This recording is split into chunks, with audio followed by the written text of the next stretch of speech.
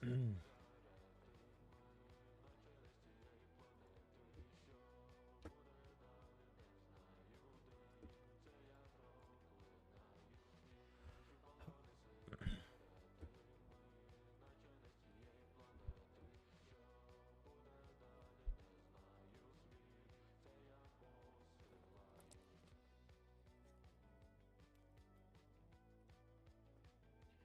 up, everyone?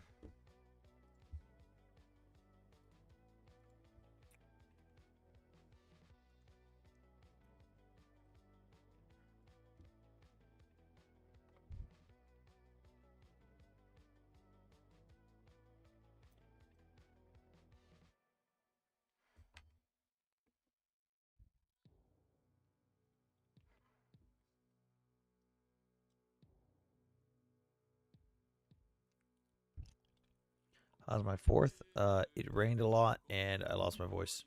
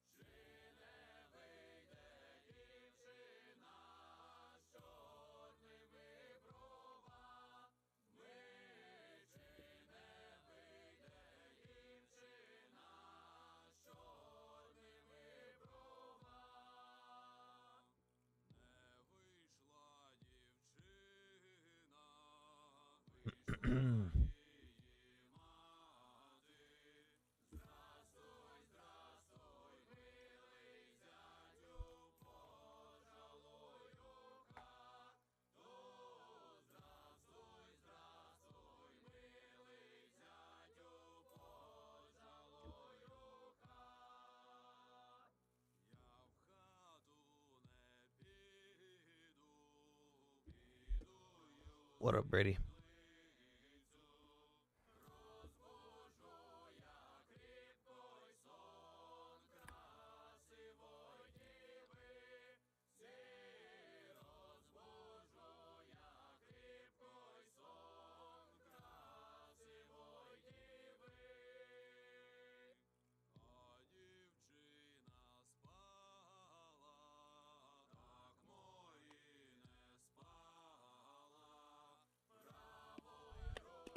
How's everyone doing?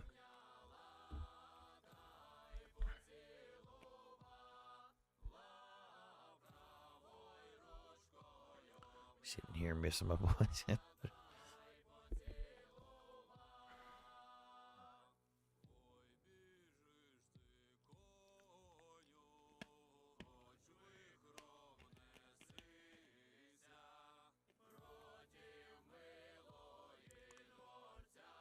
Building a Gyaradoga kit?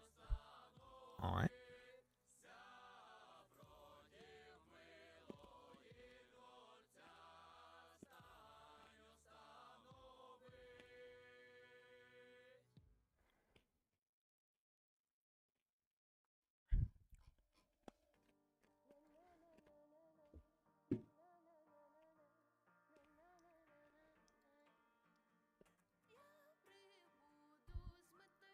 We're just going over the news right now.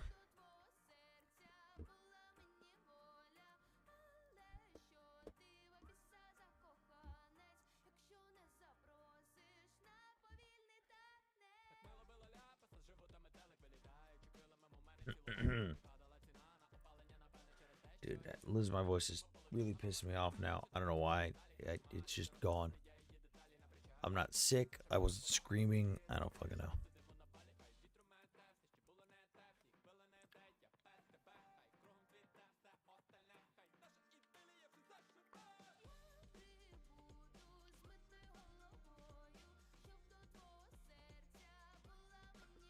Let's see here.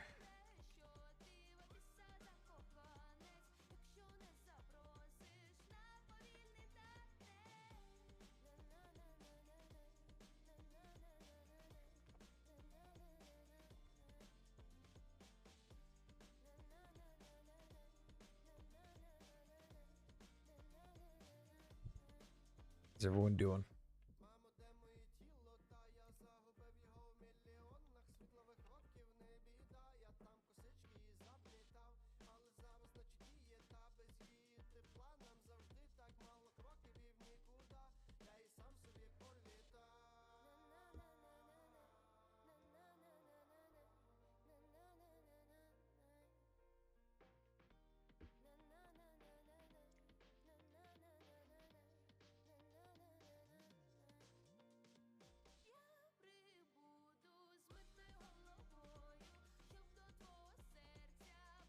Let's see.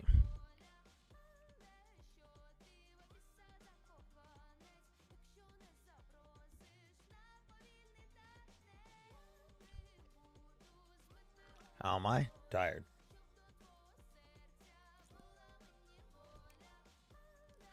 TikTok keeps filtering you. What are you saying? You're going after the Somalis today. Oh God, what are you doing, Brady?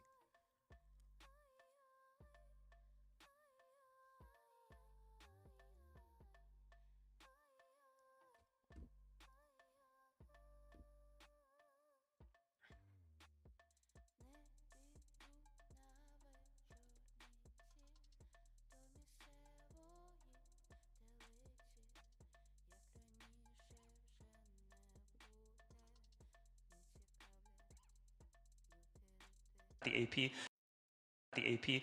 As far as I'm the AP.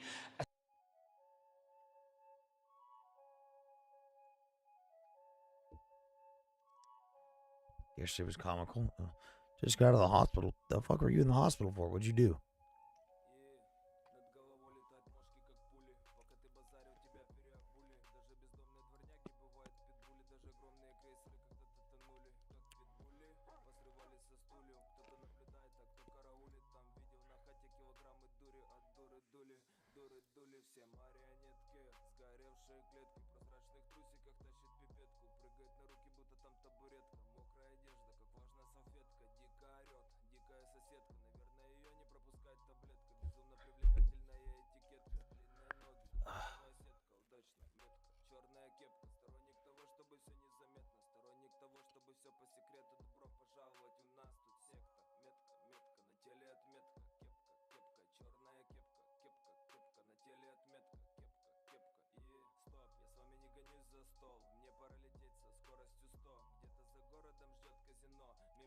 By the way, if you guys read that, this is Palestine, Texas, not Palestine in the Middle East.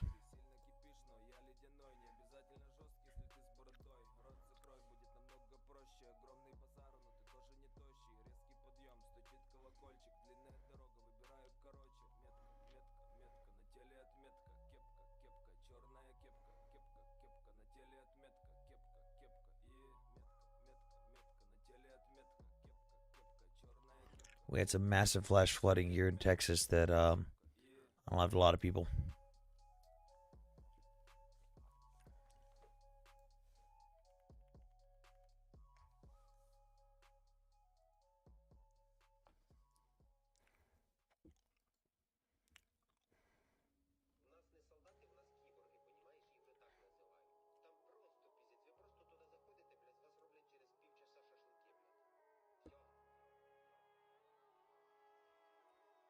See here.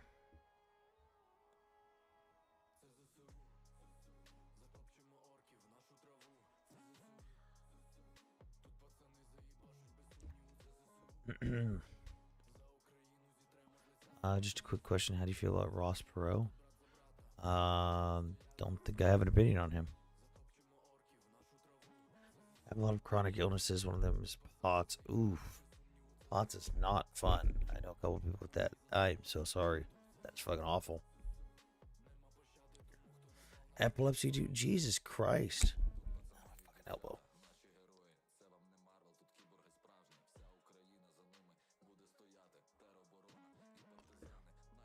Adrian Peterson. Your certifications are fake. What if I told you MAGA isn't new, but was in fact designed by Ross Perot? Wouldn't have a comment on it.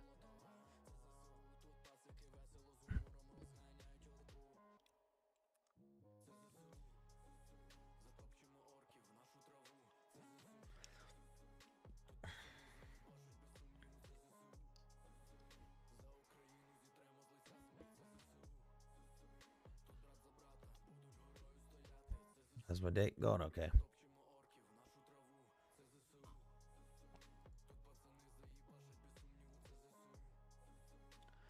Let's see here.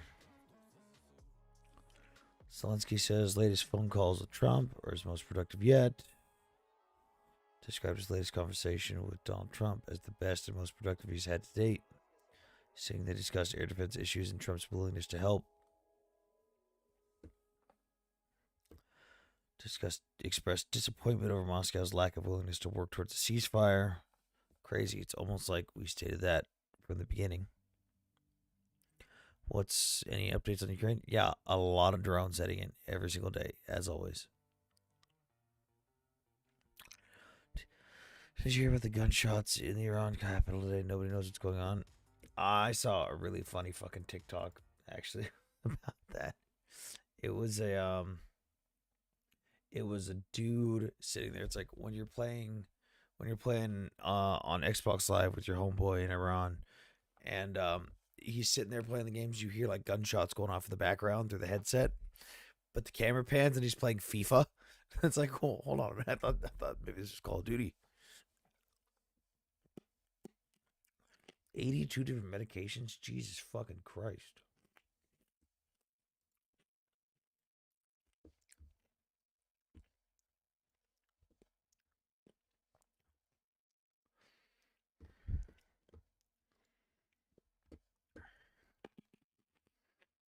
These fucking throat lozenges aren't doing shit.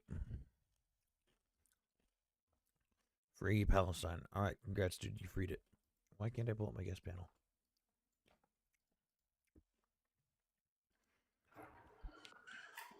Yeah, I see you changed your name to Anthony. I haven't spoken to you since you were Sam, but Yeah, it's been what's it called? it's been since like April. I did a bunch of public interviews with my name and face, and I was like, well, anonymity gone. Are you sick? Not a goddamn clue. I don't feel sick. I'm not coughing. I'm not sneezing. Not running a temperature. Don't have an excess of phlegm. Wasn't yelling a lot. Just one day, just voice gone, and then I Yeah, rest for a day, and then it comes back, and then it's gone again. yeah, yeah. Well, I saw the video yesterday. I forgot where in Ukraine it was, but the video of the guy in his apartment building Yeah. and the drone striking the building next to it. So I watched I watch videos like that Mm-hmm. happening in Ukraine, and I don't want to compare it to what happened in Israel with Iran and everything, Mm-hmm. with when they were hitting hospitals and stuff. But I know a majority of Israelis were wanting to either end the IRGC or to make a ceasefire but continue attacking their guards or whatever they call the high end leaders and stuff. In Ukraine, it's completely different. How can this war be put to an end? Because one, Russia can't fall. It's, in my opinion, way too big of a country to Oh, even take over. oh. Well, no one's trying to And take it over. no, I know that's what I'm saying. And B, Ukraine, as long as the West is helping and whatever, and Ukraine is able to stand on its 2 feet, they're also not going to fall. So what is the end to this war? It's only a ceasefire, is it not? No, because the reason Ukraine hasn't stopped fighting is it doesn't matter if the West is helping. The West could literally turn to Ukraine today and say, "Stop fighting. We're done." And Ukraine would go, "That's nice. Go fuck yourself." Because Ukraine has seen that Russia doesn't abide by ceasefires. They've violated every single agreement they've ever had with Ukraine, ceasefire or otherwise, every single one. The That's Ukrainian even people, more to my point. yeah, the Ukrainian people know what is going on. Putin has stated himself, all of Ukraine belongs to him. He doesn't recognize Ukrainian ethnic identity. He says they doesn't deserve freedom. He says they shouldn't have been allowed to split off the Soviet Union. They shouldn't have been absorbed into Russia. This is Ukrainians making their stand. This is it. It's Yeah, so that's we die fighting on our feet or die on our knees later. Like there is no two that's what ways I'm about saying. it. That It's more to my point than what is the solution. I mean, you think the solution is to take over Russia? Like, what is the solution? no. So what? How can you guys put an end to the killing and stuff? Well, it's not the only people that can stop this right now is Russia, or Yeah, if everyone else wants to get off their fucking ass and just push Russia out. But NATO keeps expanding. Yeah, sure. But the problem is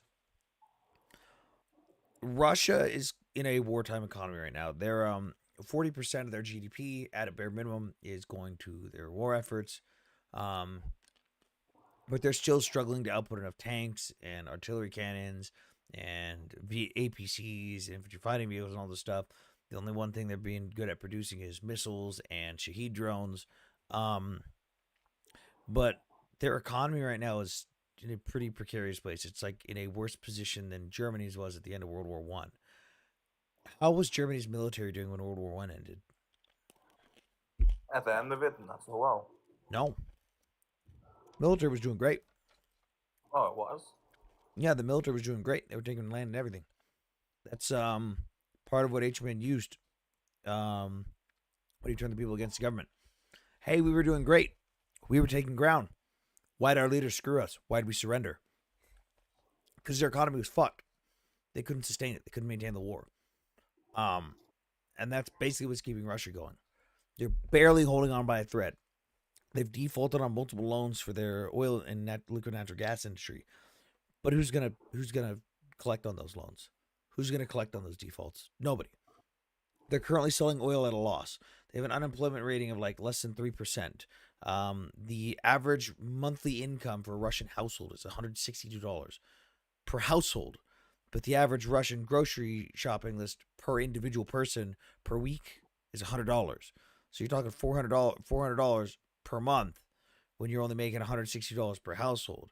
Like bread lines are an actual thing in some places in Russia right now again. They're not paying bonuses to any of their service members anymore, even though they're promising them. They've stopped just paying them. There's a multitude of things that Russia's just barely hanging on by a thread with. But you've got these countries that are supposedly Russian oil free. They're not. They're just still supplying Russia. They're buying from other countries that aren't Russia. Okay, Apple, you keep coming back every night. I'm just gonna block you if you keep doing the share spam thing. So basically, what your solution is to continue this until Russia can't handle it anymore. Can't Well, it's sustain it. it's not up to us to continue it.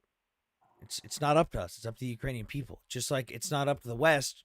No, not With us. I'm talking about. I'm sorry. I'm talking about like Ukrainian. yeah, Ukrainian. for the Ukrainians, they're not going to stop fighting. They know what's So going to it's happen if they stop. They know until what Russia. happens. They know what happens when they stop fighting. They know what happens. We get incidents like Mariupol, where even after the fighting stopped, after 25,000 civilians have been unalived, they lost another like 90,000 people. They know what's going to happen to them. They don't want any of that. This is where they make their stand. It's the same thing for the Jewish people. It's like, well, if I lay down my arms, they're just going to keep attacking. But if I keep fighting back, I stand a chance. It's the same fucking thing. Yeah, I understand. That's what I'm But saying. You brought up that Germany. You wanted to compare it to that German Mhm. time in World War One. Basically, they're gonna fight until they can't sustain it anymore, and their economy crashes, and the people get tired of. because they're in a position, People. like I said, where they're damn, the water actually helped right there. Um, Russia's in a position where their economy is barely afloat. They've defaulted on a lot of their loans. The problem is there's no one to collect on those loans. They're selling oil at a loss. They're dumping all of their money into their military infrastructure. They're dumping all of their workforce into their military complex. Like, they're at a position where if you tip the balances enough, you could essentially cause a collapse similar to that of the Soviet Union after the Afghanistan war. Right now, you've got over 100 ethnic groups within Russia, within the borders of Russian proper, that are demanding their freedom, that are demanding their sovereignty, because that's what most of Russia is. I think it's only like 20% of Russia is actually Russians. It's all just a bunch of ethnic minorities that they've conquered and said, no, no, no, your history? No, that's our history now. They just conquer and they take these people over. Like, dude, like, look at fucking Dagestan. Dagestan is the second highest congregation of Muslims outside of the Middle East. They don't fucking like Russia. They don't want to be part of Russia. They're even the region that gets conscripted the most. The Muslims of Dagestan get conscripted more than any other region in Russia. There's so many ethnic groups that would love nothing more than the Russian Federation to collapse, but they can't do it on their own. They can't cause all that. And they already know that Russia has such a heavy fucking thumb on all of them that Russia will just wipe people out and not give a fuck. Wipe people out until there's no one else complaining. It's the same way Russia's always been. But if you put enough economic pressure on them and enough people actually fucking do what they say they're going to do, where you press them on the military front and you also press them economically at the same time, we can get like just Russia just basically fucking imploding. No one has to take Russia over. No one's trying to invade Russia or take it over, but you can cause that collapse. All right, I get it. Thank you for having me, bro. I If it'll appreciate it. happen, who fucking knows? But Yeah, I just Putin's don't want. not Putin's not stopping the war on his own accords. I'm just saying, it's been like what, 3 years, right? 3.5 years, right? Something like February that. 22nd. Well, I mean, if you want to get technical, 2014. The fighting never stopped. Just the most recent invasion was in February of 2022. Yeah, I hope it stops. I feel Yeah. bad, but I get it. War is not pretty. But I'm gonna go back to playing 2K and listening, bro. Thank you for having me up. And have fun. Things are going okay, Paradise. Nice to see you there. Y'all underestimate people's desire for complacency. Sure thing, bro. When Empire never fell, it just became white man churches. What the fuck? Ukraine has been subjected for hundreds of years. Yep. The empire itself ended in Constantinople. Its influence continued to be a church. Yep. Zio Punk. All right. Sure thing. Poor man's dies for rich man's war. Well, yeah, I mean, Putin started this war. No one didn't have to invade, but here we are. So sad to see that Ukraine almost retook Donbass 10 years ago. Yeah, they also almost fucking took it back at the beginning of this fucking invasion, and yet the fucking Biden administration told them not to. That was great. Good job. Military advisor to whom? I've done a lot of advisory roles within, I wouldn't say the State Department, but like individual companies, individual people, like congressmen and senators teams. I also do a lot of, or work with a lot of think tanks, like with people from the Institute for the Study of War. I also helped create doctrine, so I did a lot of advisory stuff when I was in the Marine Corps towards the end of my career.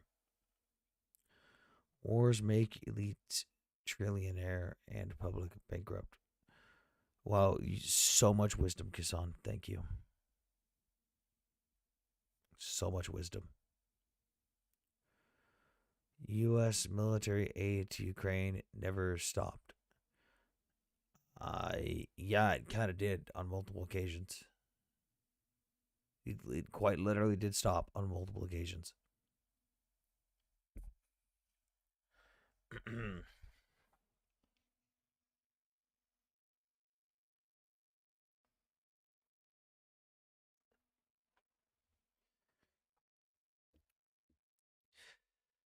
Ukraine needs to stop the wars. They going bankrupt for 300 years. Kisan, how does Ukraine stop the war when they've signed multiple agreements against their aggressor who keeps invading them, saying, "Hey, stop. We give up. Stop attacking us." And yet the Russians keep invading. How is that on Ukraine? Why are you blaming the victim in this scenario? Do you also blame the woman for wearing a skirt?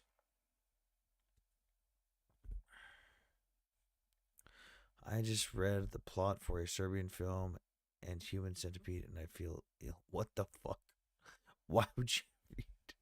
Why would you read that?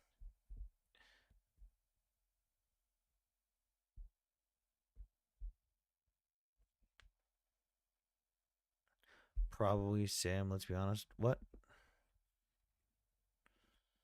What's what? What's probably? I'm so confused.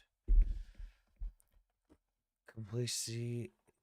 Complacency is more about white good Russians who are kind of upset they're invading a sovereign nation. And a lot of people, but not as much to do. Complacency is more about white good Russians who are kind of upset they're invading a sovereign nation and unalive people, but not as much as to do something about it. We're small people. We can't do anything. It's all big men in politics. Yeah, that, I mean, for the few Russians that I have seen that are against the invasion, they've kind of realized that protesting doesn't work against the Russian government, obviously. And they kind of just stop. Like, hey, we can't do anything about it. Oh, well. Tough shit. ideal scenario for the Ukraine-Russian war.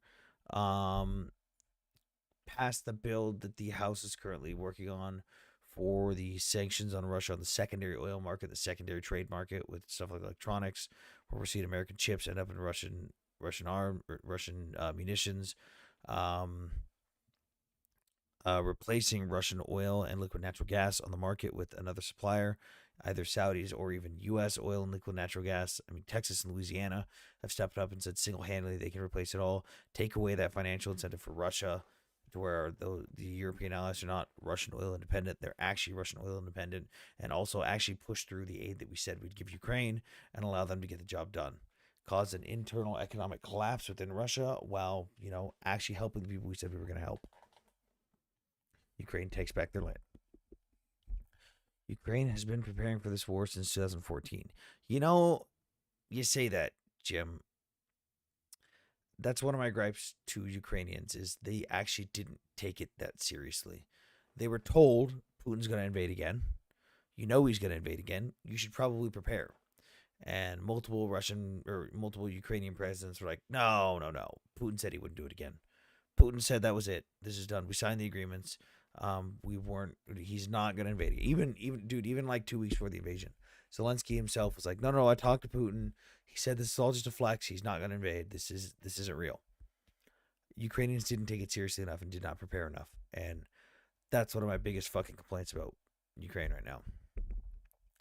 Everyone's just forgetting about how Russia just arrested all the anti-war protesters. Yeah. Why is Trump so afraid of Putin? I think he just wants Putin to like him, so he's being a bitch. How often do you go live? I mean, I try to go live 3 to 4 times a week, usually in the afternoon, evening. I used to do late night streams, but haven't been able to recently. Are you a veteran? Yeah, I did 10 years in the Marine Corps. But we don't know if it's true. We don't know if what's true. Can we talk about why the Rothschilds fund both sides of all wars, including this one? Rich people funding literally anything that will get them money, regardless of what it is. And let's be real. Do the people within the Rothschilds family even know where the fuck their money's going at this point? Like, let's be real. Like, if you're that filthy fucking rich to where you've just got advisors doing shit for you, do you even really know where the fuck your money's going from?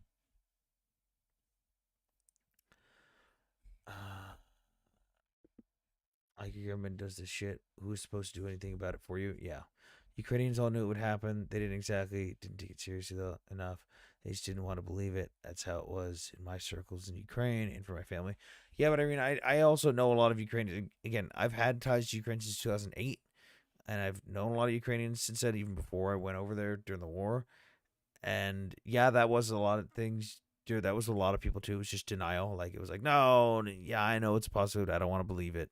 But there was also a very large amount of Ukrainians that just believed Putin for some reason. Don't know why. They just believed Putin. I'm sure America, Russia had treaties about not to expand NATO towards eastern borders. That is factually incorrect, Kisan. In fact, we have the document that disproves that exactly. Kisan, this document right here is the exact opposite of what you just stated. This document, called the Founding Act on Mutual Relations, Cooperation, and Security between the North Atlantic Treaty Organization and the Russian Federation, signed on May 27th, 1997, in Paris. If you go down to the bottom, you will see that it is signed by Boris Yeltsin, the president of the Russian Federation at the time. And you can see it multiple times in this document that it openly states that NATO has expanded and will continue to expand. But we don't even have to go that far in the document. We could literally go on page 5, which is like the first page of text, where it says NATO has expanded and will continue to expand its political functions. Like, Russia signed a document agreeing to NATO expansion. Even if the hypothetical, well, they agreed with the Soviet Union, it wouldn't matter. The Soviet Union doesn't exist anymore. Russia agreed to NATO expansion. We unalive each other for okay, nobody's unaliving each other for the Rothschilds. It's not how that works. Does sanctioning Russia even matter when they funnel their money through Dubai and India? Yeah, so one of the main problems right now, Doom Daddy, is Russia is a lot of countries in Europe are Russian oil free. but they're not. They're just buying it through other countries that don't have to abide by the sanctions. So hitting them where it hurts with that oil does actually make an impact. Low level war between Ukraine and Russia is going since 2014 in Donetsk and Donbass. Yeah. Hello, Golda. Does sanction Russia? If military service is mandatory in the U.S., more people will be more educated about geopolitics. No, the fuck they won't. Most Americans are fucking stupid. Are you a Freemason? No. Yeah, most fucking service members are fucking stupid. I'm sorry. Most service members are stupid. Thank you for educating people. I'm Ukrainian, and I'm thankful for people like you. Oh, thank you. I got my sorry. I got my Ukrainian flag here signed by all the guys that I trained when I was over there. Good Goy got in. Good job, bro. Proud of you. Can you please pick me for what? Are you in the crest? Oh yeah, I'll bring up in just a second. Serious. ISIS. That's exactly how it works. All for the Jews. That's not how it works at all, my dude. What are you talking about? They make money off it, dude. That's like when people say that BlackRock starts wars just because BlackRock, an investment firm, has money in multiple places on both sides of wars. Dude, it's investing. People aren't going, oh my God, this will make me money. Let's start a war. Like, that's not, dude, this whole fucking deep state bullshit, New World Order shit is, no, that's not how that fucking works. Geopolitical expert? Yes. Is U.S. sending B 2 bombers to Israel? No, we don't send B 2s for anyone. Those are ours. Okay. Go ahead and be anti Semitic in someone else's chat, Pombo. You are a classic evangelical Christian. Hey, dumbass, I'm agnostic. I'm a random agnostic white dude. I don't follow any fucking magical book. I don't give a shit what your magical book says. Please, is it true that the U.S. is the most powerful military nation? Fuck yes.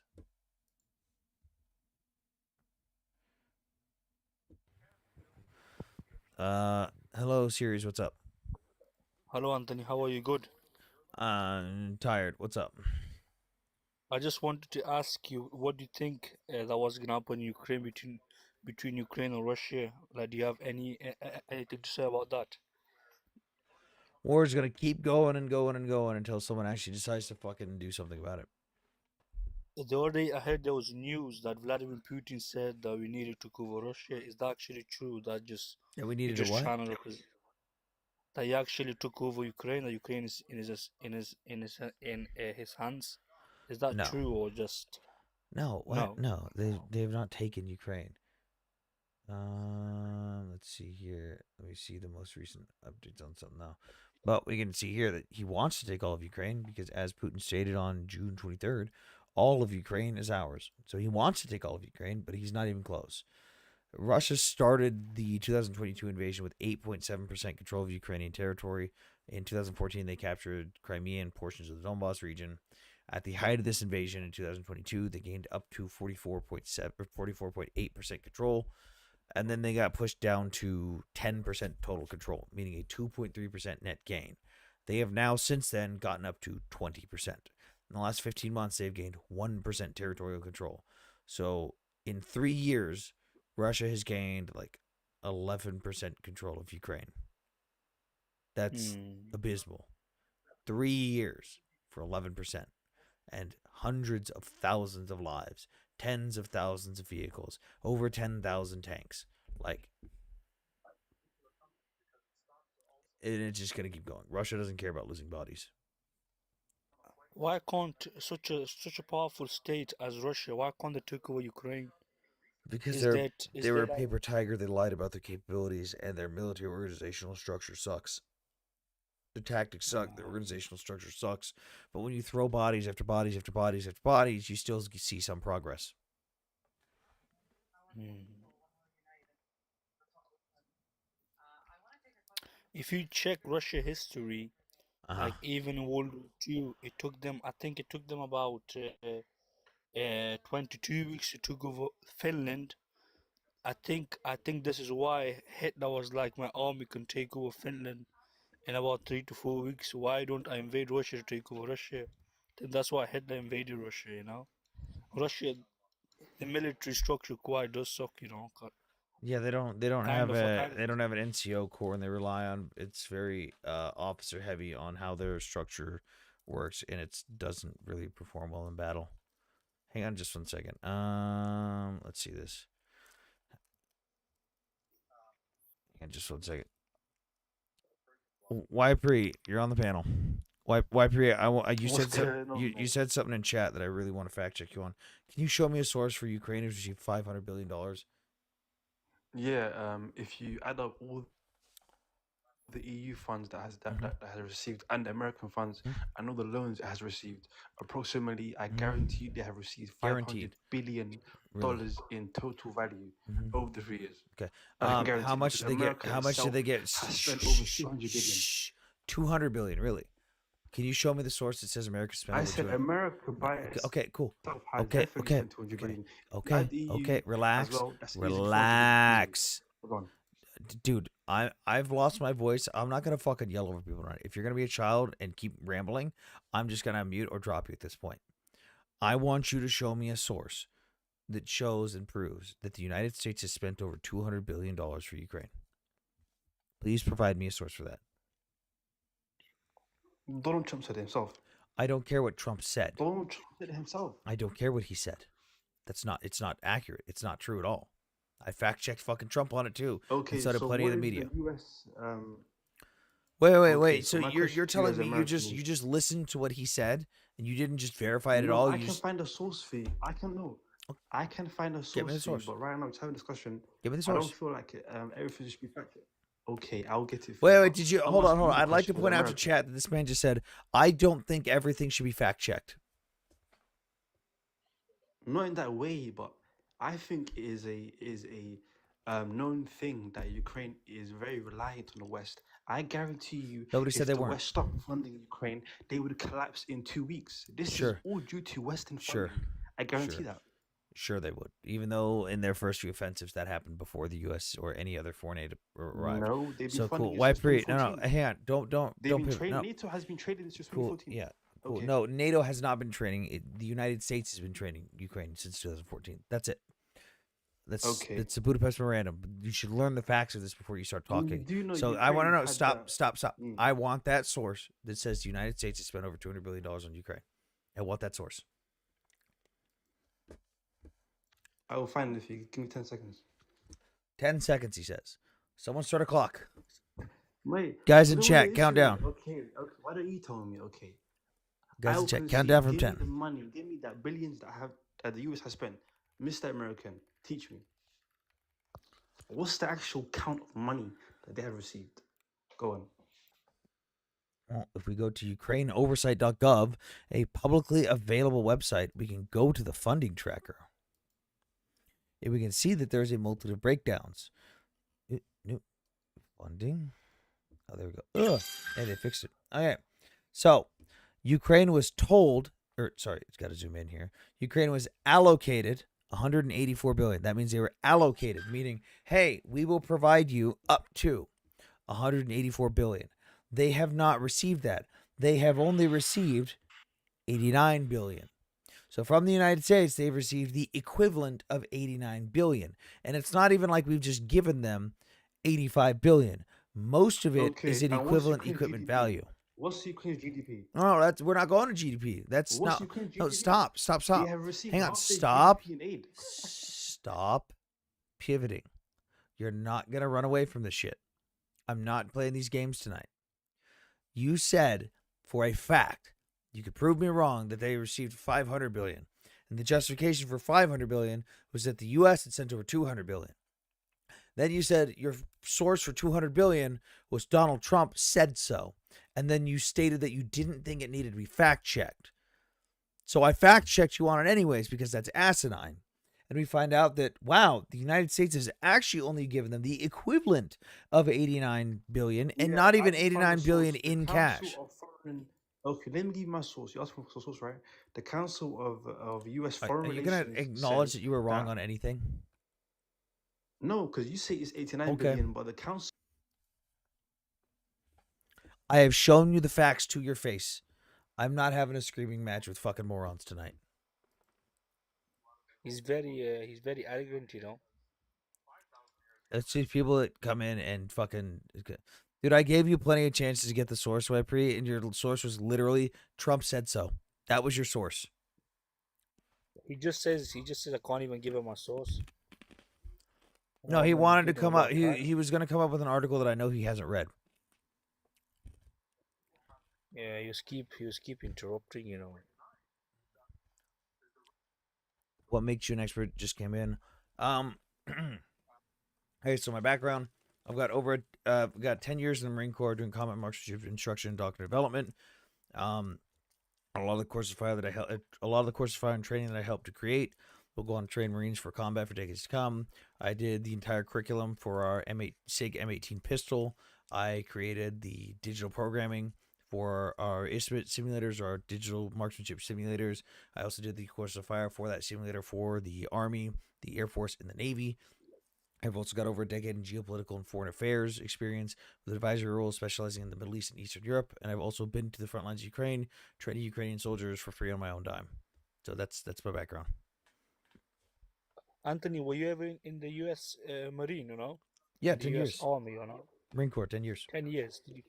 Did you fight in the Middle East? Or Nope. But when no? I say no, people just don't believe me anyway. So I just say, fuck it. Yeah, just unalived all the babies. Sure. Hmm. Like, no one's going to believe me anyways. Yeah. American Institute of Foreign Relations said 120 billion allocated. Jesus Christ, Wipery, you don't even know what the word allocated means. And he just said two. This guy, man. Love my energy tonight. Thank you, Irene. Hit him with the hit him with is so what? I too am an expert in simulated warfare. Paradise, do you play Arma? By the way, for anyone that plays Arma at all, these simulators that the Marine Corps and a lot of the other branches use, um, it's made by Bohemia Interactive. It's basically just Arma.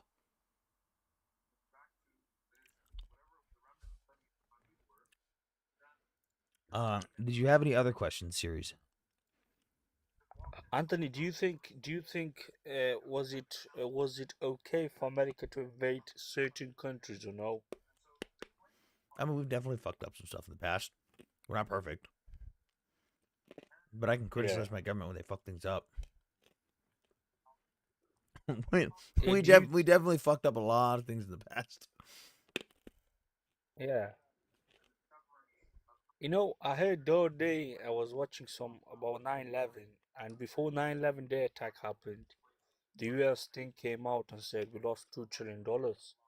I was kind of shocked. I said, how such a powerful country as United States can say that we just lost $2 trillion? The next day 9/11 happened. That was kind of confusing to me. Is that true? Or that just rumors? Counting error that usually happens at actually you'd be surprised how often that happens. Is we'll do audits every year or so, and stuff will be lost, and it's just because someone either didn't account for something or overvalued or undervalued something. So like if you undervalue a bunch of assets, let's say you have 100,000 of those assets and you only value them at half the value. Well, then when you go to look at, hey, Mm, my inventory value should be 6 million, but I'm at 3 million. Well, now you're missing $3 million mm, of assets. It's mm, we found that shit. We did it a couple years ago, never freaked out, except it just wasn't as big of a deal. mm. Do you think Osama bin Laden actually did 9/11 or no? Yeah, he was fucking proud of it. He talked about it in his own diaries. He even talked about how the other Al Qaeda leaders told him not to do it, but he was so confident that Americans wouldn't rally around war like we did after Pearl Harbor. He thought we'd be weak and just want to go, sorry for messing with the Middle East. We'll go away now. And was very sorely mistaken and basically had an oh fuck moment. Mm. we build gas stations and forget we build them. That's actually true. We do build shit and then legitimately forget that we built it and forget to put it on documents. Thank you very much for having me, Anthony, and have a lovely No problem. day. And thank you for your answerings. Yeah, And have a good night, nice series. talking to you. You too. Bye bye. Mordecai, what's up? Hey, how's it going? I'm just fucking tired. I know how that is. I don't have like a foreign policy specific question, but I did have, like you mentioned before, that you had like I'm kind of a pew pew nerd, I guess, and you mentioned that you had some expertise with the SIG M18. Yeah, Quantico, where our marksmanship stuff comes out of for the Marine Corps, did this amazing thing where they switched over entirely to the SIG M18 in partnership with like the Army when they switched to the M17. And they were like, hey, this is your standard service pistol now. You will all be going to the range to qualify with this pistol. And we were like, cool, where's the training material? How do we fire it? And they were like, yes. So I basically, in the few weeks before we started firing it, created the training course or the training curriculum and all the material by myself and was using it for my unit. And basically, we had the highest scores on the range for the SIG for a couple weeks up until Quantico was like, oh, shit. Hey, you got that paperwork still? Yeah, let's see that. Hell yeah. Yeah, my main question was because I know that the SIG M17 and the M18 are kind of like the military specific copies of the P320, and I don't know how much you keep up with it, but if you're like if you keep They up do with, not like, go auto bang on their own. yeah, I was gonna say if there was any if there was any kind of like concern about There's a reason I want an M18 and not a 320. that makes Because sense. SIG Okay. says they fixed a 320. I don't fucking believe them. Yeah, me neither. There's a They also denied that they had a problem in the first place. And then they said, Yeah, hey, there's no problem, but we fixed the problem. It's like, exactly. Like frankly, like I was a Glock guy from the get go. Like my first gun was a 43X. I have a 45 now. But yeah, that just like that like with all like the even with all the like the hype about the 365 and all of the shit with the 320 just kind of I had a put me off. 365 and a safety. Like I will always carry a 360. I will always carry a gun with a safety. It's part of why I like the Yeah. M18, drawing from the holster with the safety. I've got around the chamber. I carry a 365 with an extended mag. Nice. When it comes to the M18 though, it's a good gun, and like the only difference is I like Glocks and they Yeah. function amazing. But the problem is, I don't know what it is about the polymer they're using. It doesn't feel the same as the polymer the SIG's using. The SIG polymer feels good. It feels robust. I'm not going to fucking break it. The Glock polymer feels like a fucking airsoft gun to me. And like if I throw it too hard, if I squeeze it, I'm going to break it. Yeah. No, I gotcha. If I ever get into some long arms, because I'm actually like I think I might have mentioned it to you before. I might not have. I'm planning on doing Lone Soldier next year. So that's a whole big thing. But point is, if I'm staying in the U.S. and I ever get into some long arms, like the Sig Cross and the new, they just came I'm out still with like torn. I'm still torn. I keep seeing I people say I the think SIG Cross versus the crap. What's the one for target shooting? I think that is the Cross. No, I could be wrong. it's because I wanted to get something for hunting, and I don't know if I want to get the Cross or what the other one is. I can't remember what the other rifle is, but I've seen nothing but good things about the Cross, except for the fact that it can be finicky with certain brands of ammo. Gotcha. Yeah, like, but either way, yeah. If I like it for the long arms, like for the if I ever get into the long arms, like the Cross, and then they just came out with a piston driven AR, which looks really interesting. I'd definitely be interested in those. But yeah, with handguns and stuff like that, I'm staying away from SIG. But yeah, that was my entire question. Good talking to you, and yeah, have fun with the live. All right, thank you, and thank you Wyatt for the subscription. We are at 14 out of 25 subscriptions to the goal. Thank you. You guys gonna stick to the Budapest Memorandum or what? I would fucking love us to, Shano, but the White House did this amazing thing where they literally deleted the records of the Budapest Memorandum off of the White House website. So that's fucking great. You fall is all. Yeah, I know. Why does a civilian have access to a belt-fed M249 saw? Why would they need it? Well, you don't unless it's a semi-auto one.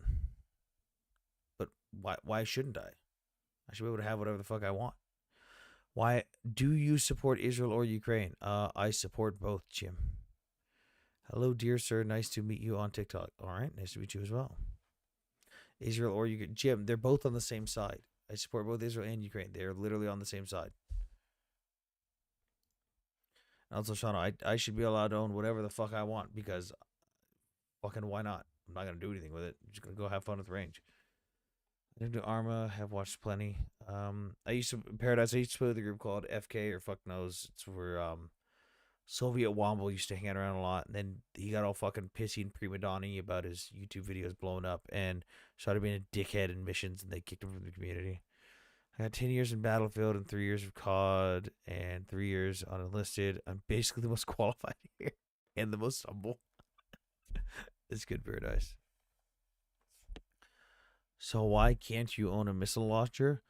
Well, you should. I don't know, Shano. Actually, I don't think there's anything that says you can't. It's just a fucking. The barrier to entry is the funding for that. You still have what ring? Why not buy a new? Good luck being able to afford that, Shano, or maintain it. It's reported that there is a pew pew attempt in the Iran leader, but we don't know if it's true. Yeah, I haven't seen any updates. What do you think about Netanyahu? I think his fucking policies outside of the war fucking suck. Like, I think he fucks the private industry in Israel on a regular basis. So military spending, can we cut it without truly worsening our position in the world? I mean, a little bit, probably. A little bit, but not by much. Iran can have nuclear weapons like Israel. No, boy, actually they can't because they literally signed an agreement saying that they can't. That's absolutely mental. What? Is our side our closest ally in Mars, or are you not an expert on interplanetary foreign policy? Here's my foreign policy for the planets. Nuke them. Fuck them.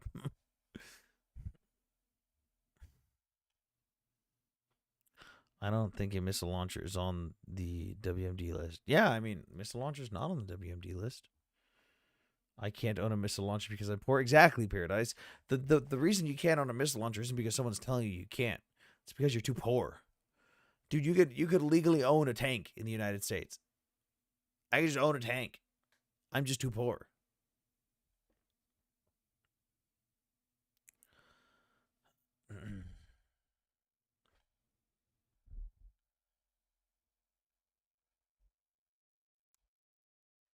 Man, I'd love to own a tank. I would love to own a tank. That'd be great. Thank you guys for joining the team. Thank you guys for tapping the screen. Let's get those likes up, all that jazz, all the usual. Get me one too, dude. If I could afford enough tanks to be able to buy 2 of them, Judan, I'm buying me 2. I'm sorry, I'm buying me 2 tanks. So if I fuck up and destroy the first one, I could just go get in the second one. Wonder if I can buy a Russian tank repurposed from Ukraine. I mean, there's multiple places in the United States that have old Soviet tanks. Guys, remember, it's not the law that prevents you from owning a tank or a missile launcher. It's your wallet. Just stop being poor. Is the USA getting ripped off by NATO? I wouldn't say we're getting ripped off because we're not giving NATO money, but they're too dependent on us. Should Israel annex land from Lebanon? No, I don't think so. I got you. Which color do you want? Olive green, Dexter. Olive green. You would buy a Stinger missile if you could. Oh, dude. Oh, man. This country's fucked if I ever get my hands on a Stinger missile. By NATO? No, Israel is bankrupting America, though. How is Israel bankrupting America when we actively profit off of Israel? I must have missed one. Making money was bankrupting us. So if I'm mowed through a mall with an M1 Abrams, you would blame my mental health and not my weapons access. Okay, Shano, if you're dead set on mowing people down, the tank isn't the problem. You were going to do it anyways. Like, let's be real here. You had already set in your mind that you had the intent to harm people. It's just you choosing which tool to do it with. It's not the Abrams' fault that you were a fucking nut job at that point. Moral bankruptcy? Can I go morally bankrupt if I can at least buy a tank? That'd be great. Wonder how I can write that up for a government grant.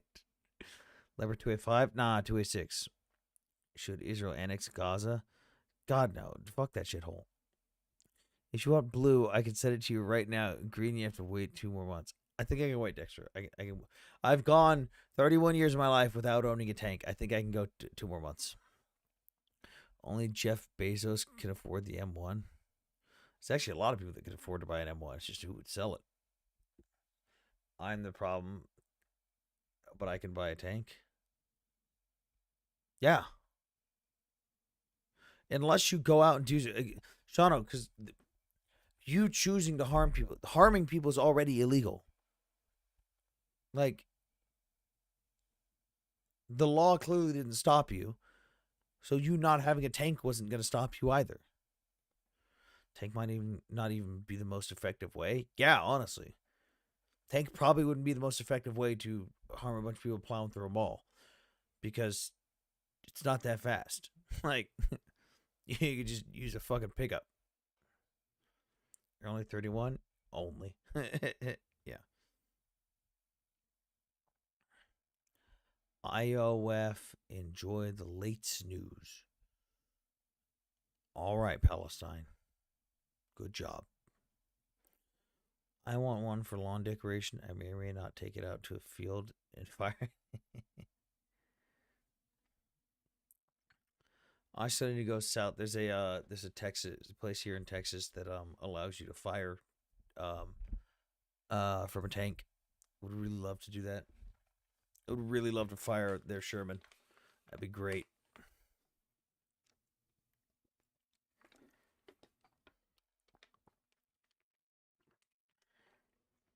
Firing a Sherman would be fucking dope.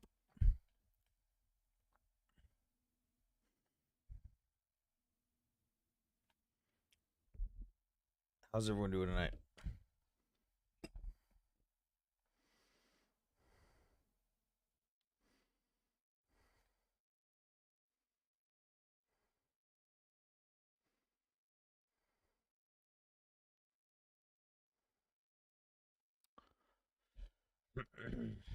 U.S. mandate for Gaza? Oh, God.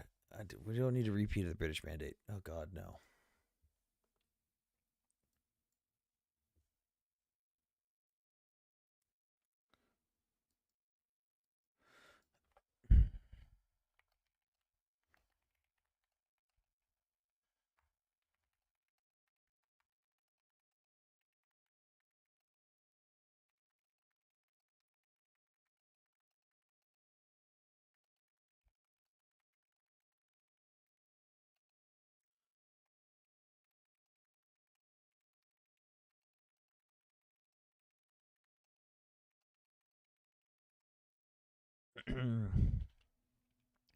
Will Israel eventually annex the West Bank? I mean, they have the legal precedents to. Sam seems lonely on TikTok by himself. It's quiet, Lauren. It's quiet. Amanda. Amanda's here. Okay, Amanda. I need you to get up here. I have questions for you, Amanda.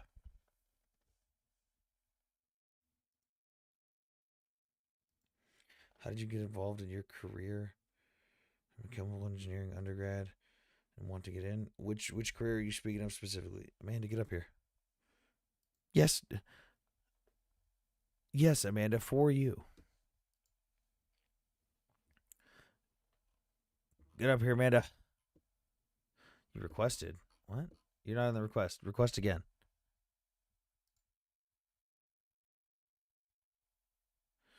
Request again. When do you think Israel will fall? I don't think it will. There you are. When will Israel fall? Hang on, Amanda. We got to get something out of the way first. We had a moral discussion in the chat earlier about the efficacy of owning tanks and missile launchers and stuff, and it's clearly someone from Europe. He was like, "Why would you want to own a tank, or why should you be allowed to own this, or can I own a missile launcher?" And I was like, "You know what?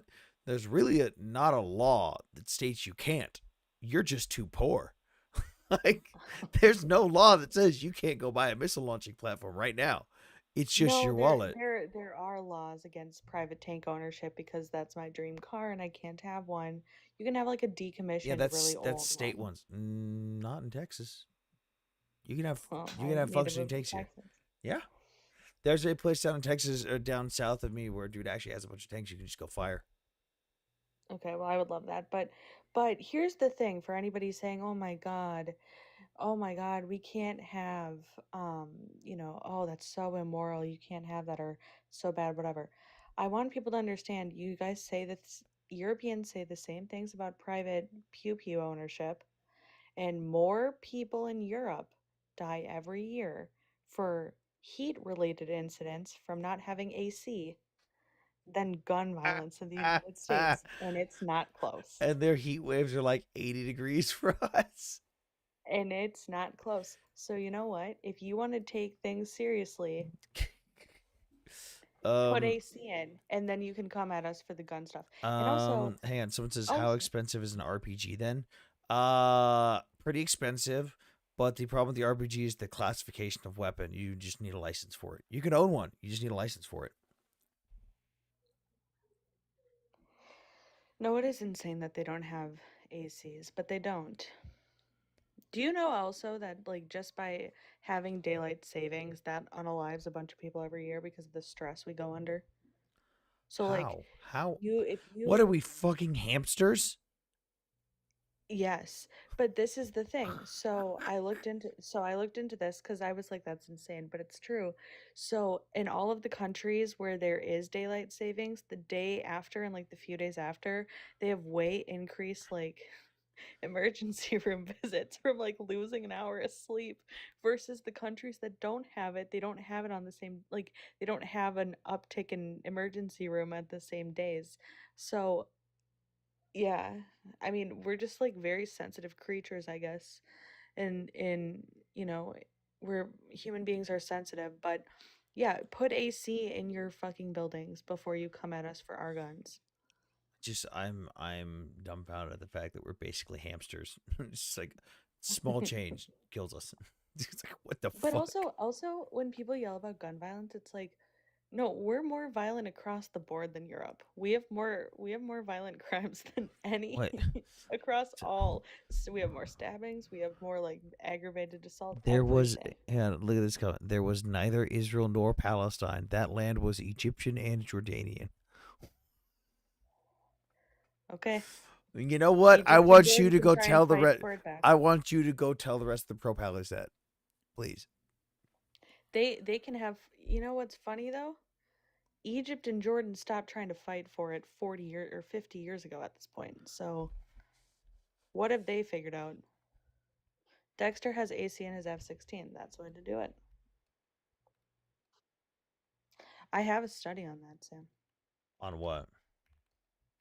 On the deaths related to. I need to see that. By the way, I'll send I it to think you. I'm gonna do a video that I think you're gonna enjoy. The story Okay. of Boris Yeltsin when the Secret Service lost him in D.C. Oh. Do you know this story? No. Boris Yeltsin was here in America doing something. I can't remember what the meeting was for. And the story goes that the Secret Service was drinking with him because it's Boris Yeltsin. He's a Russian. He drinks. He's a known alcoholic. And they basically all like, ha ha ha. Then they turn around and they're like, oh, fuck, he's gone. Oh, God. Oh, God, we've lost the president of Russia. And then, like, a couple hours later, some fucking taxi driver out near the White House calls the police. It's like, there's this fucking drunk dude in his underwear screaming at me in Russian to take him to get a pizza. And it's What? fucking Boris Yeltsin in the fucking middle of the street. Hammered.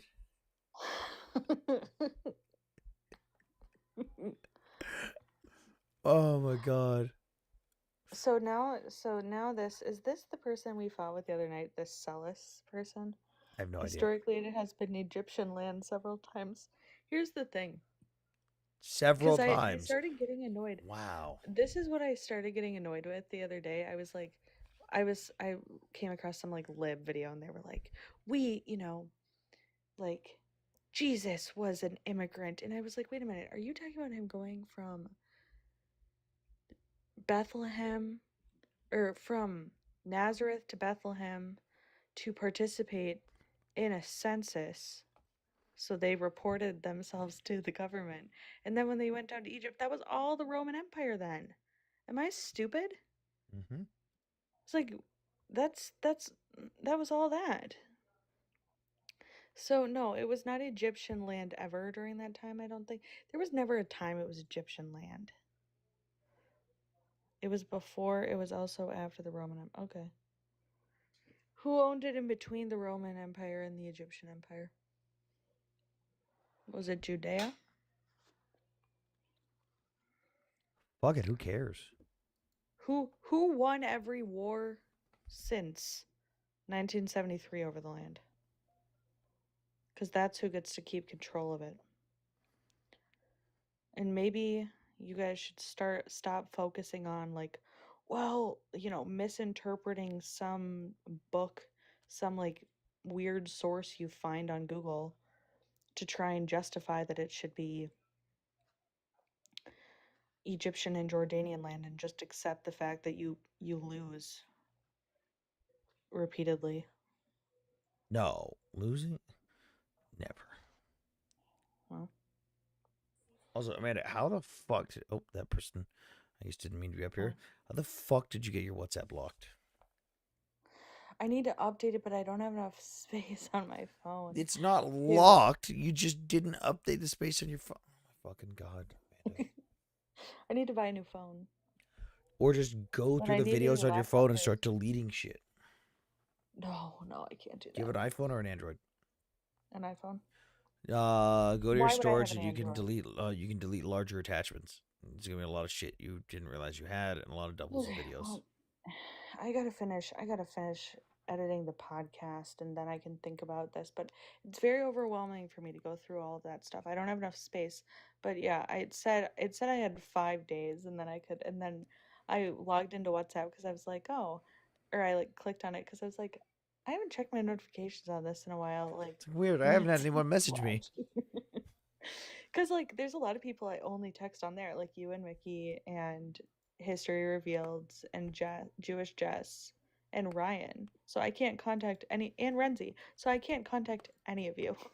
I'm gonna So I message DM Ryan everyone. and just be like, "Oh, she hates you." Well, yeah. Well, no, don't tell my no. Amanda Don't told me ever she say hates that. you, and that's why she's not messaging you. If he's messaging me, I don't know. I like literally, I like texted Renzi on Instagram. I was like, hey, whatever. And Jewish Jess.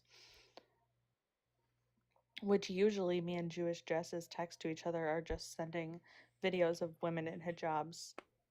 So I shouldn't tell people that. That I'm exposing you both. Well, no, it's always like a video or like a picture of someone being like I'm so reformed, and then it's like literally like the one with the gate over their eye, and it's like, really? I just said me and me and history and moderate have some fun group chats. Well, I know you guys said you're going to do a podcast. I want you to do one. I've been trying to figure out a time slot that aligns for everyone. That and it's kind of hard when I've lost my fucking voice.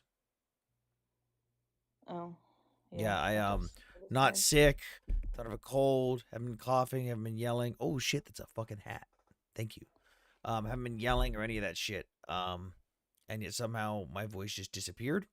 Rested for a day, That's came scary. back You need to- slightly, and then lost it again. I've lost my voice like 4 times in the last week, and I have zero explanation.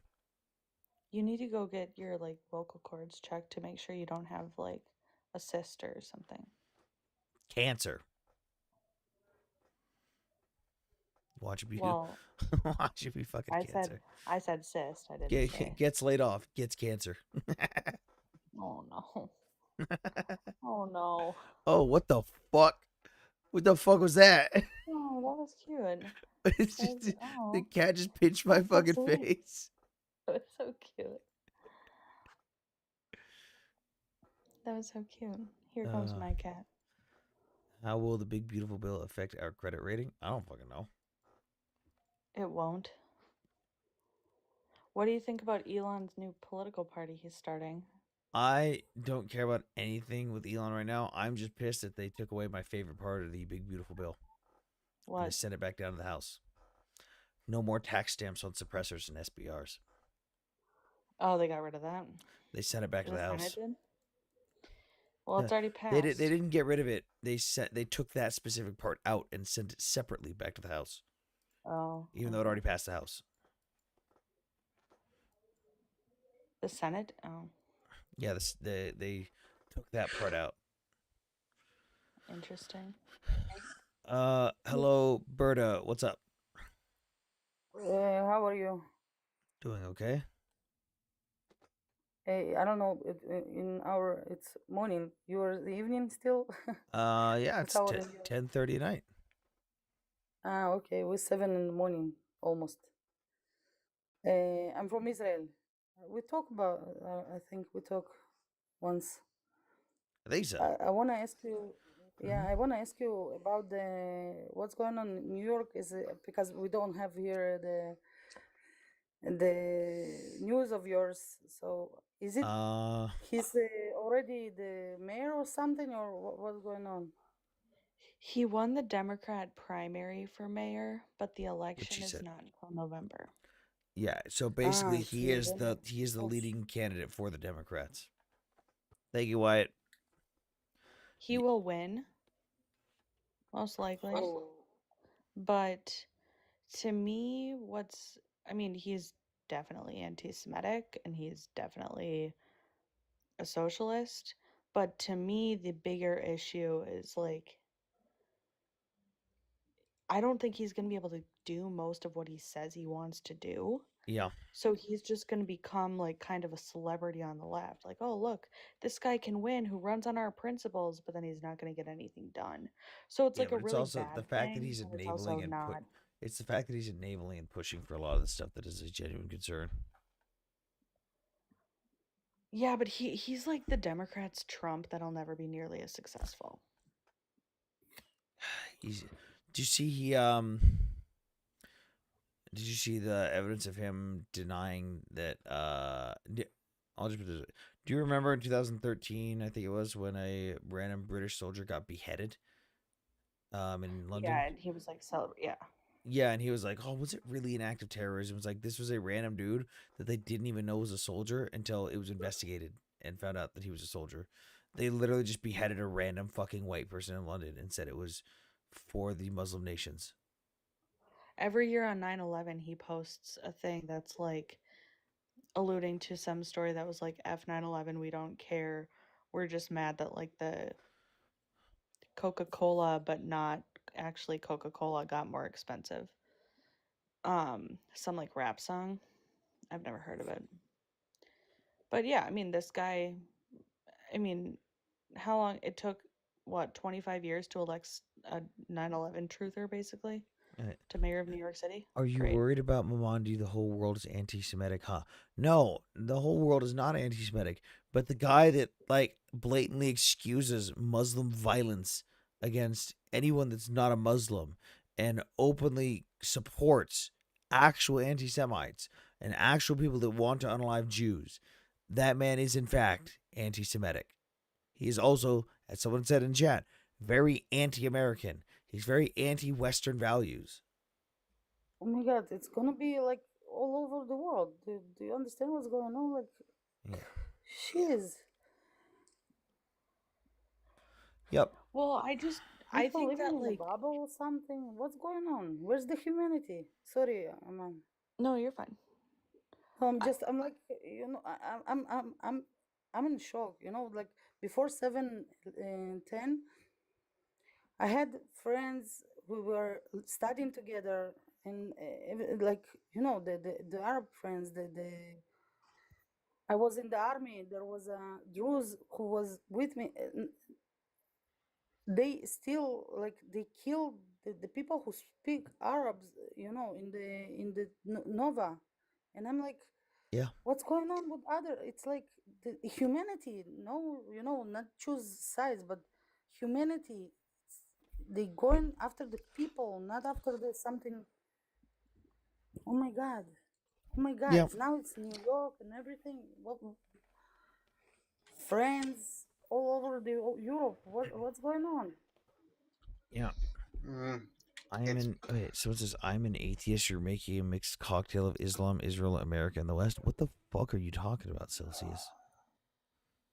What Western values is he against? Hello, freedom of all of them.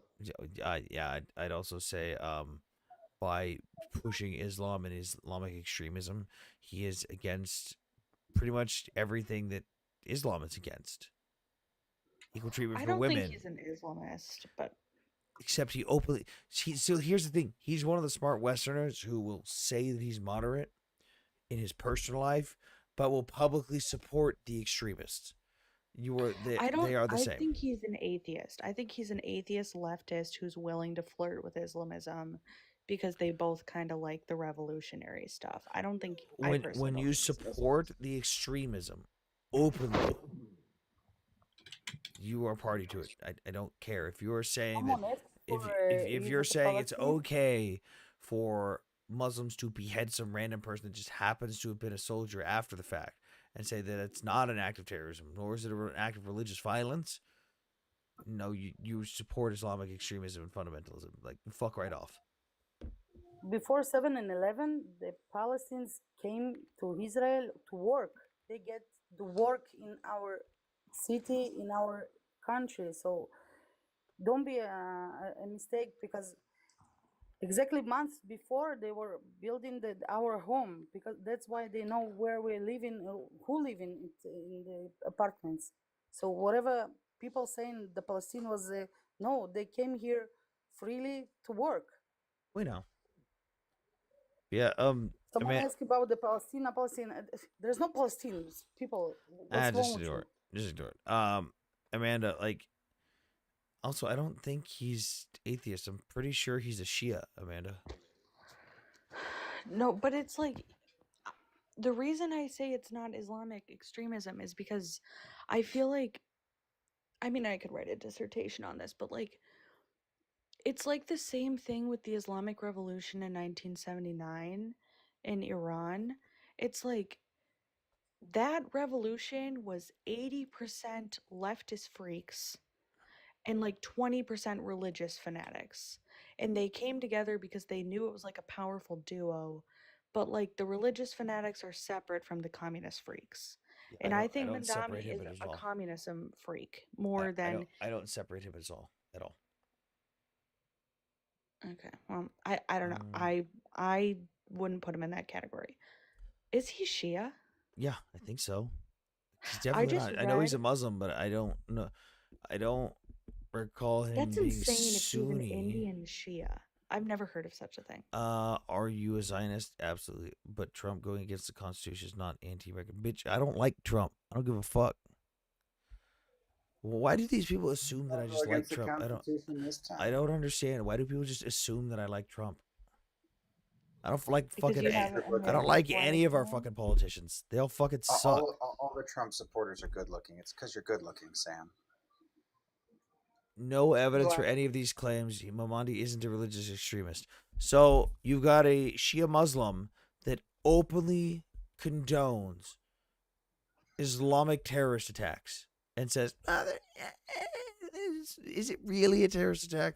Yeah, fuck right off.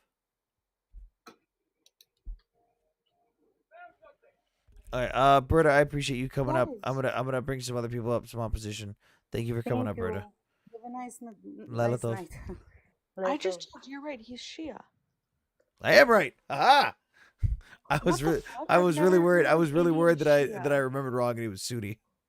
By the way, for anybody who's interested in this, there's a very good piece. I believe it's in Tablet magazine by Hussein Abu Bakr Hussein about or no, Hussein Abdul Hussein. Sorry, I'm mixing him up with somebody else. Too many names. Well, it's Hussein Hussein, but there's a middle one that Hussein starts with an A. But he's Iraqi and Lebanese Shia, and he wrote a really good piece in Tablet that Haviv Rediger talked about on his podcast, and then I went and read the piece talking about like the progression of Shiaism and like the differences between like the Shias and the Druze and the Alawai, and like I think I would highly recommend that people go listen. I might make a video about it, but I would highly recommend either listen to the podcast or read it because it's very interesting about like how Shias typically were not the militant ones, and like how typically Arab Shias don't really identify with like, you know, the Iranian Shias, and you know, especially if it was like pre 1979. It's just very interesting. Go read it. Sam only reads the Quran. Where'd Lion go? Back. Hey, what's up? What's on your mind? Oh no, I'm obviously not. No, I'm at the dude below you, real quick. Yeah, That's that's his name. I just wanted to ask you what you thought about the Big Beautiful Bill. It's You a whole have any fucking clusterfuck, and I haven't even personally finished reading it. Yeah, it is very long. It's very long, and the one part that I was excited about, they took out. Really?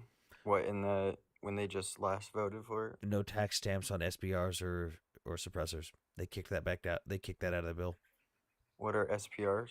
SBRs, short barrel rifle, and suppressors. Okay. So basically, any barrel with certain or any rifle with certain attachments with a barrel under 16 inches. You know, the fun stuff. Right. Now there's going to be more taxes on them. No, so currently you have a tax stamp and a waiting period. So the waiting period's not bad. It's literally just a fucking it's just a background check. But there's so many people going through it. They'll go through one place for the background check that it takes a couple days. But I have to pay $200 as basically a tax fee for any time I want to buy a suppressor or build or buy a very specific style rifle. So I could just buy this suppressor for $1,000, but no, I got to pay on top of the $1,000 plus the state tax plus federal tax, plus the sales tax. I have to now pay an extra $200 tax stamp to the U.S. federal government. Oh damn! So the 3D printers aren't up to doing that for you yet. You can. It's just they don't last that long. Yeah. There was the Jackal. There was a series recently on HBO or whatever it was, one of those things. And he the big plot point is that they 3D print his sniper thing. I don't want to say, the pew pew thing on here, but he sets up a whole like 3D printing factory to make his weapons. So that was pretty interesting. Yeah. And even the bullets, I think they somehow. It's really they go into all the details, but otherwise it's not that realistic. Like the way he gets away from cops is just ridiculous. Like helicopters lose him in an Italian village. And I'm like, okay. But yeah, no, I was gonna talk about the Pally stuff a little bit. Oh, there's been some recent stuff on that. Which stuff? Just like there was a Haaretz report on soldiers coming out and admitting that they were ordered to fire on people that were coming to get food when it wasn't like the exact time. So I don't know what your take is on that. And then there's all the stuff with the West Bank. And them like I haven't seen anything to substantiate that soldiers have been ordered to just like randomly open fire on people. But like, there's obviously your thing. Like, if there's a designated time to come in through this checkpoint to get to this aid stuff, and I'm trying to protect this food, and you know that time limit, and you try to come in anyways, I am probably authorized to use force on that. But that's also like we've seen a bunch of reports recently coming out. Even BBC had to retract. I think they retracted like 4 articles where they claimed the IDF was shooting a bunch of people, but it wasn't. It was Hamas. And then some of the stories didn't actually even happen. But my problem with Haaretz is they've been proven to lie like a majority of the time. This is the same organization that still states to this day that an Apache helicopter piloted by the IDF was wiping out their own civilians at the Nova Music Festival. This is the same organization that states that Grape didn't happen on October 7th. the same organization that has just made up quotes on behalf of Israeli politicians and even pushed the fake fucking 4chan story that Israel was selling ground in Gaza to build condos. Like, I would like to see what the anonymous sources are, and then there's a couple people that I know in the Haaretz when they did name a couple people, and I would still have to look into who those individual people are. But like everything they say that's anonymous, like every other shit they posted that's anonymous, I don't believe a fucking word of it. I'm obviously Yeah. gonna look into it, but I don't believe a fucking word of it. I mean, I got all this off the Battle Lines podcast, which is an offshoot of the Ukraine the Latest, when they interviewed a Australian surgeon who was over there, and he was talking about also how there'll be kids that have been injured, and Israel refuses to let them like leave, basically Leave go where? to a hospital like in Europe. Like they're in Gaza, and they're like, hey, we want to ship like basically exfil them to a European hospital, and Israel's like refused, and now I think they've stopped refusing, but there's not enough hospitals No, agreeing they've to, been doing that like, for not a enough while. European countries. They've been bringing people out for a while. The only holdup, the only Yeah. place that's not allowing them through was Egypt.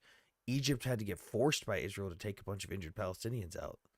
Like Israel's been taking like people that actually need life-saving treatment that they can't do in the field or at the hospitals there, and actually take them into Israel and even shipping them out to other countries to get the treatment. Egypt was the one that has been the holdup on a lot of this stuff. Egypt, Amanda, do you remember how many Palestinians got moved out a couple months ago because they needed to get treatment in Egypt? In Egypt, no. Because I there was believe like it was 2,000 in Jordan. it was like no, I'm talking about the people that need like medical treatment. Yeah, 2,000 went to Jordan for medical treatment. Oh yeah, they did that. No, there was a couple months ago there was like 350 or something people in that had to go through the Rafah crossing. Excuse me. And Egypt kept telling them no. It's like, hey, you've got a hospital like right there. It's like right over the border. Can we just right there? Let me just take them right there. And Egypt was like, no, there's not a single Palestinian. It's like, and Israel sitting over there like, but we let them in. We let them in for medical treatment. The fuck, man. Like, and then everyone goes, Israel's not letting anyone through. It's like, what are you talking about? Like, Israel's been the only one doing that. It's like when they say Israel's not letting any aid through, and then even the fucking Gazans are like, yes, they are, and everyone goes, no, Israel's not letting aid through. Can I just say, like, this is what bothers me about, like, this comment. Like, but why would they have to leave their land? You guys, I Wait, agree they shouldn't have to leave wait, Gaza. They started a fucking wait, war. wait, Let hold them on. surrender. You're misreading the question. No one said they had to leave. These are people trying to get medical treatment that they need to go to other countries that offer better treatment. No one is saying these people have to leave. We're talking about someone going to a different country that can give them a better treatment method. Why are you But it's just like, it's making always that. why are you just making shit up on our behalf of what we're discussing? At no point in this conversation did anyone say, "Hey, you have to leave." If there's only one side fighting, why won't Hamas surrender? What religion do you believe? None. I'm agnostic. Christianity. Catholic. Blech. Oh, I did want to ask about the whole Iran stuff. What's up? So, do you think that they got their it's uranium, right, out of the uh, nuclear sites? I They guess. could have gotten some of it. The problem is we saw the trucks that showed up within the 48 hours before the bombing. There was 16 trucks, and I'm not talking like big rigs. I'm talking like fucking lorries, like shit you just toss shit in the back of. Right. We have to estimate what could they have gotten in those trucks, because we obviously know where those trucks went. There's no way that after having satellite imagery of this facility for months and months and months in a row, it's not like we just missed these trucks. Like we saw them arrive, then went, oh, we're blind. Where did they go?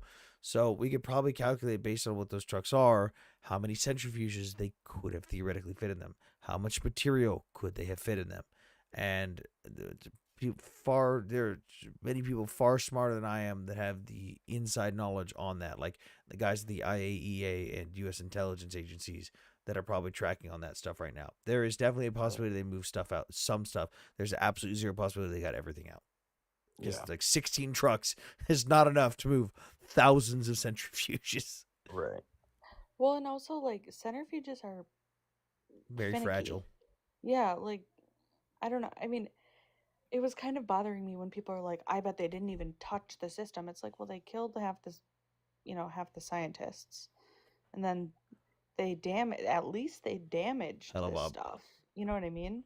There's probably uranium left, but if Israel bombed the uranium, couldn't that have been like toxic? I don't even I I mean, don't the know. IAEA did state that outside of one of the sites, they did see isotopes, but not much, which means it's probably really fucking deep down.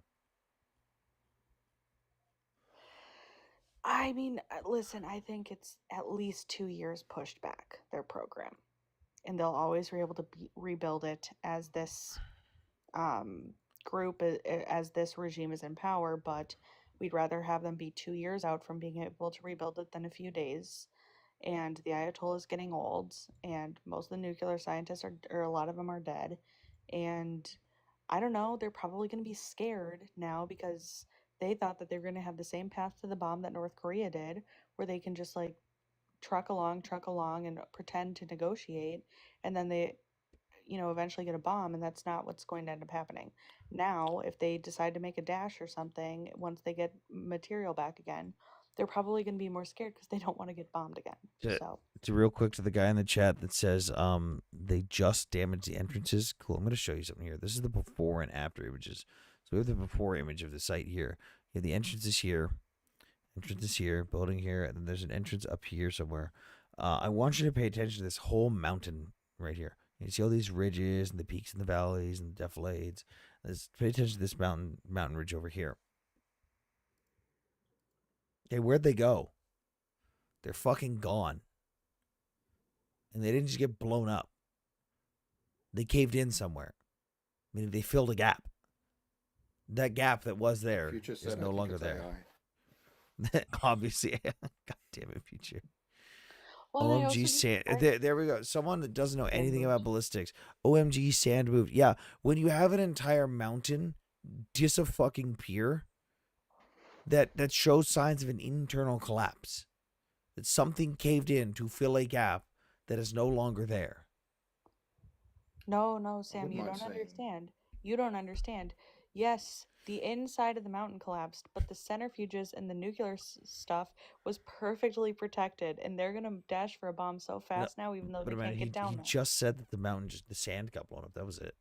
We just I evaporated the being whole top of that. sarcastic. I know, but I I was was being being more sarcastic. sarcastic. We only blew up the top half of the mountain. It just sand just vaporized. You know Well, what? I think it's 30. interesting. Yeah. Oh, Patrick, go ahead. Sorry. No, just that the initial reports were that, because they had like a preliminary, whatever you call it, like the sit rep thing, after action report or whatever. And it was like, yeah, we don't think we got it. It wasn't obliterated, that's for sure. And then Trump was all like, oh, they're leaking. We have to sue them. And then they're like, well, if they're leaking, Wait, then when why did he you say tell that? the Democrats? When did he say that? Like just after the media started reporting that it wasn't, that there was this preliminary report saying it wasn't completely taken out, that there might have been, that it wasn't a devastating I didn't actually blow. hear him say that. But my Yeah, thing no, is, I've been watching a bunch of stuff on him. Preston that Stewart. basically- Preston Stewart covered it pretty well. Did you see his thing? Preston, not yet. So Preston's whole thing was there's a bunch of people. So basically it got leaked that both the U.S. and Israel have been like just freely, openly listening to comms from the IRGC for a while now, and that ever since that was leaked, the IRGC one we've noticed that nobody's actually even made an attempt to like begin excavation on any of the sites. Like nobody has attempted to enter any of them, like not even starting. At most they've covered up some of the entry holes. That's about it. Like they've literally been putting concrete slabs on top of the entry holes for the bombs. But on top of that, they've got a bunch of scientists and IRGC leaders stating, oh my God, nothing was damaged. We are totally fine. But then you've got other IRGC leaders that are going, oh my God, it's all fucked. So like there's no consensus even within the IRGC. Stuff that should be put into a more recent report. Like they would have more reports coming down the pipeline, right? And then that would be added to that kind of intelligence. So Yeah. I Listing think on that's a first-hand source. Like, but my thing is that Preston pointed out a very important thing is there is the chance that they themselves are trying to create confusion because they now know that people are listening to their comms. So they could be creating a diversionary tactics where, who knows, it could be entirely fucked, but they're creating confusion. It could be not fucked. We don't know. The problem is that as it stands now, the only thing we have to go off of is them saying contradictory statements and the fact that nobody's even attempted to get into these sites. I Like, think Iran was happy when Trump said that they got obliterated, which obviously not completely obliterated, but they can kind of use that to the kind of just deflect to the IAEA and other orgs, basically saying, hey, Trump, this is complete. These sites are fucked now. You guys don't have any reason to have to look into it at all.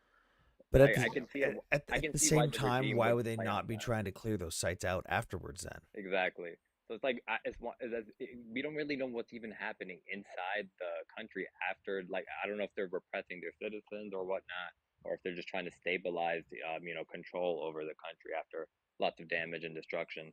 But I don't know. People, like, I've seen Iranians talking about how most of the country is united, like after Saddam invaded. So I don't even know if that's true or not. But if it is, then it's like what's going to happen with their nuclear program. I just wanted to say really quickly, of the intelligence reports, the first one that it came out that was like leaked was just the first part, and they were using satellite imagery to say that the underground bunker had not been obliterated. That's what Trump got mad about. And the reason he got mad about it was because the reporter that they leaked that information to was the same reporter who said that they had an inside source to say that the Hunter Biden laptop story was Russian disinformation right before it came out. So that's why they're mad about leaks. There's 18 different intelligence agencies who are all going to put out reports, and those are going to take months. But in my opinion, I'm just going off of logic here. I tend to think that if we drop 12, 30,000 ton bombs on a place, uh, we probably did Yeah, something. assuming they didn't evacuate a bunch of stuff Well, beforehand, then yeah, that's they what would we have definitely done discussed. some damage. If you look at if you look at the stuff from the evacuation beforehand, I'll pull it up right here. This is what they were using to evacuate. These 16 trucks. Those aren't like fucking big that's rigs. the recent. No. This is not the recent. This was the only vehicles that were seen at the Fordo facility within 48 hours beforehand. There was normal traffic going through the entire area beforehand, before the Fordo bombing. With 48 hours before the bombing occurred, though, these 16 trucks were spotted. Now, these aren't like 16 big rigs. These are like fucking lorries. What could they realistically have fit in these 16 trucks? Could they have fit material? Absolutely. Could they have fit some centrifuges? Absolutely. Could they have reliably fit up thousands of centrifuges without damaging them all? No. Could they have probably fit all of their uranium? No. There's a good chance they got out a significant amount, or at least some, but not much. And there's absolutely no way in hell we didn't watch where every single one of these fucking trucks went. Like, that's what I've been checking, even satellite updates, waiting for, like, okay, when are we going to see people start to excavate the site? When are we going to see people starting to try and move back inside? That's what I'm paying attention to. Uranium. Two guys.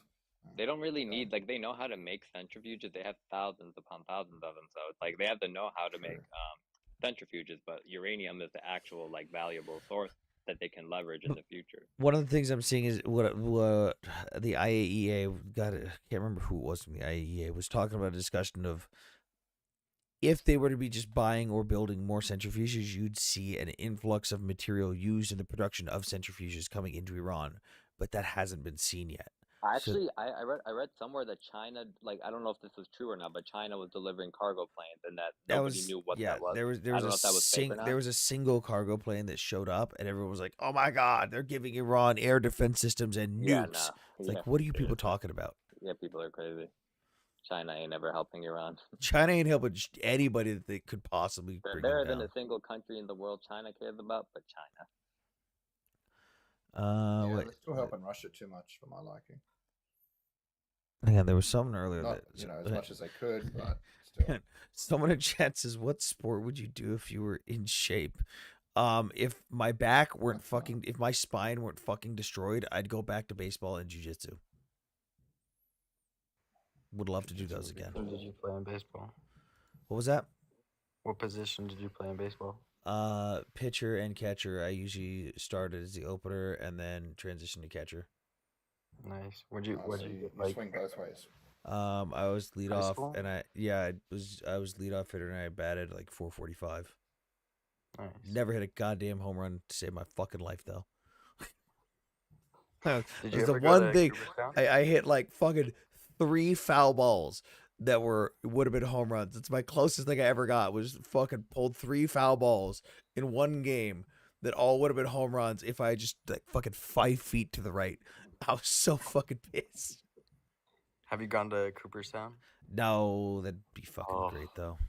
Oh my god, it was incredible. Dude, I grew up playing baseball since I was little. I fucking grew up going to Dodger games. And fucking grew up during the years of watching them choke every fucking year to the Phillies or the Cardinals, and then finally we're fucking good. Ah, Almost too good. eat shit, Yankees. Yeah, I'm from Colorado, so Oh, it's okay. not too good. I mean, ugh. Yeah, but yeah, Cooperstown was amazing. Would love to go. Yes. I did want to ask one more question. Your thoughts about alligator Alcatraz?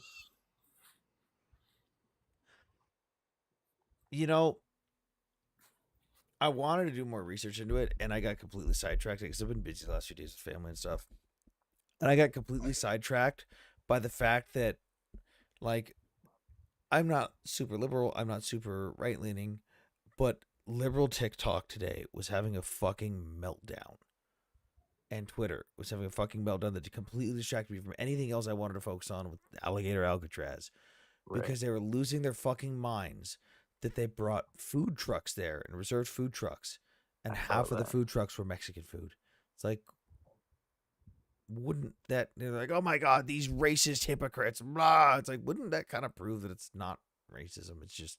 Well, yeah, and then they're like, they're just trying to like. They just like churros. They like elote. What the fuck's the I problem? don't know. Yeah, that It's seems just like getting the too least much. problematic part of the problem. Oh yeah, dude, I haven't Patrick. seen that They stuff. they were going out of their way. The people on TikTok and Twitter were going out of their way to write as many negative review bombs as they could for these companies and try to destroy them because they accepted payment from the government. Yeah, well, I've seen TikToks from nurses that have refused, like, because they're hiring right now. They're trying to recruit people to work there, you know, whether in the healthcare or other positions. And there's a lot of people saying that, yeah, I'm not going to work at a concentration camp. Okay, yeah, but that diminishes the entire fucking meaning of an actual concentration camp. That's like a concentration camp is a gotta very, start somewhere. but a concentration camp is a very specific thing that diminishes what the people who went through actual concentration camps went through. Like I've seen the facilities there, and it's not pretty, but it's a hell of a lot nicer than a lot of what I fucking slept in the Marine Corps.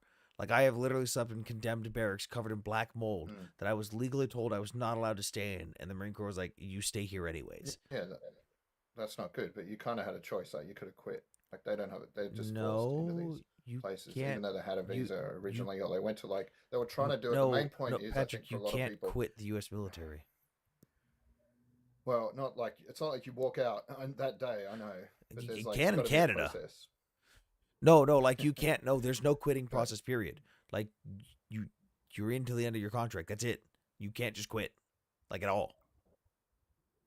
I mean, obviously, you could like go out on a psych thing or something. You could come up with some bullshit. It takes longer to get out with that than it does to finish your contract. I mean, you might end up in the brig or something. No, like it takes longer. So there's a saying in the military: the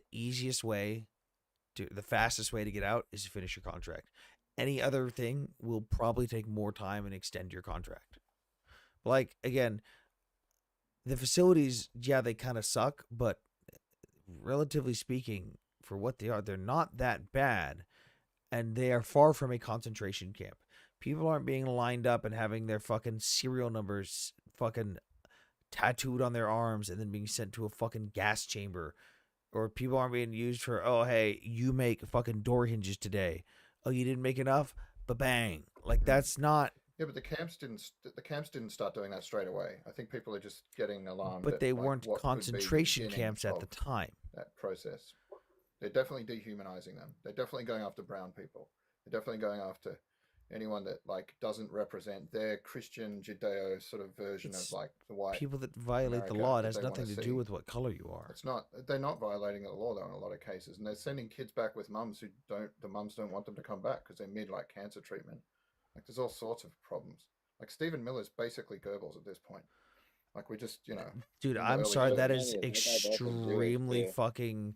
That is a slap in the face to every single Holocaust survivor and person that actually went through a concentration Yeah, I camp. disagree.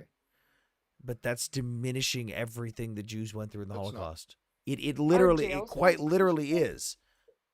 No, because like you're assuming everyone at that time knew exactly what was going to happen later. Are jails Whereas concentration camps? no, Why? What's the because difference they're between like that they're and the actual jail? felons that have broken. They've sort of broken actual laws. Okay, this Whereas these administration guys are just considers it's a illegal civil. immigration without self-deportation to be illegal. I understand you don't think that, but Yeah. this administration considers being in the country illegally a crime. So this is one step on the way to them being deported. Just like a jail, Like you go it's to not even a jail because felony, you right? commit a crime. Like it's literally a misdemeanor. It doesn't have to be a felony. Doesn't matter. It's still You can go to jail for misdemeanors. like, dude, like, but this thing is, I don't understand. Like Is they're turning up at the graduation of primary school kids to arrest their parents. okay, cool. You could disagree with the method and the optically, timing of it's how they fucked. arrest people, but that doesn't disregard the fact that a law was broken. Someone's being held accountable. Like, people think that America's this big bad thing because we're arresting people who Dude, migrate like here 20, illegally. like 10 I don't know if million that's always people the crossed the case. border when Biden was our president. He didn't even try to stop people from But crossing but the Yeah, but border. I'm referencing like let them sign hang on, stronger border controls. hang on. But think about this: when you go into other countries in the world illegally, they beat your fucking ass and then throw you in like actual fucking prisons that make ours look America like is fucking pretty daycare. lenient. We're very lenient Yeah. with this shit. Okay, but like, why are we comparing So weird. ourselves to other countries? Yeah. Like, Because shouldn't we because try and do because- what the because moral? the Their state laws are actually because the their statement is that immigration we're laws so make sense. bad and that we're doing this like so inhumanely, but when you actually look at other people that are doing it inhumanely, this is not fucking bad and pretty fucking lax compared to most places in the fucking world for holding someone I don't think accountable for that's true. breaking a law. I just saw Unless you're talking about TikTok developing today. countries. Okay, developing country. I just had TikTok today of a Yeah. girl who overstayed her visa by 5 hours in Bali, and she could either pay. She was trying to leave through the airport. She could either pay a fine that amounted to hundreds of dollars, or she could go to jail. We've got people living in this country for 30 years who never pursue citizenship. Yeah, man. Eh, Our eh, Yeah, laws Like, they got kids, they got grandkids, they're working a job, and hang they're on, suddenly hang- getting hang on, sent hang home. on, They- there's one guy Wait, that came here when he was wait, 7 years old. wait, Patrick. But what she said though, that Right. means nothing though. Having kids and having family, all that shit, that has absolutely nothing to do with the fact that someone who was here for 30 years didn't even bother to apply. I know Yeah, people who've done that. I know people watched who this- have family members who Mhm. just never bothered. They were here for some 20, 30 years who just never bothered. Just, nah, I don't Yeah, need to no, apply. I get it, but there's got to be a middle ground between like, oh yeah, you don't speak the language anymore of the country you're born in, barely. Like you wouldn't know what to do when you get back sent back there. But hey, bad luck. There's See nothing to ya, do with you're on the language. next No one gives a plane. fuck what Like, language you speak. Okay. This is you broke the law. Wow. You are being held accountable for breaking the law. It's like all these people complaining that, oh my God, they're taking and separating the children. Dude, if I get a DUI and I've got my kid in the car, guess what they do? They take my fucking kid. I don't get to see my fucking Yeah, kid you should anymore. put the kid in danger. No, Yeah, it's I'm because sure I put the no, kid it's in it's danger no, by it's bargaining not No, be, exactly. It's not no, It's not an it's analogy not that works. because I no, it's not because I put my child in danger. It's because what the fuck are they gonna do? Let me bring my fucking child to jail with me? No. They take my fucking kid because I can't put my fucking infant in jail with me. That's You how don't- the you don't law think they'll works. Call CPS and be like, hey, this parent's driving around drunk with their kids in the car. If they call CPS, they go, hey, this parent is in jail. There's no one who can watch this child. Yeah, and CPS are also going to, that's part of it, sure, in the instance, like in that moment, but also CPS are going to look at them and see whether they're a suitable parent. And if there's somewhere else in that Yeah, family that the I kids hate to can break stay you. with. That's not how CPS actually works, even though that's what they're intended to do. I've got family members in CPS, and I've pretty sure I've told you before. I've worked in law enforcement. Worked plenty of DUI stops and checkpoints. If you have your child in the car and you get arrested, regardless of what it is, they take your child. Like, let's say you get arrested for some stupid thing temporarily. that's not a DUI, you still get you. But we're not. But now that's a goalpost shift. The fact of the matter is, the child still gets taken away from you because you are in jail. You cannot watch that child while you are in jail. It's the same with like why there's separate male and female prisons. It's like abuse could happen Yeah, if but I somebody's get that. sitting in a jail cell and the sexes aren't separated, or like adults and children aren't separated. There abuse can happen then by other prisoners. Yeah, you're arguing with a position I don't have. Like, I'm not saying they should be sticking kids in jail with them. I'm saying there should be a bit more, less black and white with the application of the law. Like, when you got people that have been here for 30 years plus, sure, they should have applied, but to just stick them on a plane, like, ipso And facto, just gone. So and wait, that wait. was So a great insane. argument to use before the election, but the American people elected somebody who specifically ran on being pretty damn black and white wait, on this. are you Yeah, man. suggesting that there should be Yeah, it says a lot about the wait? education system. Are you, it has nothing to do with the education system. It's people wanting the laws to be upheld. Well, it's- Like, again, I don't fucking like Trump, but Yeah, holding nobody here holding likes Trump at all. well, Amanda likes Trump. I don't like him, man, but yeah. But she's holding gross. someone accountable for breaking the law, like, are you suggesting that because you broke the law continuously for the entirety of your 30 years, that, well, you've been doing it long enough, I'll just let it slide? Like, that's Like I Obama mean, for the and greater Biden good, didn't that's let it how. slide either, man. Yeah, They've deported I more think there people should be than an Trump so amnesty. far. Well, That's what like, Reagan talked about. That's what Bush talked about. that's nice that they're not And the then president. like putting up walls after the fact. Just go, look, okay, they're here now. Let's make it easier, and then just Well, yeah, like on sure, the they people can that are here streamline because the that's better for process the and economy. speed it up, but See, the problem is what I don't think. I don't mean to be offensive, but I don't think U.S. and Australian understand what is really fucking happening here, because you don't have thousands upon thousands upon thousands of people streaming across your border every single day. and you don't have tent cities. I live in a big city where sanctuary city. They literally thousands of them just walking the streets, begging for money, underneath train stations, hiding out. It's ridiculous at this point. Yeah, well, you've got to have a okay. manageable How do you way know they're to illegal? deal with that. Right. I think we have a problem overall Yeah. with homelessness and income inequality, but to say like, to categorize like, illegal immigrants are living in tent cities, like, you know what I mean? Like, No, how do you know in, they're in illegal? some sanctuary cities, there are tent cities that are nothing Yeah, but there illegal, is. illegal migrants. I'm not disputing that, right? But to like categorize the entire population to be in a certain Dude, the box. Venezuelan population in Chicago is out of control. Okay, it's out of control. None of them should be here. They never should have been driven from Texas to Chicago. It's crazy. But That the was other kind of thing funny too though. is like Yeah, that it was was funny. that I was funny. admit, like, it doesn't Get directly fucked. affect me. But once I moved downtown, I'm like, come on, bro, what the fuck? This is out But of control. it's kind of the thing when we talk about how like when Bush and Obama treated this differently. Well, yeah, they treated it differently before the crisis got worse. Yeah, it was not a problem until Venezuela actually, like, until Maduro came into power. Then 7 million people left their country. A million of them came into ours. But there's more than that too. I mean, like the estimates are anywhere between 12 and 20 million people who came here illegally over Just a few year 3.5 period, yeah. years. Also, there's a lot of Yeah, like sensationalization where people try to intentionally make like the guys doing their fucking job, like Border Patrol and ICE, look bad over shit that. Dude, I saw a video the other day. It was like, of all the things to be mad about, people are finding the stupidest things to try and make ICE and Border Patrol look bad with. There was a video the other day where a dude was filming Border Patrol agents sitting in a park, and they were walking up to people and just randomly asking for IDs. And he goes, "Oh, they're gonna ask that brown person for an ID." He left the clip in where they asked a white person for their documents as well, which was funny. But this dude was acting like Border Patrol was just at a random fucking park harassing brown people. Do you know where this park was? Anyone care to take a guess? probably LA, which is like half Hispanic. Nope. It was a park on the border that is Oh. divided in half by the Canadian-U.S. border that you can sit in while you wait to cross the fucking border.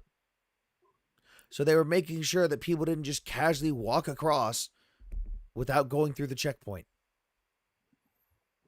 And I think people it's were sad that they closed that border that was inside a library. But this is like, people were sitting there in this video saying that these border patrol agents should die, implying that they're just walking up to brown people and harassing them. Like, dude, they're doing their fucking job. They're literally at the border checkpoint, making sure people aren't violating the law. They're not going out and targeting people and harassing them. You can criticize ICE for arresting the wrong people, like Rumetha Osterk, who just wrote an op-ed and she was here illegally and shit like that. Like, obviously, if you're just plain street clothes kidnapping people, that's messed up. But if they're actually going after the immigrants across the border, those are the right people to target. You shouldn't be going stopping them for that. Yeah, there's I too many don't think cases of it just being the wrong people. But I don't think anybody disagrees that, but like in the way that they're doing it, there's better ways. There's more efficient ways. I can agree with some of that. I have seen a lot of stuff that I'm not happy about with lack of warrants in certain locations and stuff. I don't disagree with that. But like, to say that like it's bad it's inherently bad overall is asinine. They're enforcing the laws that exist for a reason. This narrative only happens when like a Republican or Trump is in power, but people don't talk about ICE when it's Biden, Obama. Nobody cares then. Well, can you when he's in power, it's like, oh, give me like a source of like Obama, not giving somebody due process? The process that's happening now is the due process for illegal immigration. What's so like that? normal due process, if somebody's accused of a crime, is you have to put them in front of a jury trial and do all of that and prove that they committed the crime, and then if they committed the crime, then they go to jail. But when somebody's here illegally, once they figure out that you're here illegally, they don't have to pursue criminal charges or anything other than that. That's the due process. Once they've determined that you're here illegally, you are immediately eligible for deportation. They still, depending on the case, they're still supposed to go to immigration court. The immigration court will determine that you're here illegally. Yes. And that's the part where they are protected by constitutional law. Yeah, and you've seen immigrants get arrested by Mahmoud Khalil got released. Other people like him, they all got out. So if they're not breaking the law, if they're not actually breaking any law, he did break the law though. That's the thing that bugs me is they had a fucking slam dunk with that one. There's plenty of publicly available information they could have used presented to the court with that one, and then his own lawyers. His just lied about him. Here's the thing. No. Like his own lawyers. Here's the thing. They made false accusations. They didn't say he was a Hamas member. They didn't say he was a Hamas member. Marco Rubio said that on camera. No, he was handing out Hamas. He was handing out Hamas paraphernalia and leading organizations that were sympathetic to Hamas while wearing symbols from Hamas and actively breaking the law, taking over fucking campuses. He was espousing support for an FTO, foreign terrorist organization. According to the rules of U.S. immigration, if you are a green card holder, a permanent resident, and all that stuff, you are not allowed to do that. Otherwise, you can have that revoked at any fucking moment. And the problem was there was plenty of evidence to Hamas. I support here. That's the technicality he got away with. He never actually. He was quite literally handing out Hamas paraphernalia. He doesn't have to say the words "I support Hamas." If the posters just said "Free Palestine," then that's not. No, this was Hamas paraphernalia with Hamas's logo on them. The problem was they had a slam dunk, and instead of presenting that evidence to the court and his defense lawyers stated, "Yeah, it's weird. They didn't even present that. They didn't present any evidence. Instead, Marco Rubio tried to justify his power and authority and go, well, because I said so." It's like, yeah, that's true. It's like, that's, my man, you could still say because I said so, but fucking submit the supporting evidence.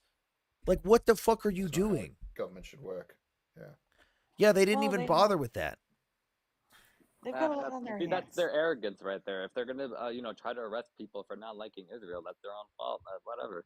Well, that supporting an FTO has nothing to do with not liking Israel. You don't get arrested for not liking Israel. It's the fact that he, as a It's the fact that he, as a non-citizen, openly espoused support for an FTO, designated U.S. government designated FTO. That is against U.S. immigration code. You are not allowed to do that as a non-citizen. If he were a full citizen, he could support Hamas ISIS, whoever the fuck he wants, openly. But as a Oh, yeah, of course. non-citizen, he is not allowed to do that. And to me, what the administration's trying to do more than anything with arrests and like creating a situation around all of that is they're trying to scare Yeah, it's a fear universities campaign. into what? It's a campaign of fear. No, it's not a pure, campaign of fear. like It's they're they're being trying. extra cruel just to try and keep people from coming. No, not to keep people from coming. They're trying to get the schools to enforce their own fucking laws on the books. So Thank God for Harvey. basically all of these schools have every rule in the book of, oh my God, you can't look at a minority the wrong way or you will be expelled. And then when it comes to Jewish students, it's like, well, I mean, what about the context though? And so all they're trying to do is show them, hey, if you won't enforce your laws equally, we will come in and do that. We'll come in and make a fuss about it, and we'll make things really confusing for you, and so you'd rather just enforce the rules yourself. Don't let terrorists camp out on your lawn for over a year again, please. That's it. I mean, the Well, only if it's a terrorists are public the Jews in space, Israel, but if it's whatever. a public space and they're U.S. citizens, they can Yeah, but American camp out there. citizens can protest that shit. We don't need to support Israel or No, fund their it's genocide not or even. war in We're Iran. not. We're not even talking about that right now. But again, Sure. we're talking on the basis of there's a difference between a U.S. citizen supporting an FTO and a non-citizen supporting an FTO. Oh yeah, I totally agree. There's a significant That's difference. like We I have said. more rights than they do. That's the problem. Is had the government actually presented the evidence, like there was an overwhelming people were literally making their own fucking dossiers of like shit that they theorized the government was going to present. Like, if the government's smart, it's going to be this evidence, this evidence, this evidence, and this Here's the evidence. thing, There I was knew the entire whole time fucking the Twitter government threads would on not that be shit. smart. Well, that's the thing. It's They're like too lazy. that was the thing. Was like Rubio and said came out and was like, because I said so. It's like, okay, yes, technically, according to the immigration code, he does have the authority to do that. That is a reason he can give, but that's also fucking stupid. Yeah, I find Marco Rubio. I feel like such a loser right now because the first thing Mahmoud Khalil did after getting out was go right back to the protest. Hey, I bet you he won't fucking pass out Hamas pamphlets this time, though.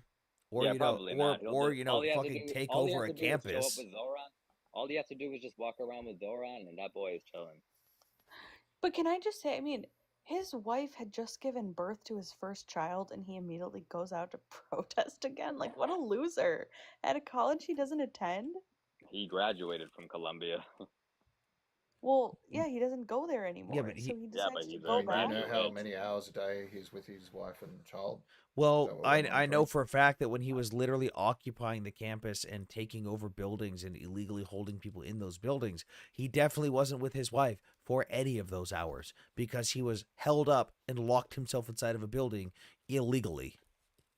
I'm sure his wife is a protester like he is, but I mean, I don't That even would keep up probably with not that be the shit. smartest idea of her to be protesting while either severely an pregnant or American having the build. citizen. Yeah, but I'm She is saying an it citizen. wouldn't be advisable to have a severely pregnant or freshly fucking birthed baby at a protest where people are illegally occupying buildings. Yeah. Probably not the best place to have a baby. Oh, Honestly, the protests are just so fucking stupid. Anybody who goes to those is just lame. Most people who support Israel are lame now, but Sure, I'm whatever, not gonna bro. get into what Mustafa said, but I mean, why is using your First Amendment lame? It's not. because It's no, just the Zionists, way here's the people. thing, It's just the Zionists way don't people are like doing freedom it. of speech, dude. That's the whole thing. They're When against What did are I you say? fucking? When did What I are you say they fucking have to talking like about, Israel? dude? I can't. Dude, When you did I just say said, they have to girl, like you Israel? just said that it's using your. You literally just said going to a protest is lame. Yeah, All right, what I about said it's people? lame. I didn't say it's illegal or that they shouldn't be allowed to do it. I said it's fucking lame. Because it is. It is lame to spend all of your. Listen, I was the leader of my entire state's college Republicans. I'm a fucking loser, okay? But I didn't stand out. Damn, and that like, is true. Oh my dude, god. I didn't like go out to all like Self-report. sleep on a campus and like make up lies and like fucking. No, I agree. scream I cry about wouldn't that have. for a I year. wouldn't have done that either. No way I'm sleeping out on a fucking. That's what tent when she's you saying is protest the protests they're doing are fucking stupid. Like, if you want to go out and Oh, protest properly, sure, by all I agree. means. I agree that the only thing they do is disrupt people's lives. The people who are, supporting genocide and whatnot. I guess I don't mind that, but like, it's not a Dude, big deal to me I get overall. you keep Haven't a wanting to slip bunch in of all the universities buzzwords. divested? It doesn't matter. Oh, I did want to. Didn't a bunch of universities divest from Israeli companies No, and things like that? they Not did really. not. Okay, no. I just read Because that I like just some imagine those university of reports. California said no more boycotts or whatever. Did you? I'll have to look into that. I've seen those headlines. Who Well, that's because cares? they should focus on like things that are worthwhile. Yeah, like some fucking university has nothing to do with the fucking anything there. Like it doesn't fucking matter. Well, most Ivy Leagues are heavily invested in there. I'm pretty sure, but Yeah, most Ivy Leagues are also receiving billions of dollars from the billions of dollars from the Qatari government. Who gives a shit? yeah, who gives a shit? I agree. Like, who gives a Did shit you what these see? fucking companies? But like the whole thing of let's boycott Starbucks that literally has Yeah, nothing no, to I do with agree. Israel. I agree. And Boycotting Starbucks is there's nothing. not even a Starbucks in Israel. They tried opening Like there the and Star, fucking they like failed. the Starbucks union got sued by their parent company for supporting Palestine while they supported Israel. That was pretty funny to me. No, Like, why are you boycotting they got Starbucks? sued because they were encouraging employees to spread political messages while working, which spreads Yeah, messages on undercut. behalf of the company. You can't just in uniform for a company espouse Oh yeah, support of for course. any political reason for that company on their behalf on company time. You can't do that. It didn't even matter. They would have gotten sued if they had been spreading fucking pro-Israel messages while doing that shit. Yeah. You can't do it. Get fucked. Anthony, I should Huh? have you. You should look at Laura Loomer's tweets. Oh God. Oh, she's so funny, bro. Jesus She's Christ. fucking crazy, but she's funny. Are her Well, tweets as How bad are as so many Marjorie? insane right wing like Are her tweets as bad as NGT Marjorie Taylor Greene? I would say Marjorie they're Taylor worse. Greene is I, way worse than I Laura love Loomer. Marjorie Okay, Taylor No. so Greene. it's not. So Marjorie she's Taylor not as Greene is bad. she is the funniest congresswoman we will ever have. I hope she never leaves Congress. Oh my Do you God, want I to love know her. my Please favorite stop. Marjorie Please just Taylor Greene get her out of here, please. tweet? Jewish Can I tell bait. you my favorite Marjorie Taylor Greene tweet ever? Oh no. During COVID, she right when she right when she got to Congress, she wanted to work out because she's like a CrossFit person. So she couldn't work out, or she claimed she couldn't work out in the DC gyms and stuff. So she took a video of herself doing lifting banquet chairs in her hotel in her hotel event room and like running back and forth. And she was like, if I can't work out and be healthy, this is what I will do. And like every member of Congress is responding to her like, by the way, you can work out in gyms in DC right now. Like, and she's like, but I don't want to wear a mask and do it. And it was so funny. Cringe. She got busted for She like is she did a funny. workout video in her own like home gym in her garage, and she had like Confederate flags all What? over the place. Does not That surprise doesn't me. seem from very Jewish patriotic. places. Hold on. Well, I'd like to put Jamal. Are you in here, you motherfucker? Jamal. Jamal gifted Amanda some roses. Didn't gift me any. But the last time I spoke to Jamal, Jamal said he would come up on my panel if I was hosting a live, and he stopped by. That son of a bitch. I don't see him in the guest list. He's a track star. Motherfucker. This bastard. Laura Loomer like does kind of run our government now, though. Well, she said she basically was referencing Alligator Alcatraz and said that there's like it's not a direct quote, but like something about 65 million meals for Latino population. God damn it. Yeah. Why is that's what I'm talking about with them targeting brown people. Like that's not all the illegal immigrants. Well, That's like that targeting is literally are. definitely dehumanizing, but Yeah, no, they're just being racist, dude. They're just being racist, of course. It's nothing else. Yeah, I feel like it's kind of like testing the waters. Well, my thing when people say that they're testing the waters, when people say that they're testing the waters, why didn't they do that? Why didn't he do that in the first term? Like, why didn't he do any of this? Well, Donald Trump had a bunch of people in his cabinet advisors who held him back. Now he has a bunch of yes men in his second Well, it's term. funny because at the Yeah. time, nobody said that he was being held back. He was unhinged and crazy, and they were all enabling. And now the same things are being Well, said about this to cabinet. be fair, well, to be here's the fair, thing. it If you wasn't read, if enabling. you They read about just the like post, they just left. Like when he got Yeah, crazy, they they just just left. left. Yeah. Like Mattis was like, Well, "All right, I'm gonna head out." The only Yeah. one the only one that I know that actually stood up was oh my god, who was the Speaker of the House? Oh my god, oh my god, what's his Kevin name? Paul McCarthy Ryan. or Paul Ryan. Oh no, he made fuck. Because it's Jim Jones now, isn't it? Or that's No, He's it's the Mike No, it's Johnson, Mike Mike King. Johnson. Mike Johnson. Yeah, Ugh, I think it was Mike Johnson. he's such yeah. a simp. But yeah, I don't You know. guys, there were people who disagreed in the last term too. It was just way more public. This Yeah. term, they disagree behind the scenes all the time. It's just not people leaking it to the press anymore. I don't know. You got all those chats. What was that? The Yeah, signal chat. Signal. Yeah. Hegseth dropped. Well, then Signal. did you guys see Matt Gates' Signal. like Signal. That's right. phone? He was like talking to his mom or something. Oh yeah, I saw those. Yeah. Yeah, it was like on a plane. Some Matt's person. mom was telling him not to like publicly disagree with Trump, even though that's what he's been doing. Yeah. But, like, yeah. But that's because in conservative media, that's how you make a name for yourself, is you constantly go against the president, i.e., like that's always how conservative media has been. That's how Bill O'Reilly got big. That's how Rush Limbaugh got big, i.e., America First Tucker Carlson decides on the America's birthday weekend that he's gonna interview the fucking president of Iran. Like make it a big dramatic thing. This is on the unfortunate side of MAGA media. Mega I media. love I don't to know. I see think that it's interview. less though now. I mean, if you look at Laura Loomer and like Marjorie Taylor Greene. Marjorie Taylor Greene comes out against Trump all the time. Very Like, rarely. the only time She voted against the anti-Semitism. She was the only one of two members of Congress to vote against the anti-Semitism thing. Oh, thank God. Base as hell. She and Rashida Tlaib. Yeah. That's ironic. We need a more America She First just woman went like on. her. She just went on Tucker, again, America First platform, and was like speaking badly about the B2s, which I can't imagine being mad about watching B2s up in the air. I love that they were all over TV yesterday. Someone in YouTube chat says Abu Bakr Al Carlson. Tucker Carlson. That's a pretty cool one, Carlson.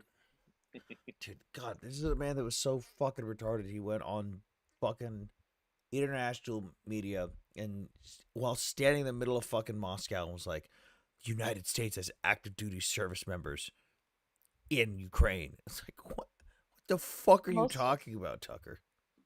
The most uncomfortable was when he had Bridge Colby on, and he was trying to be like, well, we blew up Nord Stream, and Bridge Colby's like trying to become the next Secretary of Defense, and he's like, I don't think we did that. And Tucker's like, well, we did, and I know it. And it's like, I think Bridge might know better than you. Cool. Thank you, Tucker. Very nice. It's like Tucker's I think the like the closest little we got kid on that that like was- draws something for you and runs up and goes, Yeah. this is, you have to put this on the fridge. And you're like, thank you, Tucker. Very nice. Well, I'll put this up right now. And then you take it down 5 minutes later. Putin's making Tucker work overtime.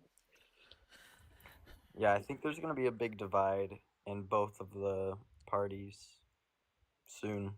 Oh yeah, the America Party formed today. Whatever. Well, I'm not really I'm talking hoping about by that. 28, it's that guy that's going to be the next mayor of New York. I don't There know if won't he can be jump from being mayor to president. there won't be a big divide in both parties. My boy Bill Ron. Also, I mean, I don't know. The extremists on both Monday. sides are. And I don't think we should be supporting a dude that literally openly excuses Islamic terrorism. Yeah, but wait, have you heard his rap?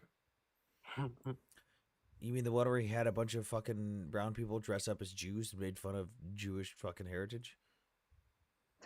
I didn't know about that. I might have missed that one. Yeah, if you look at the I just saw a video, bunch of clips of him dressing look up. at the It's pretty video nice. for it. He's got a bunch of random fucking brown people that he hired to dress up as stereotypical Jews, making fun of Jewish traditions. That was from a video of YouTube, dude. But either way, it's not a big Yeah, deal. it's the video. It doesn't matter where it is. It's the people that he hired to do so. He hired a didn't bunch of hire brown anyone. people. He didn't hire anyone. He copied a video from YouTube, posted it to Twitter. That's all he did. Like that one. Yeah. Yeah, as far as I know, It's like he a hired the people to copy-paste. be part of that. I don't Well, know. Shared something. regardless, he's a bad might- look, but Even the Stop Anti-Semites account didn't say that. They just said he posted it. Yeah, it's like the people that said when they talk about how he posted that the dudes that fucking went out and beheaded a random dude that just happened to be a soldier in London weren't actually terrorists. He has the He said plausible that? deniability. He reposted a bunch of articles from people saying that it wasn't actually an act of terrorism because 2 Muslims in 2013 beheaded a random fucking dude in London that just happened to be a fucking soldier and said they did it they did it in the name of all their Muslim brothers. Was it on Twitter? He did Is that on repost a Twitter bunch at of it all? on Twitter. Oh, okay. But can I just say the reason why the political parties are never going to split up and Elon's party is not going to go anywhere? Because American voters can't fucking let it happen. We treat political parties as if they're like normal countries have like a million different political parties and they all come together and form a coalition. Our political parties basically function as coalitions. There will never be a major third party because Elon could spend a lot of money to get the party on a bunch of ballots and stuff, but we already have third parties and they don't get any votes ever because people just don't want to stray from that side. He could Elon is maybe get different though. He actually has. He's the world's richest man. he could yeah, but Elon has terrible political instincts.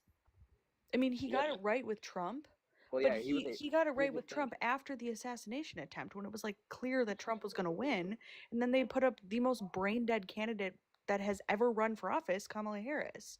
Like it was Okay.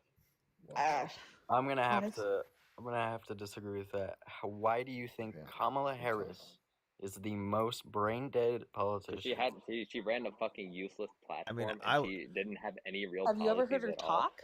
Yeah, I seriously, would say that Yeah. I would say that the fact that she couldn't decide whether she wanted to continue Biden's legacy, but then would say she would change it, but then when asked how she would change it, would barely elaborate, but then also would lie to constituents in different sections, like in Michigan, she had and then Pennsylvania. hang on, in Michigan, she had commercials that said, "I don't support Israel. We're going to stop all partnership with Israel." Period. And then in Iowa, it was like, "Fuck yeah, Israel." It's like, well, hold on a minute, you're lying to your voters.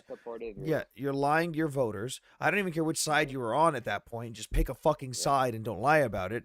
You can't fucking come up with a policy, and your entire fucking team plays identity politics the whole fucking time.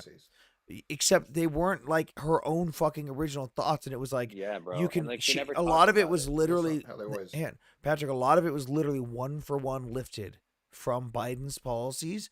But then at the same time, she'd be going around saying, "I'm not going to be a repeat of Biden. I'm going to be my own person with my own policies." And it's like, why is your policy literally copy pasted? And on top of that, she would like.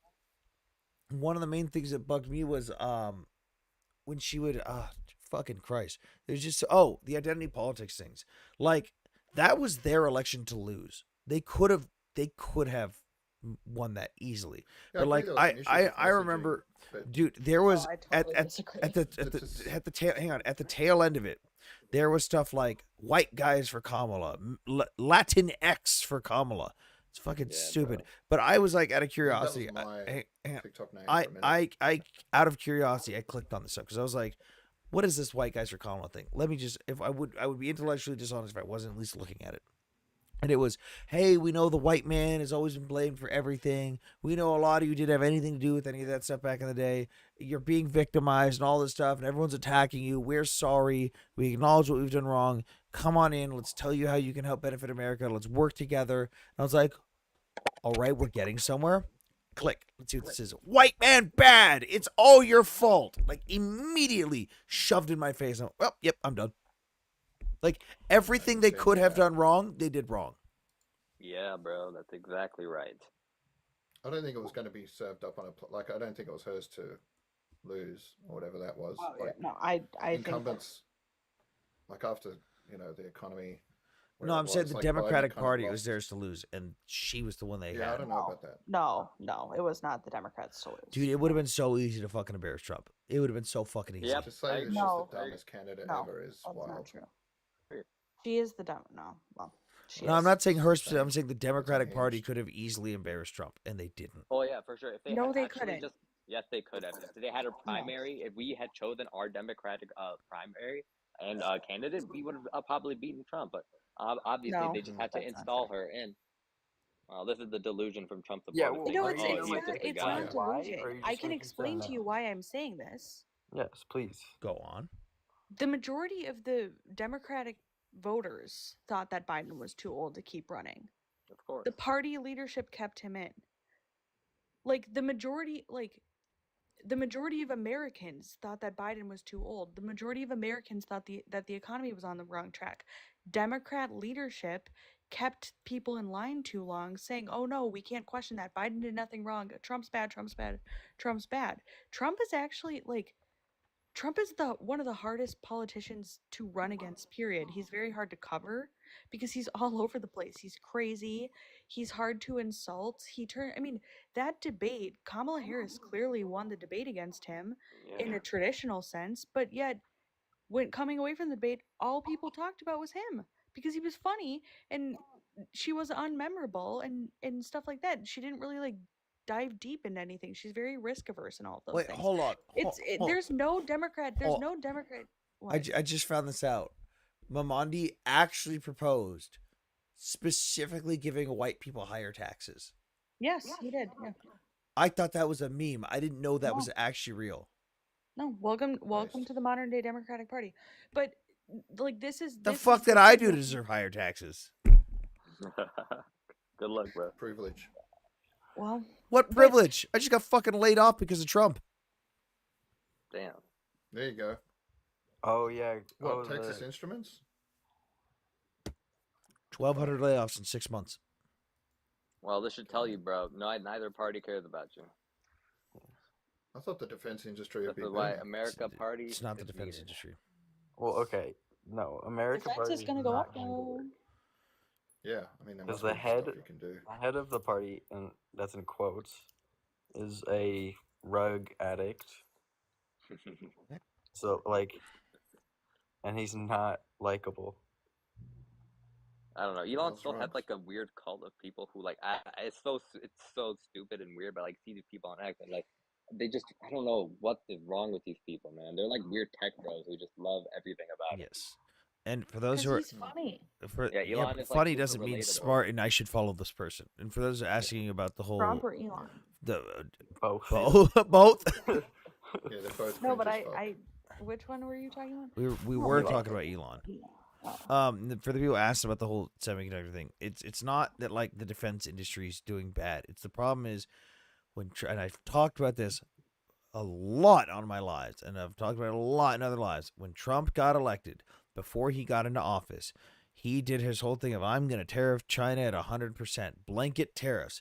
And China responded with an all-out, effective, immediate ban on import and export of all semiconductor materials used in the American semiconductor industry. Effective, immediate. That created an immediate supply chain deficit across the entire industry. We had a quarterly meeting a couple days after that, and I literally asked the manager of my entire fabrication building, hey, are we prepared for this? And he literally went, and handed the mic off to an executive who gave me some bullshit fucking political answer. The industry has been suffering because no one knows who to buy from, because tariffs go up and down with different countries. No one knows who's going to actually have a better deal. And even with the most recent deal that Trump finally made with China, where they're ironing out all the shit on trade, guess what's not included in that? Semiconductor materials. Yeah. So everyone's still suffering. There's been 1,200 layoffs in the last 6 months at my fucking company. I just got hit in wave 3. I literally got woke. I got off work at 8 a.m. Got home at fucking 10 a.m. Went to sleep. Woke up at 5 p.m. to go to the fucking grocery store for my family. Oh look, a text message. WebEx meeting with HR. Oh, what's this about? Get on the WebEx meeting at 5:30. Hey, they play me a fucking pre-recorded audio saying this is your last day. Don't come back. Jesus, Oh, that's God. cold. 400 people in one day. I'm sorry. Yeah, sorry, man. Thanks, Yeah, it's Cam. happening in Arizona as well. I warned everyone. I told everyone this was going to happen in the semiconductor industry, and everyone was like, no, no, no. He knows what he's doing. If anybody thinks Trump knows what he's doing with his tariff, they're out of their goddamn mind. It was He didn't even do That's a the cult. tariff. That was the That's thing. He 100% hadn't even a done cult. the tariff. He just threatened Yeah, it. he just threatened it. And literally, that I was watching the stock market just go up and down after his threats on Twitter, bro. It was crazy. Like, especially with Bitcoin too, man. I don't know. I don't understand the price drop that took place because of those tariffs. But it happened like right after, I believe, on Canada and Mexico, and my friends were all freaking the fuck out. It was outrageous. But yeah, Wait. So this guy is soured because he listens to his job. That is what this lies. What the fuck are you talking about? What? No one. What? Don't even- Oh my god. We have These to fucking, ignore. these We have fucking to people, ignore man. these people. Well, and Also, I tap do the want to screen, bring guys. up. I do want to bring up the blatant corruption with Donald Trump's Bitcoin. the meme coin. Oh, his crypto? No, that's Yeah. all of that's And retarded. then, yeah, Thank you got that God, executive Melania. Wasn't there a branch Melania coin bar. too? Yeah. Yep. I See, saw this, someone I make a can be fake fair. Baron one, and they I'm actually made fair. money off that. That was pretty clever of them. No, they didn't make And money like, because they didn't cash it. Oh, I don't know what happened with that they Baron boy. they make a But yeah. fee every time anyone buys some. He gets a cut. It's like a really No, high 'cause they percentage didn't fee. sell any. I thought the No, president of Amanda. Argentina did the It same doesn't thing matter as if Trump. he He got doesn't sell inspired. any. Whoever owns the coin, when they're purchased and sold on these platforms, there's a fee, and you get a big chunk of that fee. And the website, the hosting platform, gets the other You chunk. buy it on Coinbase. Yeah. The owner of Bitcoin doesn't make. If you No, I'm talking sell, about the Trump coin. no, if you I know, but I'm just saying. Like, no, it's- actually, no. no. If the owner of Bitcoin, which we don't fucking know, the owner of Bitcoin, or let's say, Satoshi Nakamoto. yeah, would get a cut of every purchase and sale on Coinbase of Bitcoin. Yes.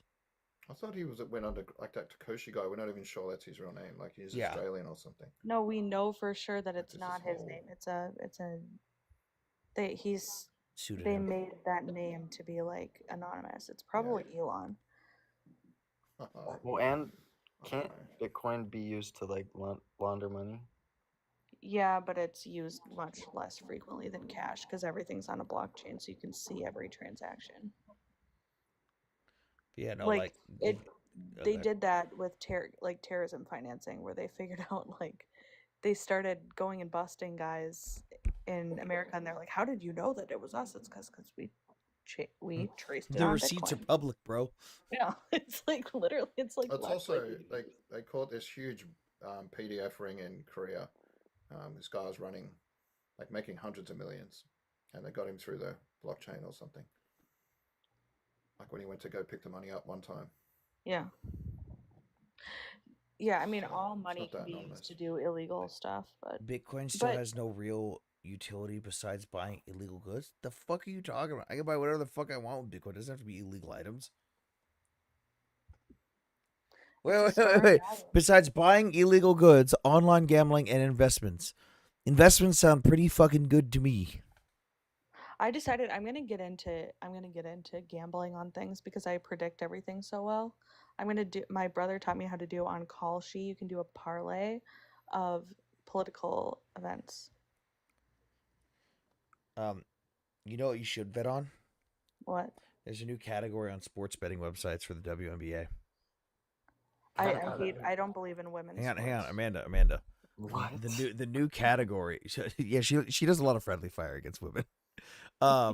The new category that you can Somebody's bet on with a misogyny. lot of betting websites on the WNBA is, will Angel Reese miss her first shot of the game? She has successfully made her first shot of the game once out of like the last 15 games. Damn. I should. There's an I should entire start YouTube channel where they just sit there, they watch the beginning of the game, and it's a bunch of dudes sitting there like, oh, Oh, and then the second she misses, they all fucking cheer and show how much money they won. She filed a fucking cease and desist against them. So they still do it, but they just put a black bar over her on the screen. That's they already making more kind of money mean. than her. I mean, Like, if I'd imagine a lot of guys she would miss their fucking first shot, but sucks. She talks a big game and she fucking sucks. If she weren't so fucking cocky and tried to pull the race card, nobody would even know who the fuck she was or even give a damn. It's just annoying because it's like all men's sports, there's like drama, storylines too and stuff. But it's like women's basketball finally gets big because of Caitlin Clark, and all people are talking about is the like off the court drama, and it's just like, why do we have to ruin everything? No, I she like made it. women's She brought it tennis. on the court because she was saying at one of I the know games that she they were did. the fans were all being racist. The WNBA opened a fucking investigation to where they went through thousands of videos on social media, went through all of their audio recording devices in the entire fucking arena. Not a single fucking utterance was found in their report. Not a single fucking racist utterance was found in the entire game. And instead of going, "Hey, Angel, that was kind of bullshit what you did. You lied." They just good they went, didn't "We play in found Boston. nothing." Well, I mean, it is a for-profit business. I don't think that's But why. Yeah, saying let's they be real. They investigated ain't making that themselves. much. You But think the I did people love of the Indiana? wait, Amanda, do you watch the have you tracked like the prices and stuff on this stuff, Amanda, for like tickets for the Of games? what? Of Tickets. course not. I don't. Okay. I hate basketball Okay. and women's sports. So the WNBA has had like a skyrocket in price for tickets when Caitlin Clark is playing, like for her team and stuff. And there was supposed to be the rematch between her and Angel Reese's team. And the fucking ticket prices went up like hundreds of dollars. And then they announced that she was injured and wouldn't be in the game. The tickets shot down to like $20 fucking dollars. Yeah. Well, because you got to know why keeping people the go. yeah. It's probably the same thing for like Michael Jordan. I don't know. Kevin Garnett. If Michael Jordan was injured, people still went to the fucking game. People didn't just give up because Michael Jordan wasn't playing.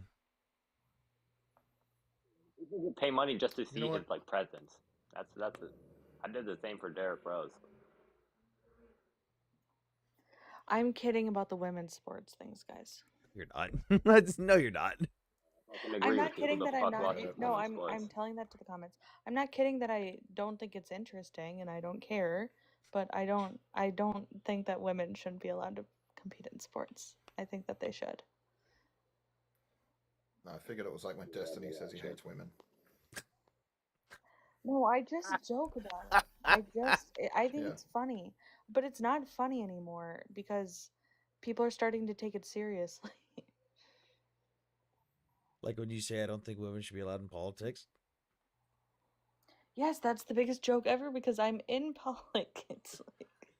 You're sitting Well, it's there like like, when I hate Candace women. Owens talks about people should go back to hard Don't ever sciences relate at me to uni. her. And Don't ever relate me to her, please. no, I'm just she's always preaching the stuff that against things that she's doing. It's just nuts. I hate her. I know her in real life. Yeah, I don't she's the love her. worst. You know her in real life, Yes, I've told the story of the night I met her. Amanda. Can I get a debate with her, please? No, For the love of she God. doesn't. For the love of She only God. debates. She doesn't take on like real serious people. The first night I ever met She her, I debated was Destiny. yeah, but that's like after a lot of like For the prodding. love of God, Amanda, please. I need I this. don't know her like that. I knew her when she was just getting involved in I Turning want to Point. and I hated fucking her. destroy Candace Owens. Okay, well, Okay, how did you meet her? how did I meet her? 'Cause I She haven't was heard getting this. involved with Turning Point, Uh-huh. and I was at the Trump Hotel in CPAC 20, probably 17 or Of something. course you were. I used to go every year. I was the queen of that place. You guys have no idea what I got into there, but we were at this. It was funny. We were actually with an Orthodox Chabad rabbi and a bunch of Turning Point people, and then her, and she was just trying to make me and my friend look bad the whole night because we were drunk. And it's like, yeah, I don't know, we're at a fucking bar. It's 10 p.m. and we're at sea. Like, of course we're drunk. And I'm a teetotaler. I just don't ever drink. I would never drink. And then she got mad when Charlie Kirk called my friend and not her. I bet you she'd drink if fucking Tucker told her to. I think that there's a If long-standing. Tucker told her it would make her cool, she would drink. She doesn't. No, she and Tucker don't really get along. This is the thing. Behind the scenes, they don't all get along. What Candace and Tucker have figured out. This is what I think. What they have figured out is like when you're independent, you have to stay relevant, and the way you stay relevant is to do like controversial things. Yeah, that's Right literally now, true. Yep, yeah, yep, yep. no matter what, if you're talking about Israel, Palestine, or like anything in the Middle East, like you're gonna get a fuck ton of clicks, and so that's what they do. I don't believe anything that they say. It's just that they want to remain relevant and have people talking about them, even if it's bad. I still can't believe Well, she yeah, did that whole thing of like, I found it. This email proof that someone paid people to make fun of Yeah, me. what the fuck is like? Wasn't she doing this whole thing with Emmanuel Macron's wife, where she's like secretly a man the whole time or some shit? Like, what is even wrong with her? She's so fucking insane. Like, what is actually wrong with her? I think that she had something go wrong with her, like with the pregnancies. Like she's been pregnant like 4 times across 4 years. Like, Jesus Christ, that her is Wait, hormones wait. are, like, Someone in chat says, Wasn't the or first maybe. one after she just met the Wait, guy? someone in chat says, or maybe there's common sense involved. Just an idea. definitely common sense to say. By the way, the craziest part of that Emmanuel Macron thing was not even just saying that his wife is a man.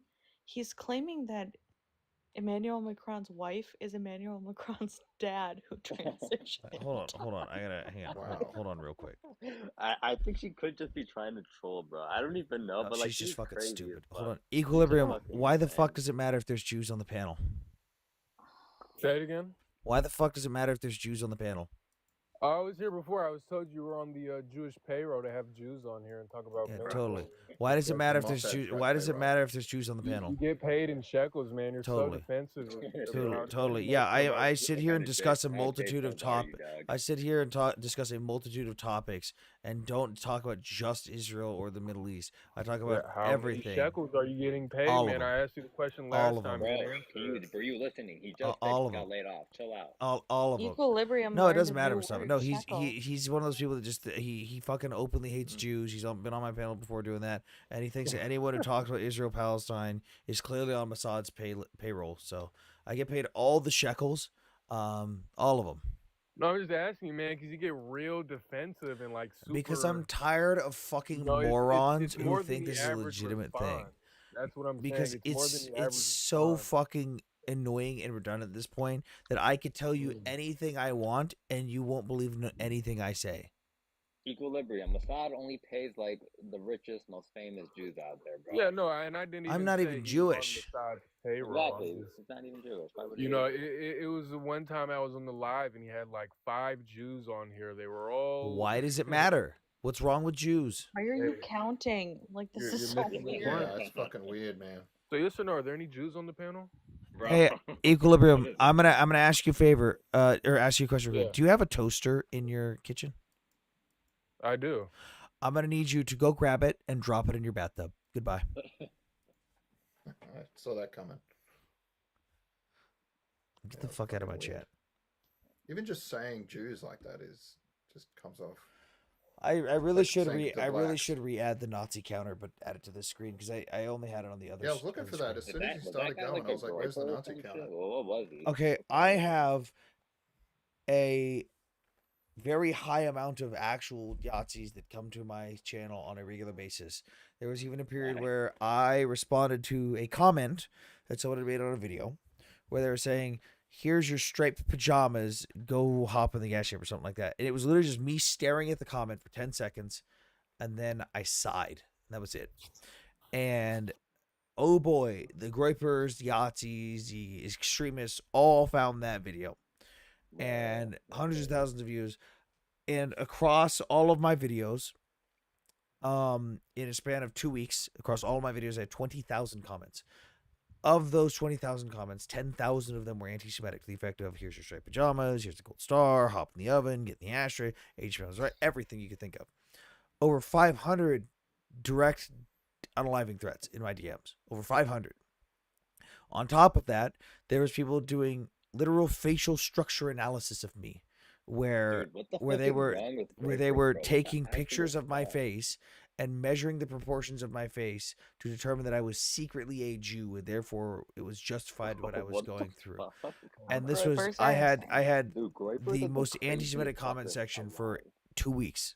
It was insane. I'm a random agnostic fucking white dude. I have absolutely zero relation to Judaism or Jews. Did you get any It's one of the Schnauzes biggest. after Good Troubles live? After what? Good Troubles live? Which what are you talking about? Good Trouble. Yeah, Good Trouble. What about Good Trouble? Did this dude just say Groyper? No, dude. What is wrong with you, I Will? remember me and Sam went up in his live once. Oh yeah, he got really mad at me because I actually fucking pulled appeal to authority on myself and provided him with evidence on something he was wrong about. And he was like, "Okay, What, is that Good it?" Trouble? Yeah. Yeah. Was that when Yeah, I we were talking was about asking the if you got- hospital getting? Yeah, it was the Ollie hospital bombing, and he was like Yeah. saying that it was bombed and completely gone and stuff. And I was like, it's quite literally still standing right now. You can look at the photos of it right now. And I provided him all the evidence where even if it was destroyed, it wouldn't have been Israel and all this stuff. And he was like, "All right, is that it? Really?"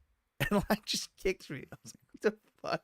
You were so Like, confident about yeah, this that shit was- 5 minutes ago, and I fucking came in and dunked on your ass. Like I was open to having a discussion, and you just fucking not even a denial, not anything, just a straight up, really? Like what the fuck? Although I did laugh. He was Right. dunking on Millennial really hard the other night. It was really funny. Yes. Oh wait, he's out? No. If he is out, Wait, he's not is made Elder a Millennial video. in jail? Yeah. Older, Yeah. yeah. Wow. He finally got arrested for the warrant for violating his probation. Oh, Didn't he- what did he didn't he get originally get paid? done for? Multiple DUIs, and he was on probation, and he violated the terms of that probation. Well, then he- Basically everything. Yeah. Well, and then he resisted arrest and got tased. Yeah. Amanda, look at the account that just commented.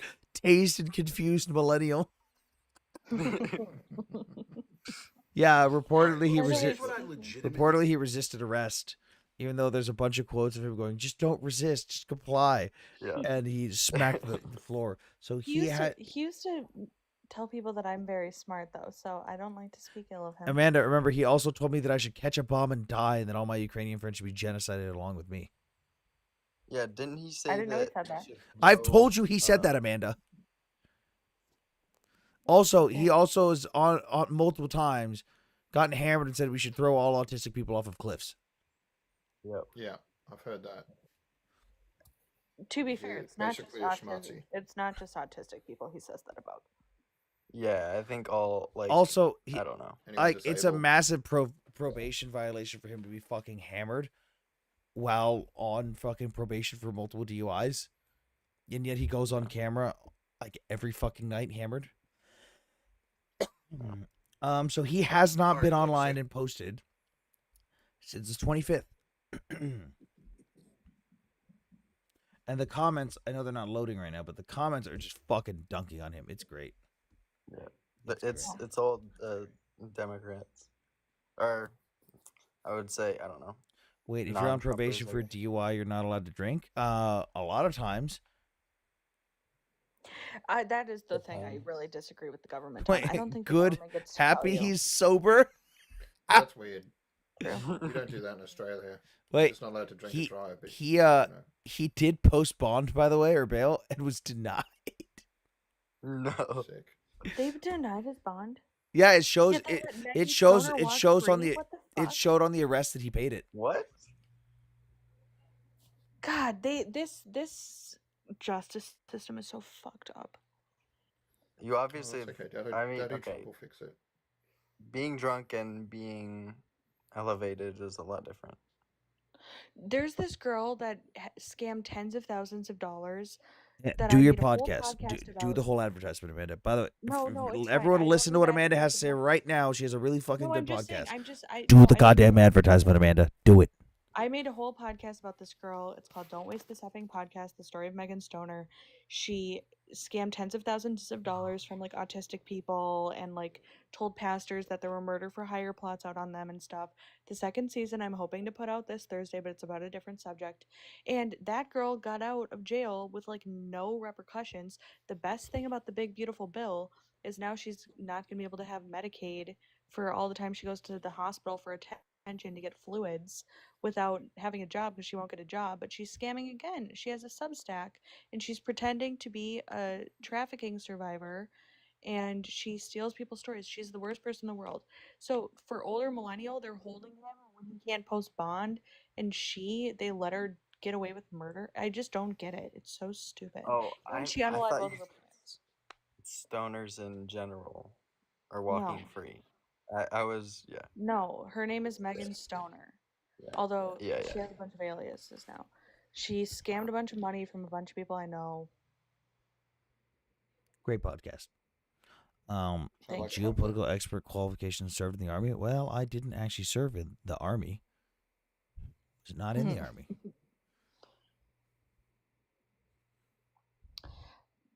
Speaking, I just wanted to bring up one more thing. The last favorite Candace going crazy thing, by the way, that we did not bring up. Not only does she think Emmanuel Macron's wife is his dad who transitioned, she had a whole series that Kamala Harris is not who she says she is right before the election, where she bizarrely claimed that Kamala Harris is not black, she's German Jewish. Man, did you see this stupid fucking Republican congresswoman from Florida the other day talking about Zelensky? Which one? Anna Paula Luma? Did you hear what she got called out by her own family of doing in her election campaign? Anna Paula, yeah, she's. I mean, listen, she's one of them. And did you hear what she got called out for? Yes. Lying about Jewish heritage when her grandfather was literally in the Wehrmacht.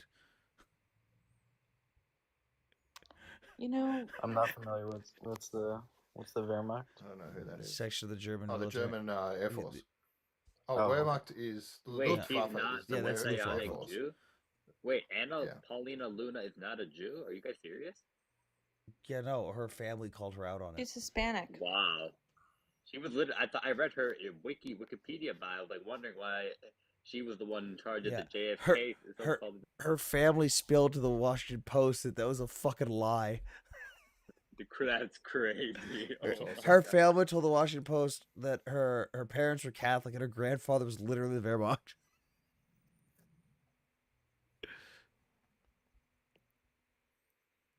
We have a lot of good Republican representatives, and then we have what I like to call the taxpayer-funded podcast class, and she's part of it, and so is Matt Gaetz, although he resigned. So when do you become part of Congress, Amanda?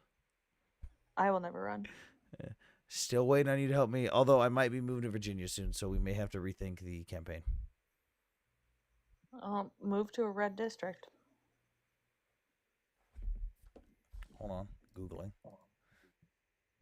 And if you're moving to Northern Virginia, have fun, because that's never going to be a red district, especially after Doge.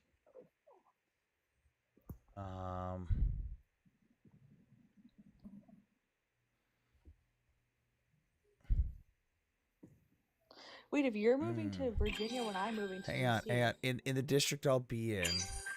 Hang on.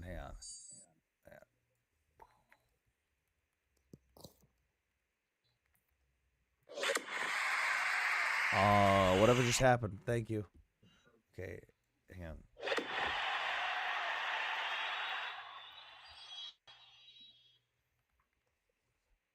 Have you got a lead on work out there? Possibly. The district has shifted in recent years, but was a Republican stronghold for a long time, Amanda. Is it that northernmost one that Barbara Comstock was in? Because that will never be Republican again. Unless you want to run as a Dem. Suhas Subramanyam? Just give me the district. 10th. Teacupping. Googling. I thought it was funny that Candace made her first bag by suing her school for being racist. Where'd she go? That will never be a Republican again. But Why not? It barely flipped. we can talk It was 55-45. but not on WhatsApp. Unfuck your phone, Amanda. Delete some photos. Follow me on Twitter. Oh yeah, isn't WhatsApp like compromised or whatever? No, just Amanda doesn't know how to follow fucking me on save space in her Signal. goddamn phone. So it Oh my deleted God, the wait a app. minute. Here, I'm gonna add you and make you to a group chat on Signal because that's what I use anyways. I don't use text. What party do you most align with? I'm a registered Republican, but I vote fiscally conservative and more socially liberal. I also don't like government overreach. Joe Rogan light. But not bad with money. Oh. Like Except someone Rogan was like last night put it best. I'd probably be like neocon adjacent because there's stuff with just flat out neocons that I don't agree with. Did you watch the interview with Ted Cruz? Did you? Which one?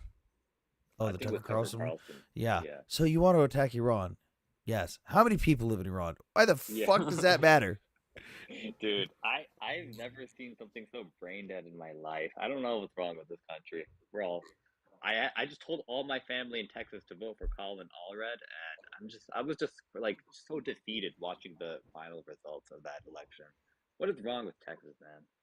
What's wrong with the people living there? Like, what do they see in Ted Cruz that leads them I to will think say like he got a Canadians really should be their big senators? head. Who votes for that guy? He got a really You big really head. do. He's fucking Canadian too, bro. Like I didn't even know that. His head is even bigger in person. It's like cartoonishly large. Like he is. His own daughters hate him, bro. He His is own quite daughters vote literally for a. liberal Democrats, Amanda, and they hate him. Ted Cruz is basically a Funko Pop. Okay, you guys. Come on. I really would like for Democrats to keep wasting their resources thinking they can flip a Senate seat in Texas because that's money that they're not spending in like North Carolina or something. But yeah, I mean, that seat's Ted Cruz's as long as he wants it to be. Yep, Democrats throw money at all the dumbest things. It's glorious. But Amanda, Amanda, Nah, it's not glorious. It destroys our country. Amanda, he's basically a Funko Pop. I don't know what that is. The little figurines with the big black eyes. Is that from like a movie? Oh, Jesus Christ. I don't watch movies. It's not a movie. Why not? Like ever?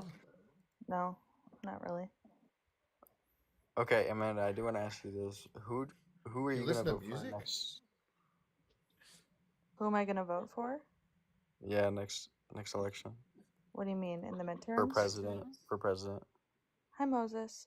For president, Or I who do you mean- want to run? it'll be either Rubio or Vance, whoever Trump picks. I'd be fine with either, but Marco Rubio does still follow me on Twitter. Oh my God. Hey, can you message him for me? And no. Why? I need a job, man. Hook me up. You know my best friend does all of the political hiring for the State Department, right? And I've told you, bitch, what the fuck? Get me a They goddamn don't have foreign any- advisory position. Oh my God, they don't have any more roles open. Yeah, I sent you. half I these sent you people's your aides resume. fucking suck. I know. Their aides are a bunch of fucking 22-year-old kids that have no real world experience. That if you just throw money at the problems, it goes away. They're fucking morons. Don't call my friends dumb and morons. Am I wrong that that's what all these 22-year-old kids keep doing in Congress and Senate? 22-year-olds don't do shit in Congress. When they're sitting there think they're telling finally when they're fired. telling their You have to be 22. bosses. You have to be 25 at least. No, I'm talking about their aides that are like No, pushing their stuff aides, up. their aides don't get to. No, there's in each office. There's like 2 people who know what they're doing who have like master's degrees, and they're the ones who make all the calls. I'm saying the people 22-year-old pushing the kids stuff do up, different saying what their ideas services. are, they're fucking brain dead. Doesn't Iran have like gigabytes of their like texts and chats? They're about to drop. Or Trump's aides. Like emails. Yeah, they said they like hacked Trump's advisors' emails or Trump whatever. doesn't email. Everybody knows that. He texts. He's too dumb Yeah. to read. He's too dumb to Or email. he calls. Nobody even gives a shit about these emails, honestly. Well, it's like I don't know. It's interesting if we're gonna get like, you know, Hillary Clinton's emails or someone's email who's not that like publicly facing. You know, there's shit behind the scenes that you never know. Trump says whatever the hell is on his mind all the time. It's like I don't even need an expose on his Do emails love when he and makes stuff. We already typos on know. Twitter and Truth Social. Same. When he called himself Donald. Wait, Amanda, did you not see Donald Trump? I did. Well, I saw Randy Weingarten tweet a typo this week on 4th of July. That was funny. Donald Trump tweeted out about the Sam, can you B-2 pull up bombs Future Nightmares? he was the greatest president ever. Donald Trump. He replaced the L with a K. I was like, what the fuck? He's got things to do. He's just firing off a quick tweet. What? There's a quick request from Future Nightmares. Oh, Future. Got some news. You can drop me if you want to. You're fine. Amanda, don't you dare Shahid. You need to quit doing that shit. I know, but I can't stay up here forever. Future, it's doing the thing again. Good morning, everybody. It's doing the thing again. Camera on and off. I hate when that happens. Yeah, you're gonna disconnect if you don't do it. Quick. And off. There you go. Now you're good. All right. What's the update? So I got some big news. I got some small news for Ukraine. So in some big news, last night, early last night, a gas pipeline in Vladivostok did explode. So that appears to be an SBU style attack here. There's 3 injuries. Russia's still currently trying to put out the flames in. I've seen them claim credit, but I haven't seen anything credible for it yet. All we see is that the gas pipeline has exploded, and there's 3 injuries so far. There are no unalivements. God, I have to say that on live for that attack. In terms of Provosk, Russia is still trying to take over Provosk. I do have an insider in that region. What's that? You mean Pokrovsk? Yeah. Pokrovsk. That place. You know what I'm talking about. I have an insider there. So in some bad news, their supply lines are constantly being attacked, so they aren't really getting supplies that they need to continue holding on. So it appears to be the case that a retreat from Pokrovsk might. You know what would have really helped out with that? Had the pro-Palestinian community in Belgium not attacked that building that had like over 100 fucking armed vehicles that were literally supposed to be in Pokrovsk by now. That would have been really nice. I actually have an update to that. So Merz is a German politician.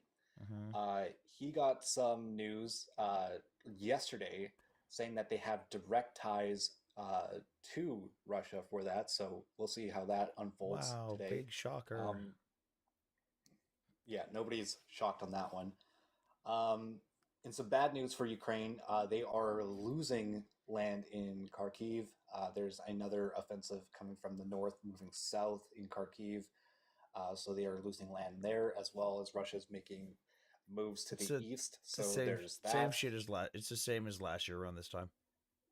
They pushed, they push, and then they get pushed back after a month or so. Yeah. In the Sumy region, I don't know if you've seen this, but there was an update from a Russian mill blogger talking about the attacks. Their entire command structure has been completely wiped out by 4 HIMARS strikes. So he was talking about that yesterday. That was he was quite angry about that one. He was complaining about electronic warfare equipment not working. So apparently they're using like this drone style electronic warfare that kind of flies up in the sky and hovers for electronic warfare. He's saying it's too heavy. It stays up in the air for like 14 minutes and just doesn't particularly work. He's causing blame for that. Also in the Sumy region, They just haven't made any advancements whatsoever.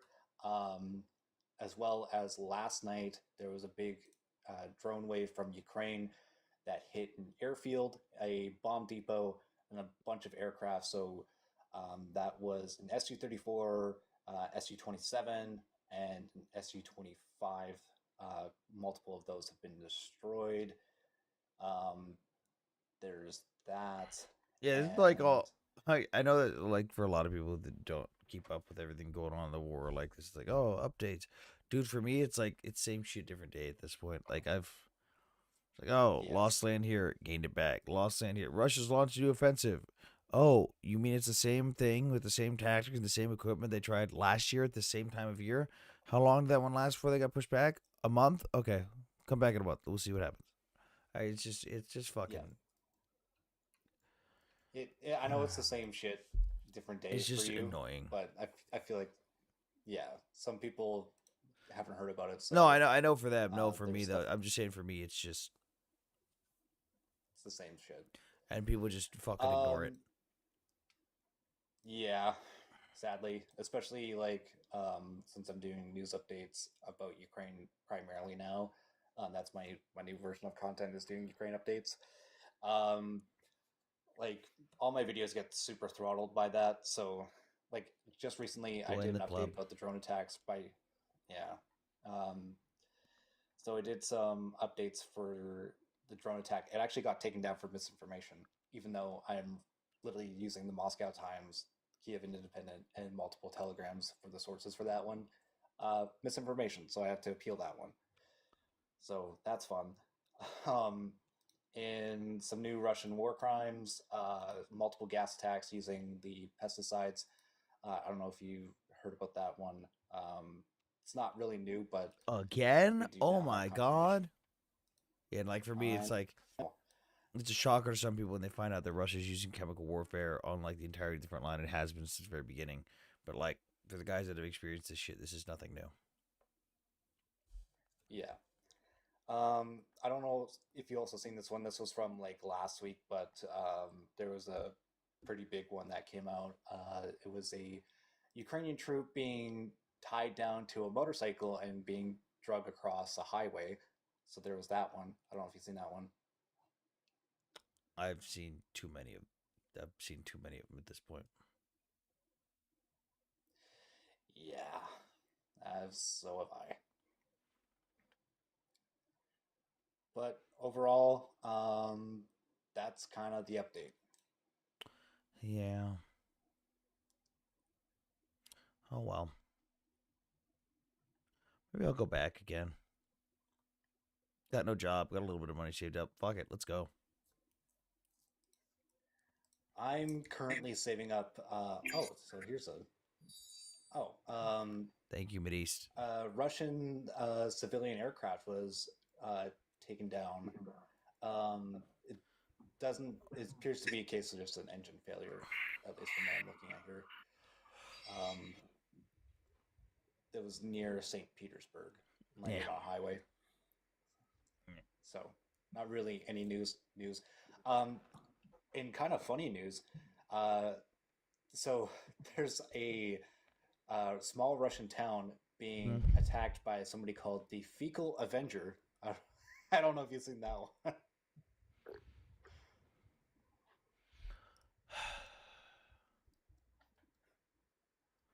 It's this fucking war, man. Yeah. You want to hear some somewhat good news? What?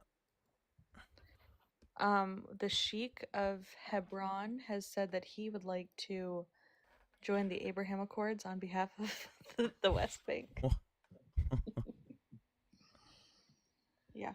But All right. I'm currently saving up a plate carrier money for a plate carrier and some plates, and I'm going to do some journalism in Ukraine for a couple weeks because I got some holidays. You need to make sure if you want to do journalism in Ukraine, you have to do the same thing in any other war zone. You have to have actual accreditation. You have to petition to the Ukrainian.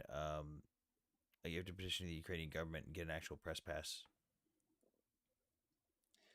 I'm gonna try. I'll see if the guys in the Message YFF Nicholas Laidlaw, or he runs the page Battles of Beers on Instagram. Message him and ask him how to do it. Yeah, I will. I can also ask some guys in the YFF if they want to, Yeah. vouch for me. Okay. Thank you for the updates, future. I'm gonna try and No problem. and hey, thank you for coming up as well. I'm gonna swap you. Oh wait. Oh, Yeah, you thanks. drop. Yeah, thank you. You have a good night. You too. And then there's someone else who's in the request. And then I see Sky down there. We'll get to Sky in a little while. Hello, Mideast. Check your DMs. On what? On Twitter. Fucking Christ. What? I don't know. Nothing The yet. Emirate of Hebron will Oh, there you are. recognize the state of Israel as a Jewish state. What the fuck? What is That's awesome. this? Trump's actually gonna get Middle East peace. No, he's not. They're not gonna fucking Yes, stop. he is. They want to join the Abraham Accords. It's not. No, there will never be fucking peace in that region. There is There will no never be other peace in country is the joining world. the Abraham Accords now. There will never be peace in the world. Peace is an illusion. Hebron shakes. Who gives? They're in Hebron. Who gives a fuck? Hebron's like controlled by Hamas too, but it's fine. Who gives a fuck? Park Hey, Ranger yeah, what- Day wants to know why. Yeah, why he would has to Israel give a send- fuck about some random Palestinian saying that? Yeah. Park Ranger Day wants to know why he has to send roses instead of just sending the money. He said this shit is so lame. It is lame. My guy. I mean, like. Wait, he's on the you panel can with you, find- Mideast. Yeah, what up? Oh, hey, buddy. Yeah, So no, I'm because like I sure. saw that shit that pull up that says whatever proceeds go to like Ukraine or whatever. I was like, fuck it, Yeah, might as well. Well, so I was going to ask this question for Anthony. Is there like any other thing that you have for accepting, or can you not because of TOS? I don't. Let me check if it even fucking works. I mean, you could try the link tree in my bio. There is some stuff in there. For those that don't know, I've never taken a single penny that I make from the TikTok channels that I have had. This one and my previous main account. Literally all of it goes to either buying equipment for the guys that I worked with or the guys that I trained on the front lines, or buying like stuff to make them do things like the 3D printer materials that we use to make them training aids.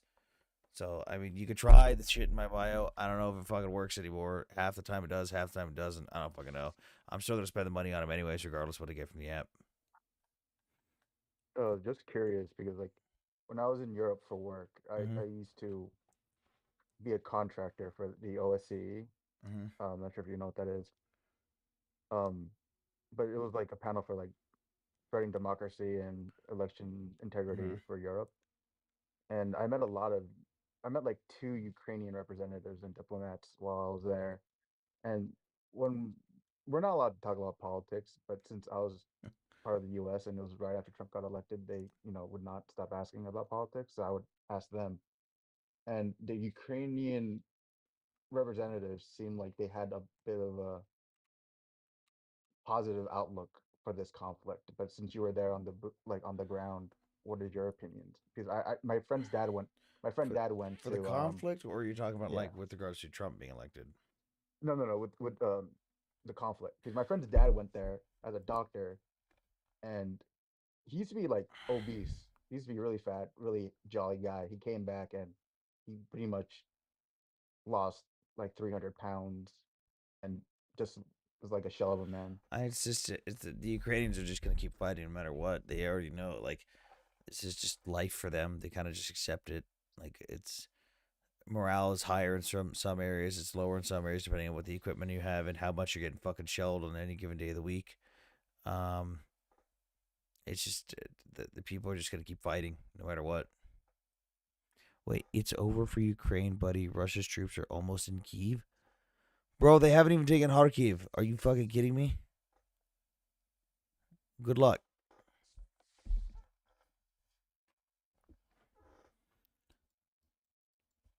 Yeah.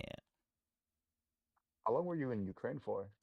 I was there during the summer of 2023. But I can't disclose exactly my time frame there. Yeah, I try to keep my travels on that stuff secure, because there was I will say that before I even got there, I had convinced a bunch of Russian groups that were already trying to track me that I was there for about 3 weeks before I actually got there. Like even in my videos, I like stopped showing my background. Um, I would show camo netting behind me out of nowhere, and then all of a sudden I stopped wearing my normal civilian clothes, and then I stopped posting for a couple days, and so they thought that I was there and dead, and then I fucking popped up. It's like, oh hey, still in Ukraine. I was like, Are those like just like trolls online from Russia, or do you think it's more like nefarious, like government depends on who it is. ops? Like they're obviously gonna their government officials are gonna be in some of these groups watching to see what goes on because there's a lot of morons, especially the Foreign Legion and other organizations helping in Ukraine that just can't fucking help themselves and don't know how OPSEC work and just leak information. Yeah, yeah, that makes sense. My friend wants to go down there because he's in Tajikistan right now. He was on a bourne scholarship to like learn The fuck's he want to go to Ukraine for? He wants to be a driver, and I think it's the worst idea because he's a skinny 6'2" kid. He speaks Russian, and he wants to, and he's so disillusioned right now because at least my cohort of like my friends, we all tried to work for the government, but then the Okay. Trump stuff happened, and so he's kind of like disillusioned, and he feels like we're abandoning Ukraine. So he wants to go there and Does he not have fight at any least. tactical No, training whatsoever? no, that's why he just wants to be a driver, and I told him he's an idiot. Yeah, I'd learn some medic stuff before he does anything like that. Because granted, it's always needed to have some fucking crazy people who are willing to just drive to the front lines and drive out. Get ready to get blown up within like your first week. Yeah, no, I just told him, I was like, hey, that's probably not a good idea. You don't have any combat Yeah. experience, and you're a guy from New Jersey. Well, it You doesn't grew even up like matter a if rich he kid in doesn't New have combat Jersey. experience. If he's even if he's not a soldier, they're still targeting civilian vehicles. Dmitry Medvedev gave them full authorization to target any civilians. Yeah, and also if they catch him alive, I'm not sure if they still would prosecute him as a mercenary, and like, or like there They'd might be make like some some story up deal. and say he probably was. Yeah, so Oh, hopefully, I just told him to stay in Tajikistan, just learn Farsi while he's there as best as he can, then come back after 2 years. yeah. Oh, what the fuck's going on? But yeah, that's probably would not go do that if I were him.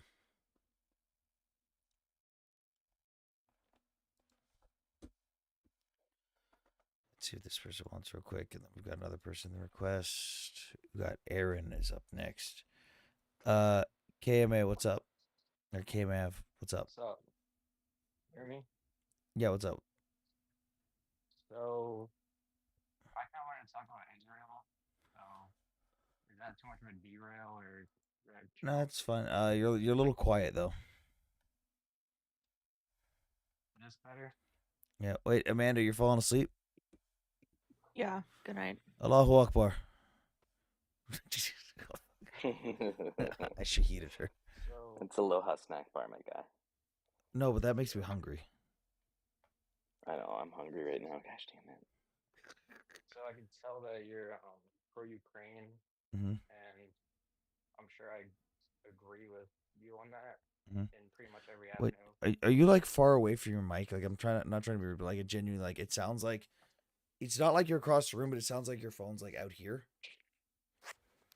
Is this better? Oh, holy shit, that's so much better. That's so much better. Yeah, no, I think I was just showering with my AirPod in. It's probably all wet and the mic's probably messed up. But Ooh.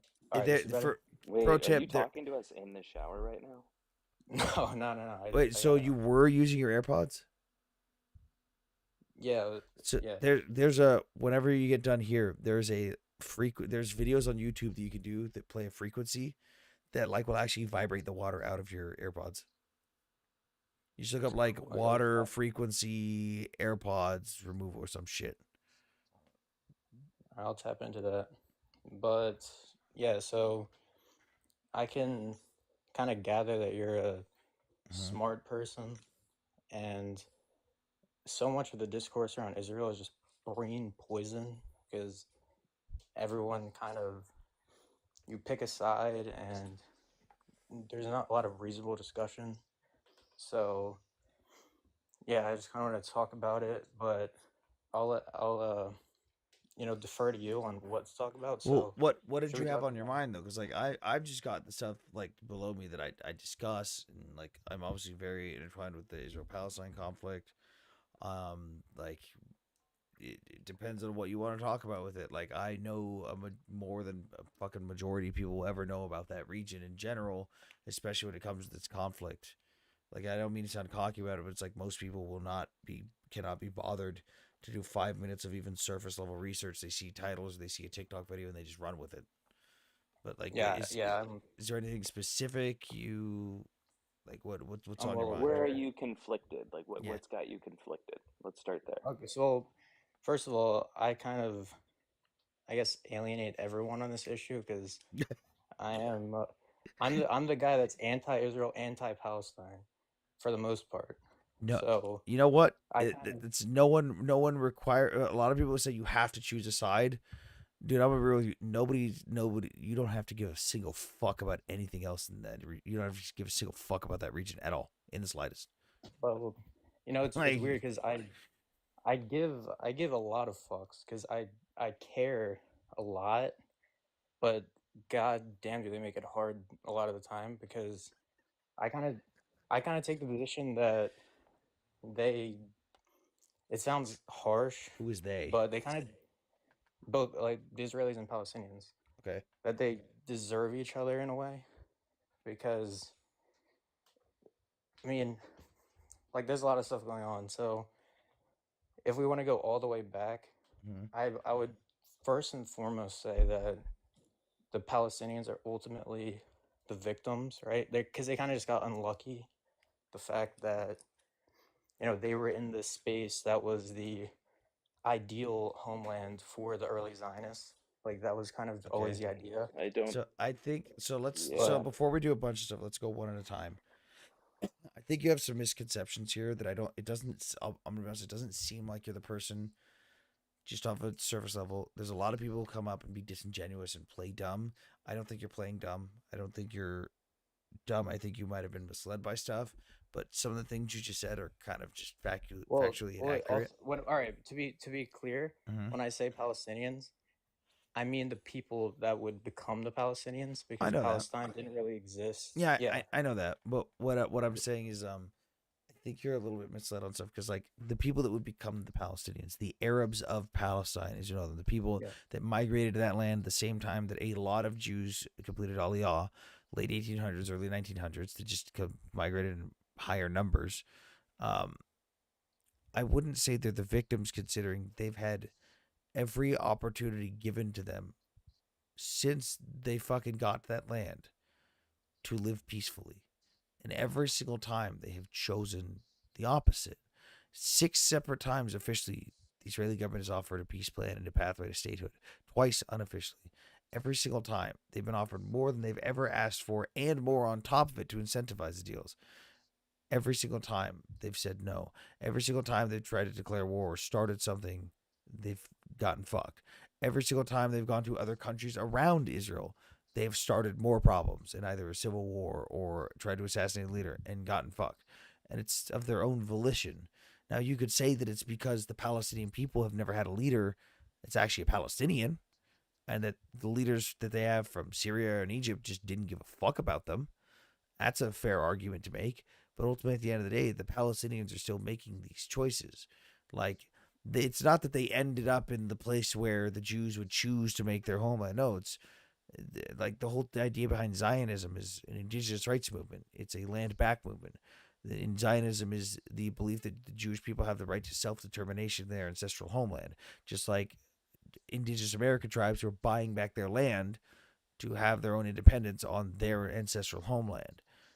Like it wasn't just that the Jews just picked Israel out of nowhere. It's because it's literally their ancestral homeland. They've always lived there, although in minority in a lot of cases, and they've been exiled many times. And they offered for the people who live there, even in the Israeli Declaration of Independence, hey, live here equally with us in peace as Israel. We will live together as one. Just please don't harm us. And the Palestinians said no every single time. All I right, think the so important thing there, Kim, I have to keep in mind, just to piggyback off what he said, is that when they came there, they were only going to get 13% of the land, right? That's what they wanted. They were fine with it. The problem is that the Palestinians, along with 5 Arab countries, decided to drive them out in a attempt for ethnic cleansing in G-side. It just so happens that that small group of Jews that came over there, fresh out of the Schmolocaust, wasn't going to let that happen again, and they were successful in claiming Israel. All right. And what And happened? and what is your referring to, by the way, with the 13%? Um, if in case you didn't know, because a lot of people don't know this, the formation of like the British Mandate of Palestine itself, it did not was not just Israel like a lot of people think it was. A lot of people think the British Mandate of Palestine, which by the way the full name is British Mandate of Palestine, Eretz Israel, Land of Israel. They think it was just the land that we know today as Israel, Gaza, and the West Bank, when in reality it included the entirety of what we now know today as Jordan. The Arabs of that area were promised by the British government a state. They got it, the entirety of the state of Jordan, which was 78% of the British Mandate of Palestine. So they got 78% of it. And then the Jews were going to get like half of what was left. And it was voted on, didn't go through. And then the Jews declared independence, and the Arabs of that land went, no, the Jews get nothing. All right. So, sorry, a lot when of you're- info up there. Yeah. That's fine. So, the first part of what you're saying in terms of off ramps, I agree that Israel has always been more, I guess, reasonable when it comes to an off ramp to the solution. The textbook example would have been Arafat, right?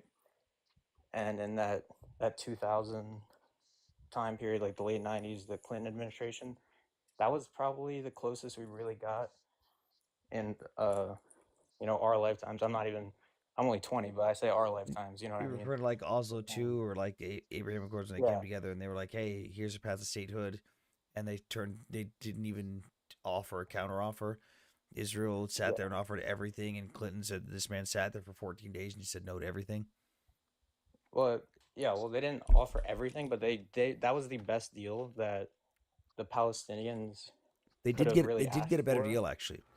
2008, the And realignment plan. They well, were offered even more.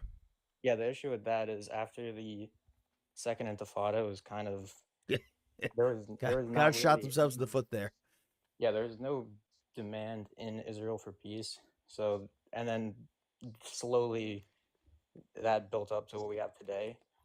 So the problem is it's very easy for off ramps to be given by I'm trying to be careful with my language, but the people who are coming in from somewhere else. And I'll say that the principal issue is that the Palestinians never really controlled their territory, right? They Yeah, didn't have they never owned it. agency. They were just Arabs of the land Exactly. And they, until Benny Morris puts it in like the late 20s, until then, they didn't even identify with any kind of Palestinian nationalism. It was just, till 64. you know, they identified with their tribe, they identified with their family. But yeah, either a way, lot of them identified as Egyptians and Syrians. Like even during the British Mandate, they literally protested against the British government for calling them Palestinians because they viewed it as a Jewish Zionist identity. And we even saw them, like Sykes-Picot and everything, protest or petition the Syrian government to absorb the land into southern Syria, Balad al-Sham. And we even saw during the 48 War, the War of Independence, yeah, we're just going to divide the land amongst the Arab nations. Like they weren't going to make a Palestine. They were just going to be a bunch of Arabs in whatever country decided to own that land after the war if they won. Like they never had the desire to be a separate identity up until 1964 when they declared independence and they just went, oh, we're Palestinians now. Yeah. Well, most of the people were from neighboring areas that came there to work under Syria, the British. Egypt. Yeah. You can see in their last names where many of them come from, but like at the Al-Masri. same time, like I understand what you're saying. Like they were offered many chances, and especially like after um, World War II and British released control. A lot of this was also a time for Arab nationalism, pan-Arab nationalism. They thought like, hey, we're gonna kick all these people out, we kicked the British out. We just gotta kick these people out, and we'll create a unified Arab, you know, Wait, pan-Arab nation. But they all fought for like who's going to be the leader of that nation, right? wait. Egypt thought it was Yeah. going to be themselves Th- because they had the largest army. This guy says in But chat, hang on. This guy says Middle East politics, but he has two, but also misspelled two. Eastern European flags up. Can't make this up. Well, if you would see Well, here, they are in I Eurovision. I also cover Eastern European affairs specifically, and I would like to know what the second European flag I have is, because I have the Ukraine flag. I want to know what the other Eastern European flag I have is. Well, they are in Eurovision and they are in UEFA, so. Yeah, it's but I mean, kinda- fucking Australia is also in Eurovision. Like, what the fuck? yeah. no, but I think like the point of this conflict stems from the idea like most quote unquote because people think that like Israelis are all white European. Yeah, some of them are. I think like 30% or 28% around there is around like They're Ashkenazi. Ashkenazi. Yeah, They're yeah, not. I know, but like They're they're not white. Ashkenazi. Yeah, Yeah. but a lot of people think that they're just white. Majority of the rest are, I think Mizrahi, 60%. Yeah, Arab, Mizrahi, Sephardi. Sephardic. Yeah, Sephardic Jews, and many of these people were kicked, and they tend to be the most conservative because in their most recent memory, like their grandparents were kicked out, stripped of their citizenship, and Yeah. many of them fled to Israel. They So had no choice but to be Zionists, yeah, right? Like just out of and pure like survival and instinct. yeah, and that's where the conflict is because both groups think that if they give an inch, they're both all just gonna get wiped out. Well, for Like one side, Palestinians it's think, like, hey, please give us peace. Just let's live in peace together. And the other side says, no, I will wipe you off the face of the earth. K-Mab, I'll say it yeah, sounds like you're like, you seem like a somewhat rational person, and I will just tell you this. I just say this to you, and please don't take it as me like coming down wait, on you who for me? anything. But I did just want to point out, like you said something that's kind of been like sticking with me since the beginning of the conversation, Ooh, what do you do? and that's that these two people deserve each other. Do you want And me to I expound just, upon that? yeah, you can. I would just tell you that like these two people were one one of them is an actual colonizer, which would be the Arabs, right? They speak a colonizer language. The other group from that region, they can their traditions, their language, everything originated out of that particular plot of land. And I would just tell you that off the back of the Schmolocausts and all of the other atrocities that happen to those people, it's because of these bigger, more powerful countries that have put them in that position. The Jews aren't in that position because they're trying to take something over that's not theirs or anything. They are literally in a place because they have nowhere else to go and no country that they can trust to look out for their interest or their safety or security. So I don't think that they deserve each other or that situation. It's unfortunate that it's happening. So if you really want to, my position is basically at the exact root of the conflict is during the early Zionist era, the first Aliyah, ever since the first Zionist Jews are going to the Levant, and they're kind of, you know, waving their influence, even though they're just getting there, and the prospect of a Zionist homeland for Jews in the Levant is becoming more and more real. It breeds resentment. So the Arabs there, they resent that, and then in turn the Jews return it, and then it just goes back and forth and back and forth. Again, This is, wait, hold on, real quick, hold that thought, Manish. To the dude that keeps saying that Palestinians hold 80% Levantine DNA from the Bronze Age, like 3300 BC. Yeah, the only two sources on that are a fucking Haaretz article and a YouTube video released just after October 7th happened. Fuck right off. No, the fuck they don't. Yeah. Go ahead, Honestly, Yeah. I never really cared that much about the genealogy. Someone's trying to pull the fucking. They're trying to do the blood quantum bullshit. Literally Yahtzee tactics. Blood quantum. Yeah, I would just tell you again. You kind of glossed over something. You went for like it breeds resentment. It breeds this waving their influence.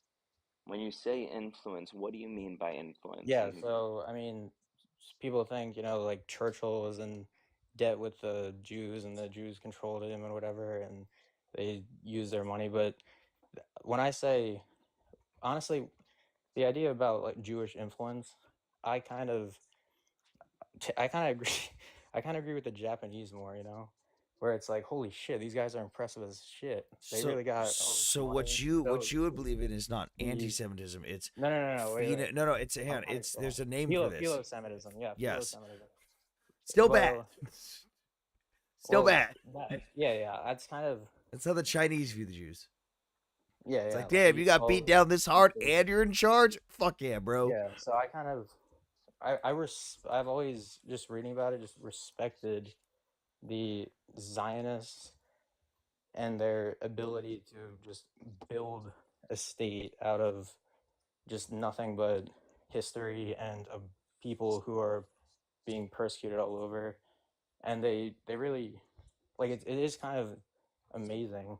Just Well, even we if didn't just build a state; it was promised to us 4,000 years ago. well, I mean, that I'm is, just that's kidding. true, I'm that's true. kidding. But Wait, this no, man my, just my said that point to you is Ukrainians don't have their own language. Are you fucking they kidding? Fucking they do that built shit. it out of necessity, though. Hold on, just 1 second. They built it out of necessity because they didn't have a choice.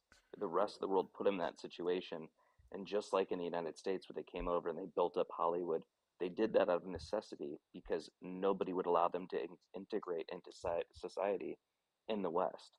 Everywhere that they have gone and that we have gone, that's been the situation that we've been put in. Yeah, I kind of doubt the idea that No, if but like, they made Israel in like the Midwest U.S. that things would have been. Uh, I mean, I don't Yeah, know. but Like here's the thing there's so much. they There's wouldn't have done it because that's not where the Jews are from. It's not they're not from the Midwest of the well, U.S. I honestly they did get pretty damn lucky in the fact and just how World War One turned out, where you had this flailing empire in the Ottomans that controlled the territory, and then you had the British who were the principal world power still at the time, at least like in terms of pull and influence, and they were one of the only countries that were willing to throw a bone to the Jews, and they kind of just took the land. So that was a pretty spectacular stroke of luck. Like I don't know how things would have gone if The British didn't really throw a bone to the Jews, though.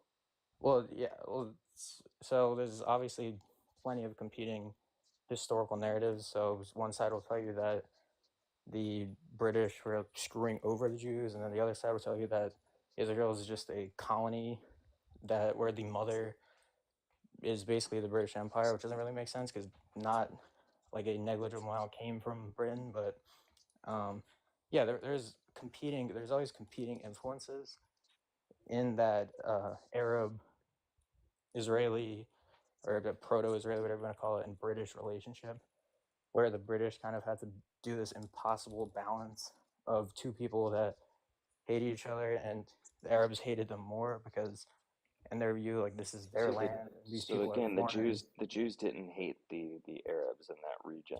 I just like want to make sure that we're specific on the language because it matters. If you look at the Israeli Declaration of Independence, it mentions in there Honestly, I doubt. specifically. I'm well, like, skeptical of that. It specifically mentions to build a nation together with the people that were already there. It also talks about building a country on religious freedom, on sexual freedom, all of the freedoms, if you will. Yeah, but there are And also different Jewish groups within that area, anyways. There were like many of them, some of them were, like more highly educated, some of them were more militaristic, and some of the more militaristic people just straight up hated the Arabs. They thought they were Yeah, savages. yeah. Zionism's always been about competing, uh, internal groups vying for the total, vying for the sort of flow of Israel and how it's going to work. And there's these groups in it.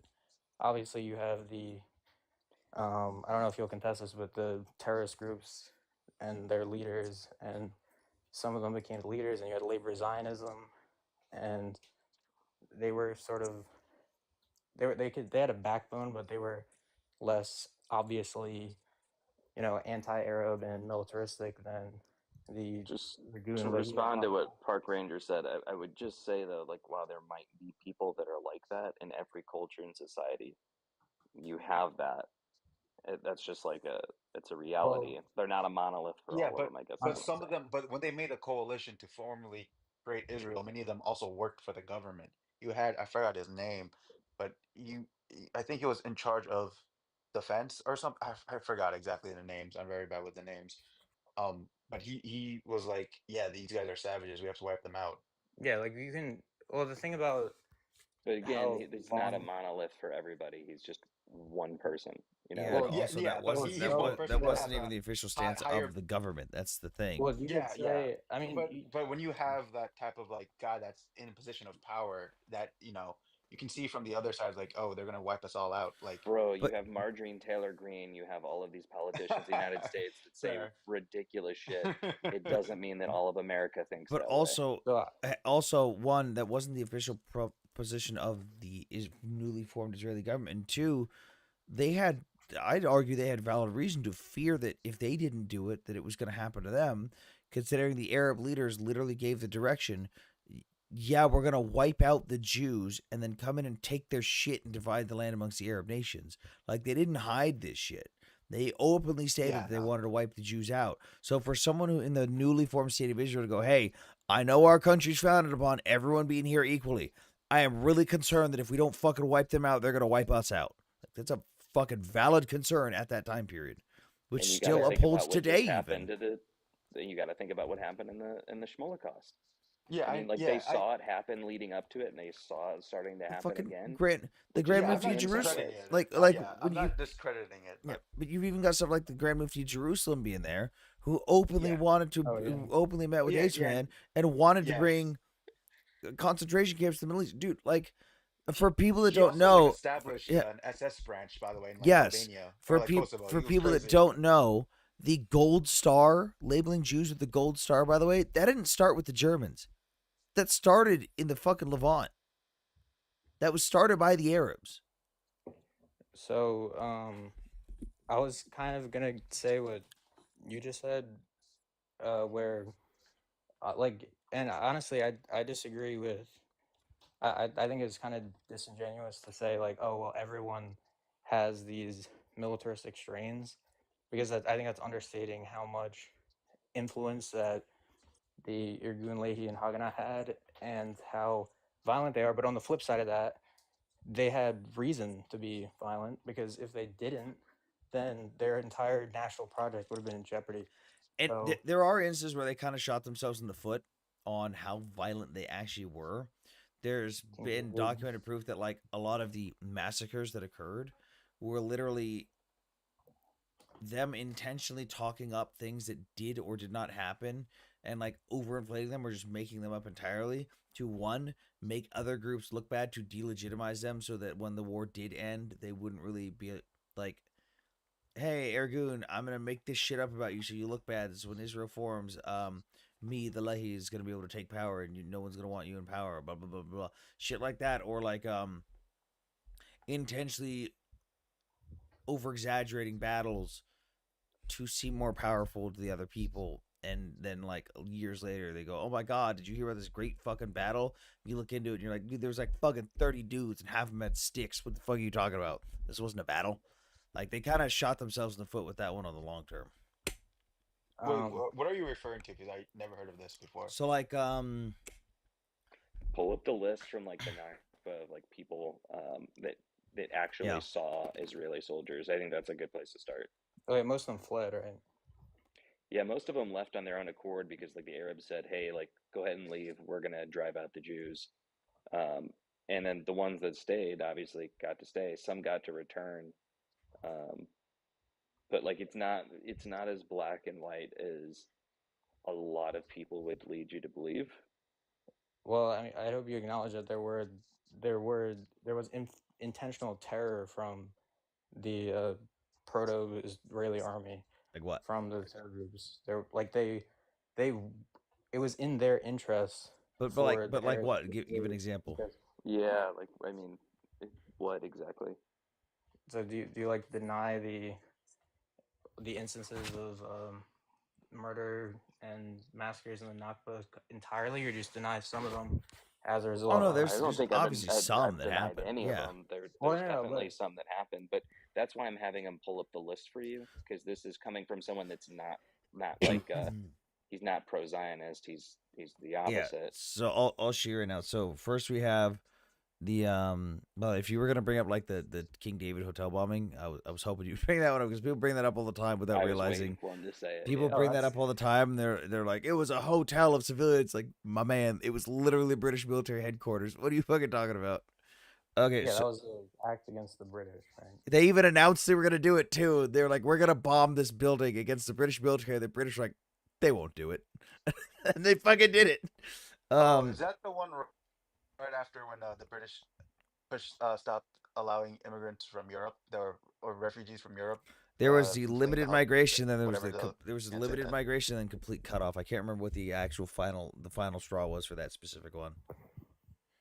Okay, so we have right here the progress report of the United Nations mediator on Palestine submitted to the Secretary General for transmission to the members of the United Nations.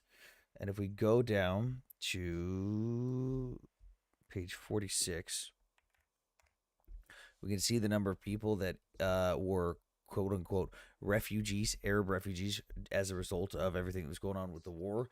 And they even talk about, if you go through the whole thing, they talk about like how they went into isolated places to find people hiding in the fucking desert, and they basically got everyone they physically fucking could in the entire region and documented them. So, of the people that fled from the area that we now know today as Israel, we had 3,000 going to Iraq, 50,000 going to Lebanon, 70,000 going to Syria, 50,000 going to Transjordan, and then 80,000 going to Nablus, Tulkarem, or Ramallah, and 65,000 going to Gaza, which funny, like I wouldn't even consider them refugees considering they ended up like in their fucking home, and 12,000 to Egypt. But in total, 330,000, not the 750,000 that people often refer to today, because it's funny because even the Palestinian Authority's website, up until like, I'm not even kidding, like you can use the Wayback Machine. Like 5 years ago, the Palestinian Authority's website said like 350,000. It's very recently in the last few years that they've updated to say 750,000. So we've got this. So it's not 750,000. It's not 330,000. And then we go to stuff like this. We go to a river without bridges. God damn it. Open it. Okay. Before you get sidetracked, I'll be honest. All I see is pixels. Okay, it's better now. Yeah, I had to open it. So this is A River Without Bridges, a study of the exodus of the 1967 Palestinian Arab refugees by Peter Dodd and Hallam Barakat. They interviewed refugees after the 67 war and went through people that were both from the 48 and the 67 war, specifically Arabs, and they went through the whole fucking thing. Interviewed everyone. There's a lot of photos. Can't show them at the end of the book because there's a lot of naked kids. Apparently, when it's hot, kids just run around without clothes. Let's see here. I really need to remember what fucking page this is on because I always reference it. Is this on your Discord by any chance, or? If you need them, I can provide them. I'm still trying to figure out how to get the whole. This is in a Dropbox that I have, but I'm still trying to figure out how to get the whole Dropbox public. But fucking Dropbox is dumb and makes you do it one folder at a time. But that doesn't really fucking help me. And putting everything in one mass folder and then making that folder public doesn't work either.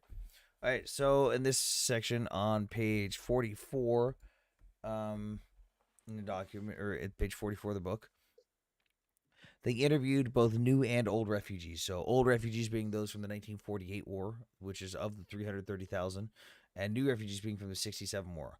Of the old refugees, the question was asked, did you see any Israelis? 68% of them said no. That's not, did you see any soldiers? It's not, did you see any Ergun Lehi or Haganah? It was, did you see a single Israeli? Period. Which is kind of weird. If 68% of them never even saw a single Israeli, how did they get forcefully removed? Then we go to this. Of course, you could just say that it's the threat of violence. That was Well, that's conflict why of we what get is to this forced to book. move. Actually, that's why we get to this book. This is Israel by I.F. Stone, who's a British investigative journalist who is vehemently anti-Zionist. He's a primary source who was there during the meetings with all the leaders. He was there with the British leaders, the Arab leaders, and the Jewish leaders. And he was at multiple of these meetings. He has access to the British military archives and stuff. Anti-Zionist. Openly documents as a primary source in meeting notes how the Arab leaders told their people to leave, flat out. Leave for a couple weeks. We're going to wipe out the Jews, and then you can come back and take their shit, and we'll divide the land amongst the Arab nations. Like, there's no mention of a Palestine, no mention of that at all. Like, period.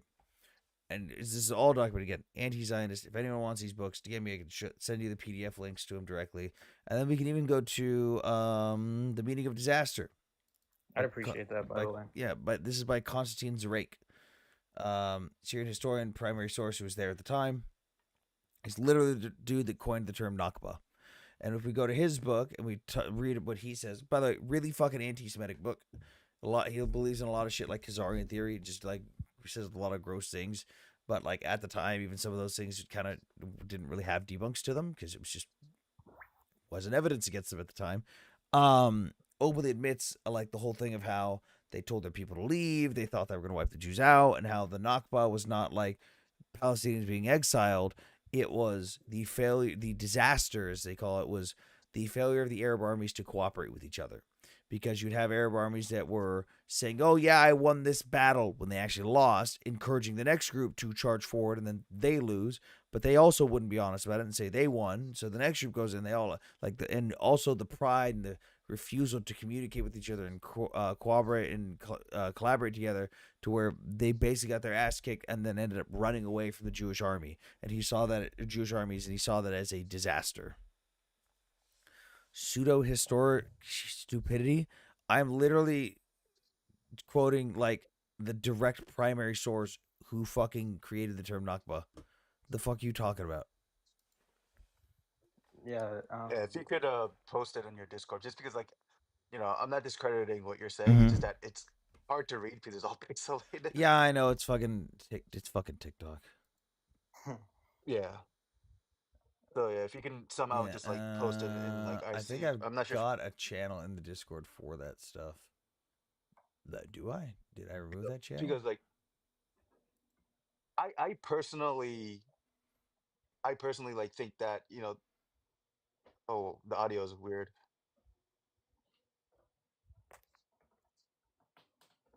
What? Do you guys hear repeats? No. Or is that just me? No, I think it's just you. Oh yeah, yeah, something's wrong with my feed. Let me try to fix that. You should try to tab out and tab back in. Yeah, like it's kind of I imagine it's really difficult to actually dig into which groups of Palestinians, like which villages, fled because they were like, all right, we're just gonna be right back. Obviously, they had the key and stuff like that. Actually, the UN documents that pretty well, in that I believe the River Without Bridges asks people what villages they came from.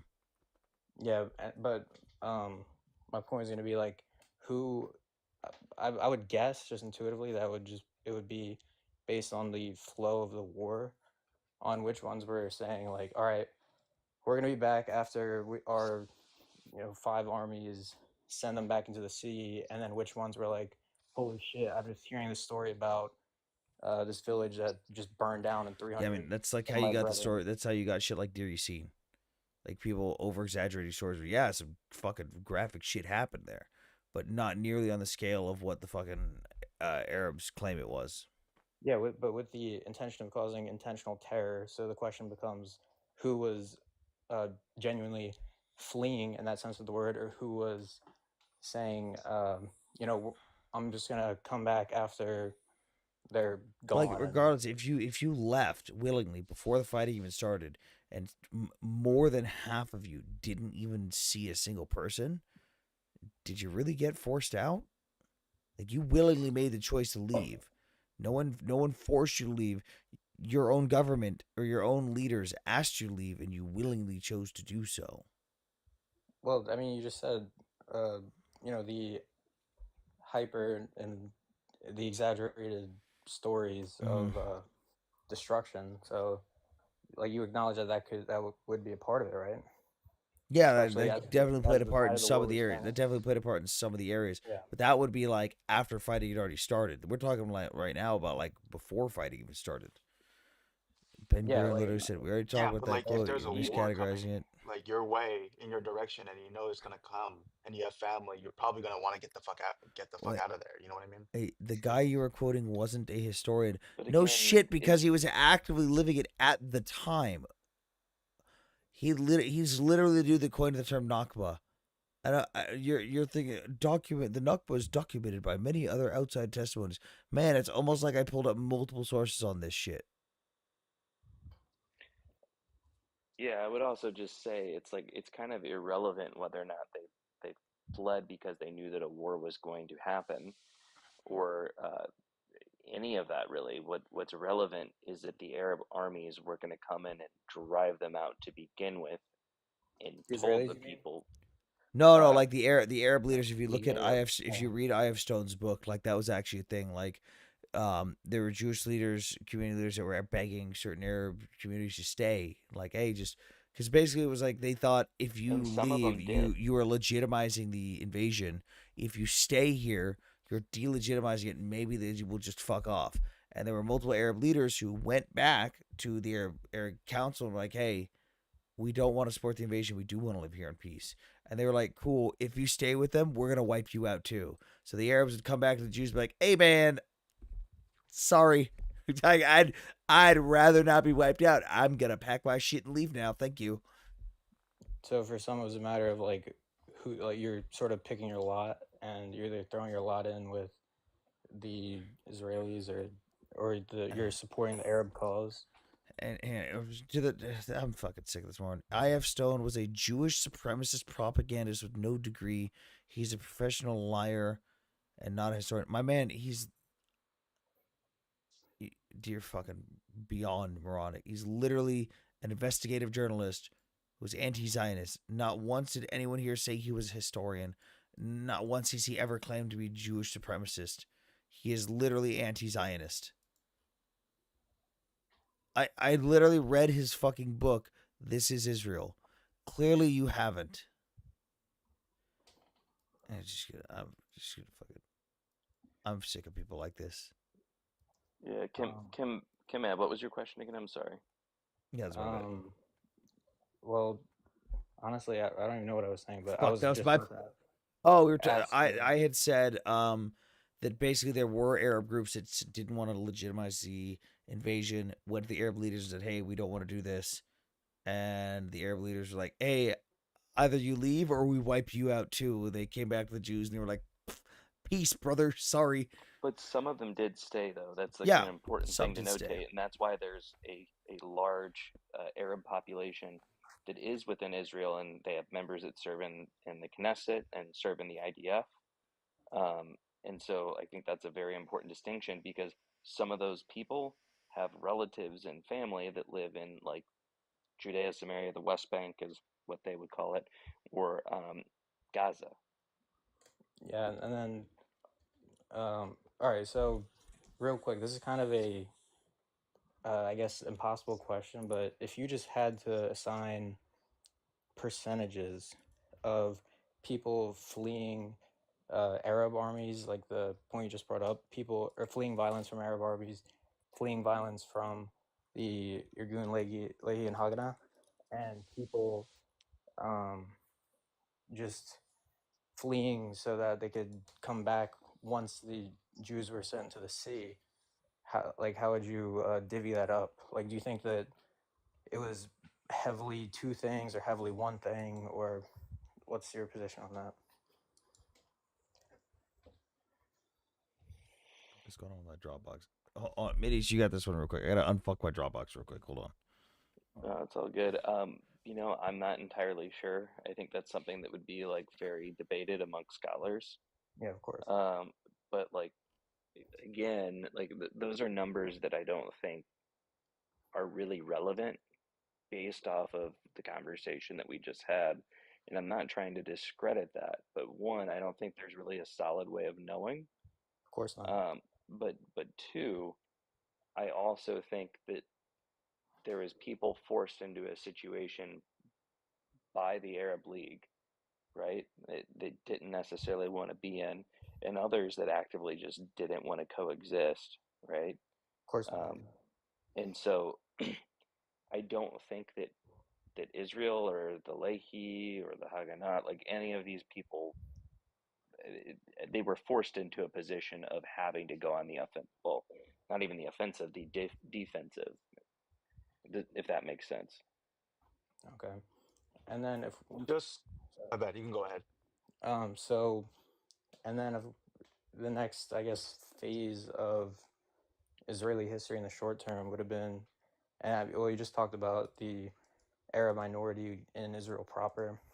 So, what is your response to the, all the human rights organizations, whatever, that say apartheid, and second class citizenship, I'd say and all that? they're intellectually dishonest in how they present that, because they, first of all, they talk about the settlers in the West Bank and blah blah blah, all these illegal settlements, but they completely negate, or they completely leave out the fact that, like, Oslo 2 exists.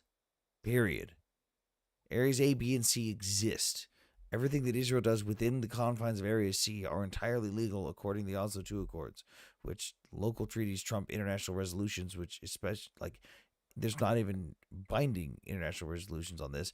Even the ICJ had multiple judges write a fucking 80 plus page, or not 80 plus page, 80 plus paragraph opinion statement on this. And in like paragraph 78, this entire document was arguing how Israel is an apartheid state. But in like paragraph 78, they literally openly acknowledge, like, by the way, Oslo 2 existing literally negates our entire argument. This entire thing's being presented as if Oslo 2 doesn't exist. Like, Yeah, it's not even, it goes even beyond that. It's like a lot of these aid organizations, for one, they don't have time to do some of the research. They don't have time to do X, Y, and Z, so they just parrot what another agency is saying. They'll typically do that. They're not all going to go like verify everything um, individually. Some might do it in unison or at the same time, but ultimately, a lot of these people are going to parrot it. And then you look at the UN. The UN is implicitly biased when it comes to Israel, and there's good reason for it, like which we could get into. But like you can just look at the resolutions and the issues that are brought up. Like a perfect one would be UN issue 637, which is, I think, like we kind of joke about it a lot because it's pretty hysterical. But UN issue 637 is basically accusing the Israeli occupation, or the Zionist entity being there, causing Palestinian men to beat their wives. This is literally something that was brought up at the UN, heard at the UN General Assembly. Like, this is the kind of stuff that's being brought up. There was no data to go along with it. It came from an NGO that made the claim. Like, there was no evidence to even facilitate this claim. by the way, hang on, I gotta put Midi. Someone in the chat says, "Coming from the military, that means you're automatically trained to trample on people's rights." Should I trample his rights and mute him? Wait, I have a quick question. Mideast. What, so besides the historical stuff, what is your opinion right now happening in Gaza? And like, let's say like the Trump plan about like, kicking the Trump's a fucking Gazans out moron. and like letting them settle in like Egypt or wherever Well, that I would think take they them. already have like a Palestinian state, and it's Lebanon. Let them go there. But like the You mean problem is Jordan? that all of these Jordan. Yeah, I'm sorry. We're Been up past that late already. with a baby. But I got 30 minutes of sleep last night, bro. It was fucked up, and the night Christ. before. But yeah, I have a almost a 2 month old, so it's been intense. But my point is, there's no country around there that wants them for Yeah, including very good Jordan reason. though. Jordan But that's doesn't also want Oh, them. Jordan puts yeah, them so in like like literal camps. yeah, Yeah, no, but like so like you can't I feel like you Egypt can't just doesn't kick want them. them out. If you just Well, send them to fucking Jordan, they're So, just gonna live in fucking squalor. It's gonna so, cause more conflict. although I will say Trump's a fucking moron. As far as I know, his official proposal was allow them the option to leave, not force them to leave. Yeah. So I mean, Which they like should be allowed to leave. even before this war, I think the Palestinian Center for Policy and Research Development showed that like 30+% of Palestinians were Gazans wanted to leave Gaza. Like it was like Yeah, because it's a war zone. no, Like no, no. This obviously was they're before the gonna war. try to leave. This is before the Oh, war. okay. It was like 30+%, and right now it's slightly above 50%. Which, hey, if they want to leave, by all means, and if you want to come back, like one of the big things is a lot of people have talked about, which is besides the fact that rebuild is just going to be a pain in the ass. There are plenty of places in the fucking desert they could fucking set up for now temporarily while shit gets unfucked. There's a massive health concern. I'm not as knowledgeable on this, but we've had a couple people come talk about how like there was a study that found that most of the buildings in Gaza, even though they're like primarily concrete based, have a very very high amount of asbestos, like an Well, that's like alarmingly high amount of asbestos. that's literally like almost any country outside like Europe Yeah, and America. but You like see a think about how bad that is. Canada's largest. Think about how bad that is for 2 million people being in an area where there's constant rebuilding and shuffling and moving around of all this rubble and stuff with Yeah, yeah, asbestos obviously. everywhere. But I think like the answer definitely is not now, like because obviously if they leave, they're gonna be like, we either stay here, live in shit, like deal with the asbestos air, or take our chances in Jordan. If you, and it's just gonna, and those that leave to Jordan, they're gonna feel more contempt. It's gonna continuously breed this conflict. Like you can't set them in the West Bank. The West Bank there's a lot. It's already overpopulated in the West Bank, and they also have their own I mean, issues. fuck, But I think they almost took charge in the West Bank though until the PA stopped the elections. They won over Hamas won over half of the parliament seats in the PA. yeah, And so, just so everybody's aware for the chat, like we're talking about an area that's like 25 square kilometers, right? And you have, I think the median population density of Gaza is around like 12,600 people per square mile. And at like the height or the peak of it, it's like 64,000 To be people fair, per they're not square even in mile. the top Like, 10 most densely populated areas. yes, but they're incredibly densely populated Yeah, but they have regardless, areas right? to expand. So, like, let's say you set up a temporary. No, I don't think anyone should force them to leave. I think if they want to be afforded the option to leave, they should be able to. But that problem also comes down to who's going to accept you, considering the past of what your people have done. Every country you've fucking gone to, you've either taken the side of an invader, tried to assassinate a leader, or started a civil war. Like, remember the fucking Egyptian president literally himself was like said that he'd sacrifice 1 million Egyptian lives for letting in a Palestinian, and then Look proceeded to at build Malaysia. 7 fucking border walls. Like, wait, what's happening in Malaysia? I don't know So anything about Malaysia Malaysia. took in like what was it, 2,000 oh, I Palestinians? saw that. Yeah, they took in 2,000 Palestinians and put them in a bunch of fancy hotels right next to each other. And they were literally like burning them down. Yeah, they're going outside, lighting cars on fire, throwing shit at people.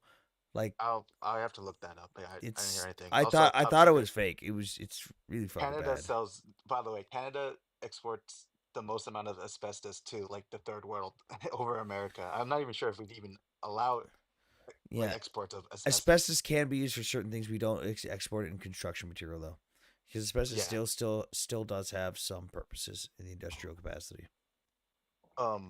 But yeah, no, but I feel like with the option is for the Gazas is either start like because like the aid situation is not very tenable.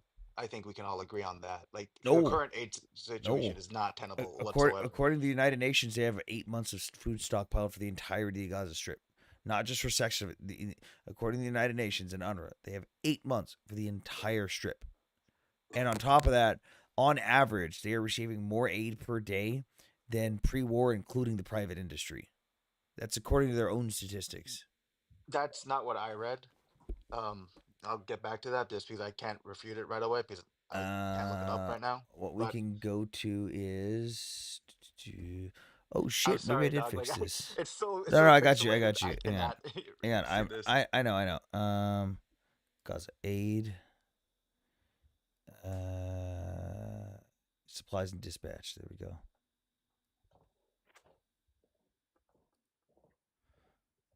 Go to. I love how like people like put things in the chat like host is a Zio. Yes. Is it that's like some sort of like ooh.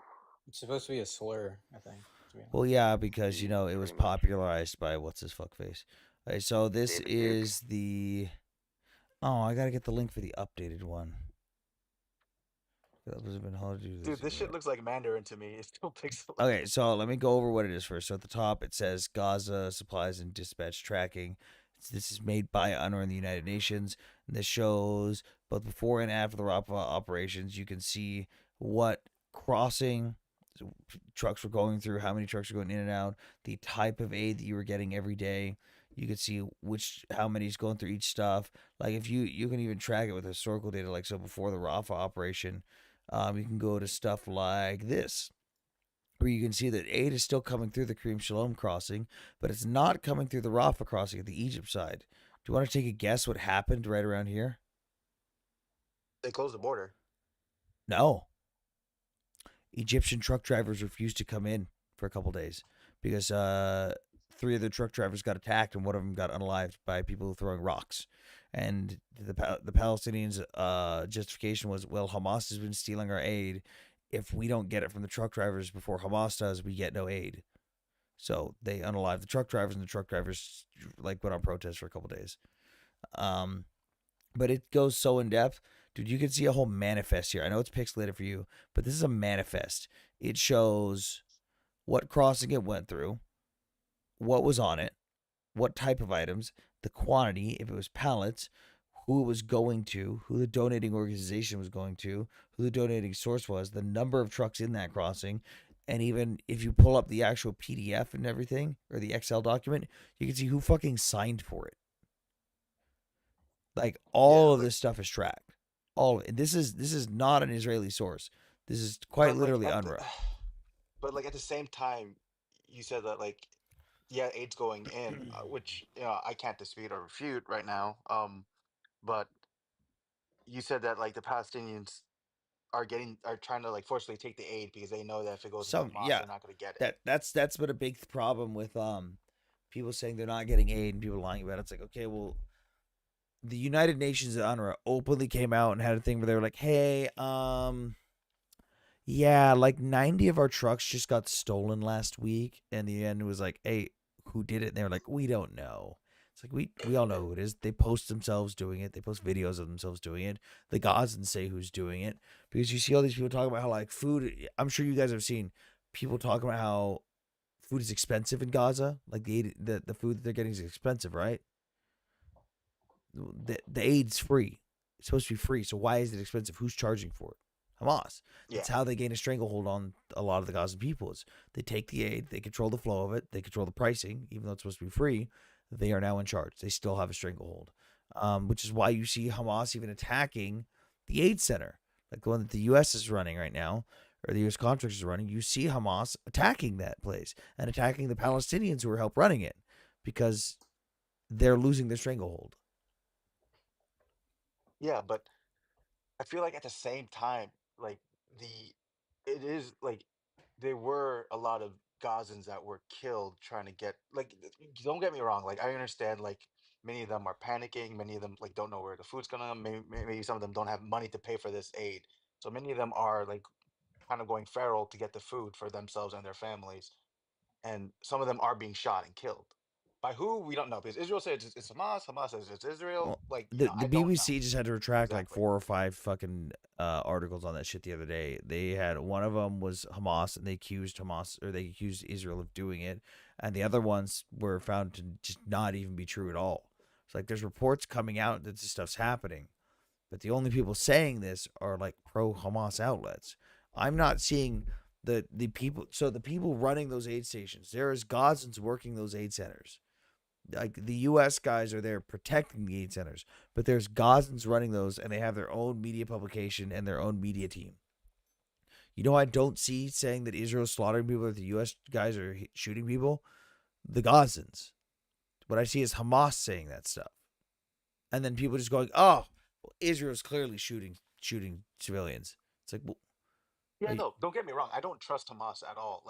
But like, they're fucking crazy. They fucking torture their own people, yeah. for political dissent.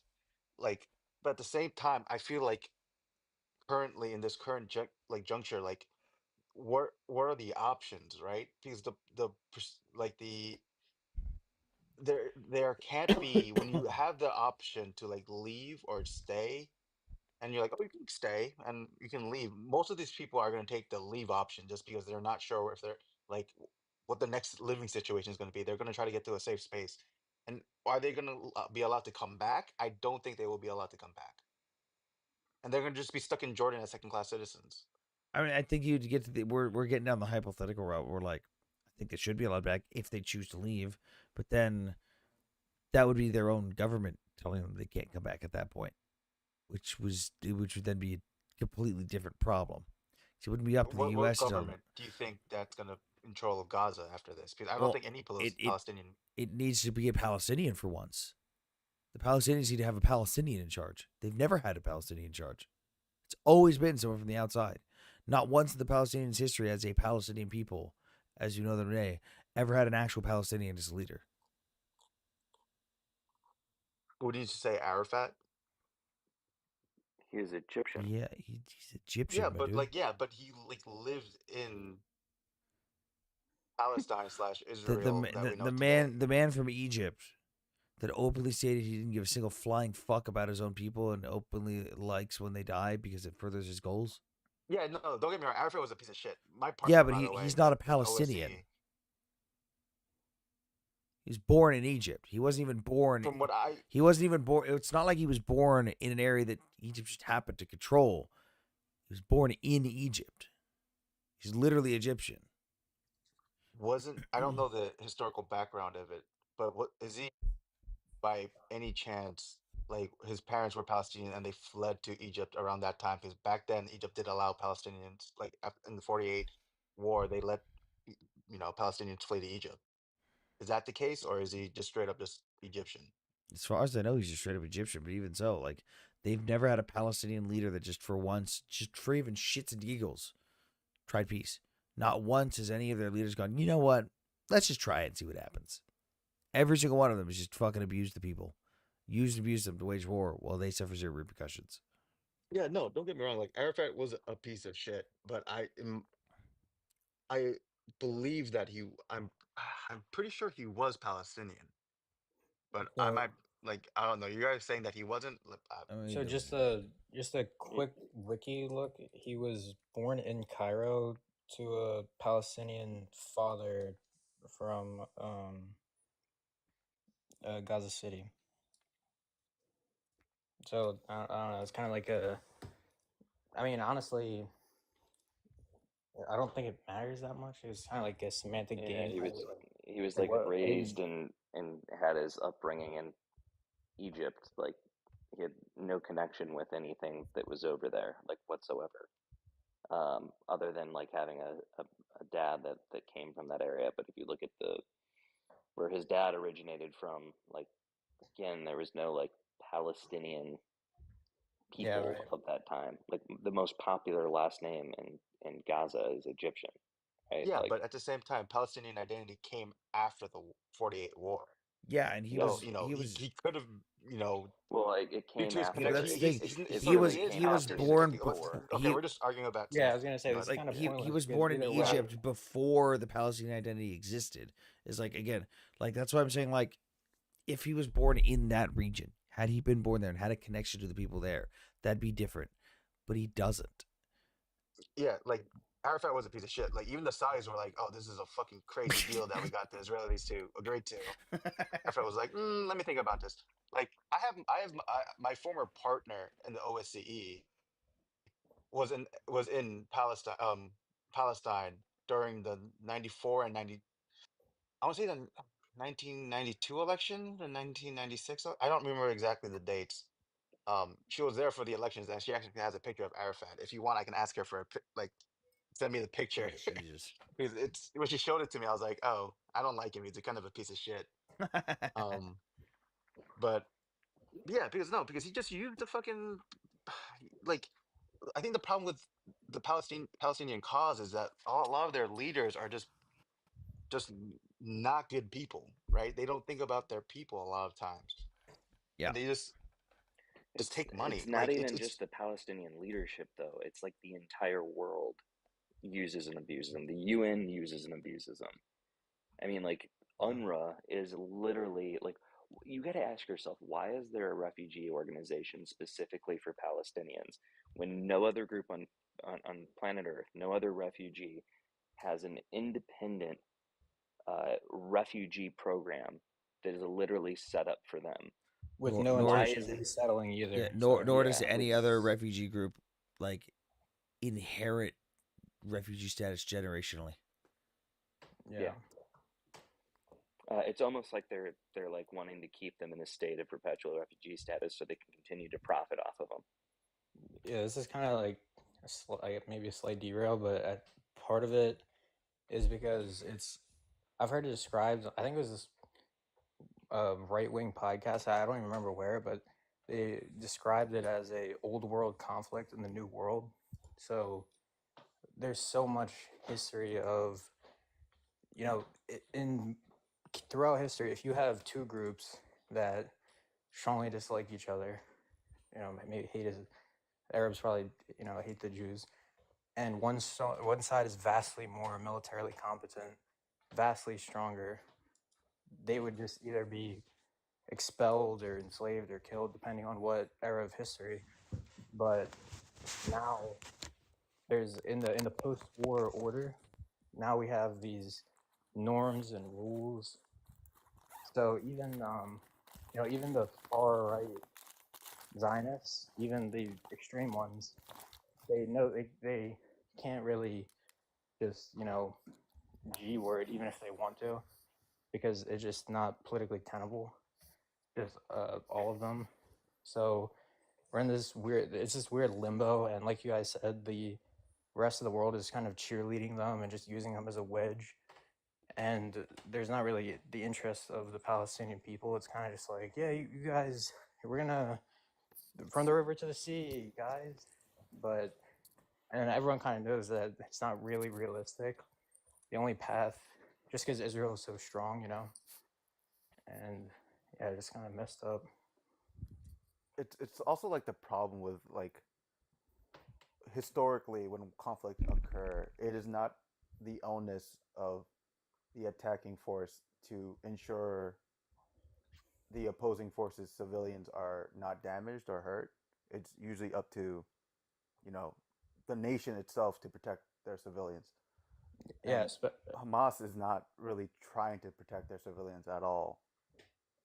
yeah, especially when the other side is, has one modus operandi, which is just to destroy you, and you kind of just have to balance between defending yourself and, there's people who genuinely hate them and will commit crimes against them, and these, international norms that you kind of have to follow, but you also have to defend yourself. And then there's, like um, what is like reciprocal, what judgments are you making in the conflict to say this is a valid target under IHL and all that stuff, when throughout history it's either you kind of just G word them, and in the US you have the Native Americans where they had the reses, right? So it's just very unique. I would say on that note that you brought up the Native Americans, this is actually like it's a model for other indigenous groups, um, to hopefully get some form of decolonization, which I don't think they really want, but they celebrate it because they see another indigenous group that has actually obtained this decolonization. But that's why you see things like the land back movement when it's come to like the Seminoles down in Florida, I believe, or who's doing it now. But they're buying up like slatches of land for themselves. So Cherokee I and think other Chickasaw have groups. also been buying stuff up. Yep. Kind of Yeah, corny. they built casinos and they made money, and now they can buy whatever land they want and buy it back.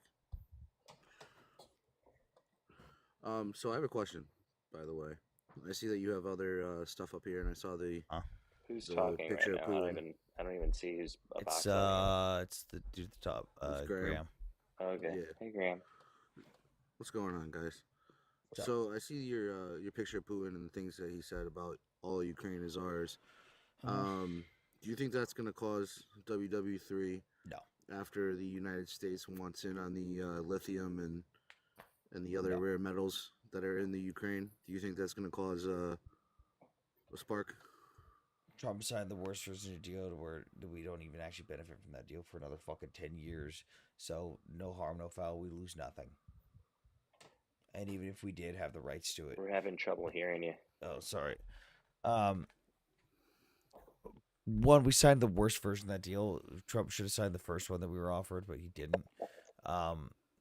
The way this one works is we basically get absolutely fucking nothing for almost 10 years. So, like, if it gets taken in the next 10 years, no harm, no foul, we lose nothing. It's like fucking no biggie. Like, but even if they do take it and Russia just takes that land, Putin's openly stated that he'd just give us mining rights anyways. And he'd just sell us the fucking shit there anyways. Like, Trump doesn't give a shit.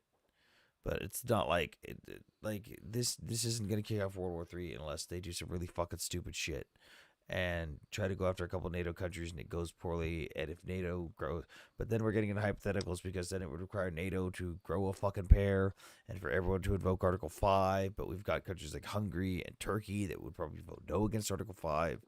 And then we've got stuff with China. Like, this of all things right here is not going to be the cause of World War III. Okay. Now, the other question I have is, what do you think of the leaks that took place of the Russian facilities for nuclear depots and stuff like that? That shit Do you was think those are actually hilarious. quote unquote real? Or? Fucking dude, I've looked at some of the documents because some of them were you were able to get. Dude, it's fucking hilarious. For those who don't know, Russia had the largest intel leak in military history. It was like 2 terabytes of fucking files containing the location of every single Russian nuclear launch site, every camera, every fucking door, the door codes, the names of everyone who worked there, the fucking shift schedule, like everything. Dude, we could see where the cameras were aimed. We even had the schematics of you where their fucking toilets were. So in theory, if you wanted to take out a fucking Russian general sitting on a goddamn toilet with a GBU 57, you could do that. And they were even verified by people like here's how accurate we know they were. People open source verified some of the information that was presented, like different things at different angles on Google Maps that you can just fucking see. Like, it's fucking hilarious. How much of that stuff do you think that the U.S. intel community already knew? Dude, there's absolutely no way that it wasn't a state actor that found it and just didn't like lead a journalist to find it. Like, absolutely 100% it was probably the U.S. or another partner nation that thank you guys for the donations, by the way. It was absolutely a U.S. or other government state actor that fucking had access to it probably for a while, and then casually went, I'm just gonna randomly put a link to this on this random website. And, oh, look, a journalist found it. Like, that's par for the course on that shit. Yeah. So, do you think that we should rush in and take them out then? I mean, I would personally love to just fucking stomp Russ in face all day long. I know the boys that are sitting waiting in Poland right now would also love to, but there's no fucking there's no desire to. The American people can't handle a fucking war right now. The West can't handle a war, even if we are far more superior and we could fucking do it with ease. The American people can't handle that shit right now. And that kind of war would end in a nuclear holocaust, though. We also signed an agreement do you want a war with Russia? Like personally, I think they've deserved an ass kicking for far too long. I feel like if we do declare war, the nukes just start flying as soon as Putin starts really losing ground. No, which would be immediately. I mean, they've deserved an ass kicking for far too long now, though. Handle to us. Yeah. I mean, I feel like movements and everything done.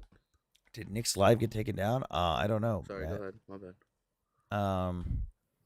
No, like, it's just, I would personally love to see that. I would love to see American boots fucking kicking ass. I know the boys still in uniform would love to do so as well, but the American people can't handle that, and there's no need to right now. And we already signed it.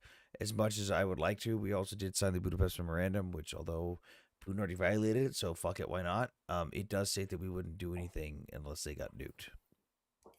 I also think that the United States has like more important interests to defend right now when it comes to Taiwan and chip manufacturing. Yeah, but and I think it this would be ties a in together. major. Well, that was going to be my next question. It does tie in together, but it's like it would be a derailment from actually protecting that. And I think that, I mean, with the shift right now towards China from Iran, um, I think that could pose a huge issue. I think somebody else was trying to say something, so I didn't want to go on too much of a tangent, but I have a ton of thoughts on that. Well, what about the ships that they're trying to build? So they're trying to build aircraft carriers, and it's going to be like 10, 15 years out until they reach our technology. So it's Do not we carriers. propose a war before we? Oh. No, so what they're focusing on is troop transport ships. So right now, if China today, the U.S. Defense Analysis from 2023 and 2024 determined that China does not have the capability to get their troops over to Taiwan right now. One, there's only two times of year that that China can even do so, where the seas aren't rough enough to where it won't fuck up all their ships. Most of their ships aren't open sea worthy.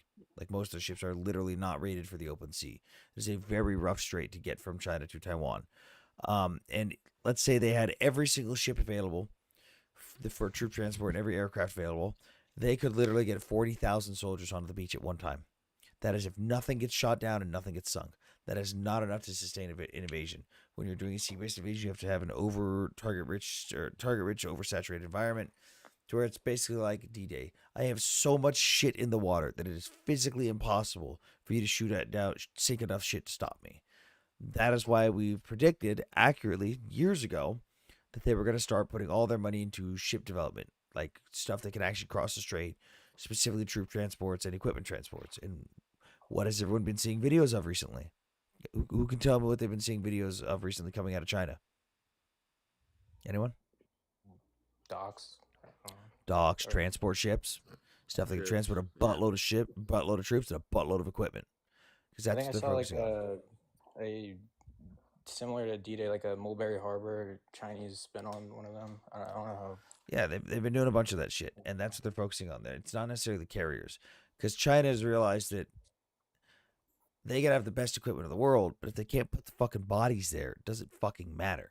Granted, we know their equipment's not the best anyways, but if they can manage to bridge that gap and basically make it as if that strait doesn't exist, they don't have to worry anymore. They just keep pouring bodies like Russia. That's all they got to do. But they also know that we are super heavily reliant on Taiwan for our chips, because the Chips and Science Act kind of was a failure ever since China cut off our semiconductor supplies. Thank you again, Trump. But they know that we're more reliant on those chips now, which means we're more likely to actively, readily defend Taiwan. Whereas had they not cut off those supplies to us, and we were able to dump more money in the Chips and Science Act, and we weren't so dependent on Taiwan, we probably wouldn't be as likely to help them. We don't actually have a defensive agreement with Taiwan like we do with other countries. We have nothing. It's a thumbs up will be there, bro. Like that's it. But they're focusing. We really need to be there, by the way. Yeah, especially with the current situation with chips. With the, because I personally am of the opinion that China just won't invade Taiwan. It's not worth the headache. It's not worth the economic cost. Because as soon as they invade, they just get sanctioned to shit. Their economy falls down. I strongly disagree with you for a number of reasons. They know they won't get sanctioned though. And even if they do get sanctioned, and here's the problem: like all of these things are interconnected. Like if you look at Iran, if you look at Russia, if you look at the Silk Road, which China is invested heavily in, by the way, with dock building. Yeah, but the Belt and Road Initiative is pretty much a no bueno. Yeah, like they don't have any future plans to expand it. If China's economy goes down due to sanctions, we all go down, and they know that. Yeah. So they know we're not going to sanction them. Yeah, no, but at the same time, they know that if they do invade, it's going to cause a strain in that, and there might be chances of sanctions, and there might be chances. Or they already know that TSMC and the Taiwanese government have stated that if China makes landfall, they're just going to fucking implode the buildings themselves. Because if we can't have the chips, you can't have the chips. And China says, that's fine by me. Yeah, but at the same time, I don't see unless it's like straight up just World War III, and I don't think China's bold enough to even do that, just because their economy is rising. Well, it's slowing down. Their people are experiencing decently good economic growth, and like potential to like move up in the economic ladder. I think just halting that, it's just going to cause so much internal strife, internal conflict, and just global conflict as a whole. It's just not worth the headache. So what do you propose is going to happen if all of a sudden China wakes up tomorrow and decides to call in all the debt? That well, Good luck. If China well, decides to good call luck. the debt from everybody, what do you think is going to happen? Well, good luck getting that. First, you have to get. Okay, they have to You have collect. to agree to countries getting They have to paid. collect on Yeah, that debt. How are they going to do yeah. that? It's the And same. countries can It's the just say same no. thing as it's the same thing as all the countries right now that are trying to that have called for the debt on Russia, who just defaulted months ago on like every single one of their loans. It was holding up their oil industry, which is the only thing keeping their fucking economy functioning right now. Who's going to collect on it? What are you going to collect? Is China just going to walk in and start fucking taking shit from America? No. It's also my understanding that the Chinese local governments are super in debt too, so it's not like debt is a uniquely like American and Western thing. Like there's whole chains of debt. And also, like China's economic growth is based on like, we have this amount of American debt that we can call on upon, right? And if they can't collect on that, then their economy also just fucking falters. The U.S. is not giving Israel RB-2 bombers. A single person proposed it. That was it. My whole 1 cent on the World War III thing is that as far as U.S. troops going into Moscow or Beijing, if what all hell breaks loose, then I mean there'd have to be a way to get rid of Mad. I got news for you. World War III is not going to look like World War II. In World War III, we are currently in it. You just don't realize it yet. No, yeah, like I point Nobody the does. start. I point the start of World War II to the Japanese invasion of Manchuria. China. Well, Manchuria is a little early, but 37 is kind of the Hey, thing. I just and bought a then book on the Grape of Nanking. Really, Yeah, but I mean, what else can you do but laugh? Because that shit is so heinous. I personally think that a weakened and contained Russia, with them being able to have an out, is preferable than just straight up invading Russia. Because that just Yeah. we just all die. Also, if Russia becomes weak enough where they just start collapsing, China's going to capitalize on that. I don't think people realize that China doesn't actually give a fuck about Russia. They just see them as a useful idiot. Like, China still openly recognizes Crimea as part of Ukraine. Openly. No, China has made openly shut down multiple oil deals that Russia's tried to start because it would interfere on their oil deals. But China, when they redefine their map every couple years, which they fucking do, China, in their most recent map update, literally claimed parts of Russia as China. If the second Russia's weak enough to for China to do something, they're just gonna go, and that's mine. Well, China is also benefiting so much from the Ukrainian conflict just because they were able to buy cheap Russian oil that Russia's not be able Russia's selling oil. Russia's selling oil at a loss. It currently costs more to refine a barrel of Russian oil than it does to sell it. And India gets it too. India and China just make out like fucking bandits during this whole conflict. Yeah, people have this Cold War. People still have this Cold War residue informing their geopolitical views, where Russia is this big superpower entity, but that's just not how it is anymore. Also, the landscape of war has changed. I would like to know your opinion about it, but I'm terrified of these smaller man drones and the conflict they can just just bring to just bring to the fucking battlefield. What's your opinion on that? F-35 microwave something. I don't really know. No, yeah, well, they do in fact basically have a fucking microwave on them. Yeah, drones are fucking terrifying. Fact of the matter is that wars will always be won with boots on the ground. That's how it's gonna be won. But drones really complicate things, and drones are fucking terrifying. But just as fast as drone technology is advancing, anti-drone technology is also advancing. The United States has had for these. Dude, we've got shit that I can throw on the end of my rifle and just fucking point it in a general direction and then it'll fucking figure out when I aim where it needs to. It'll fucking auto pull the trigger and intercept a drone.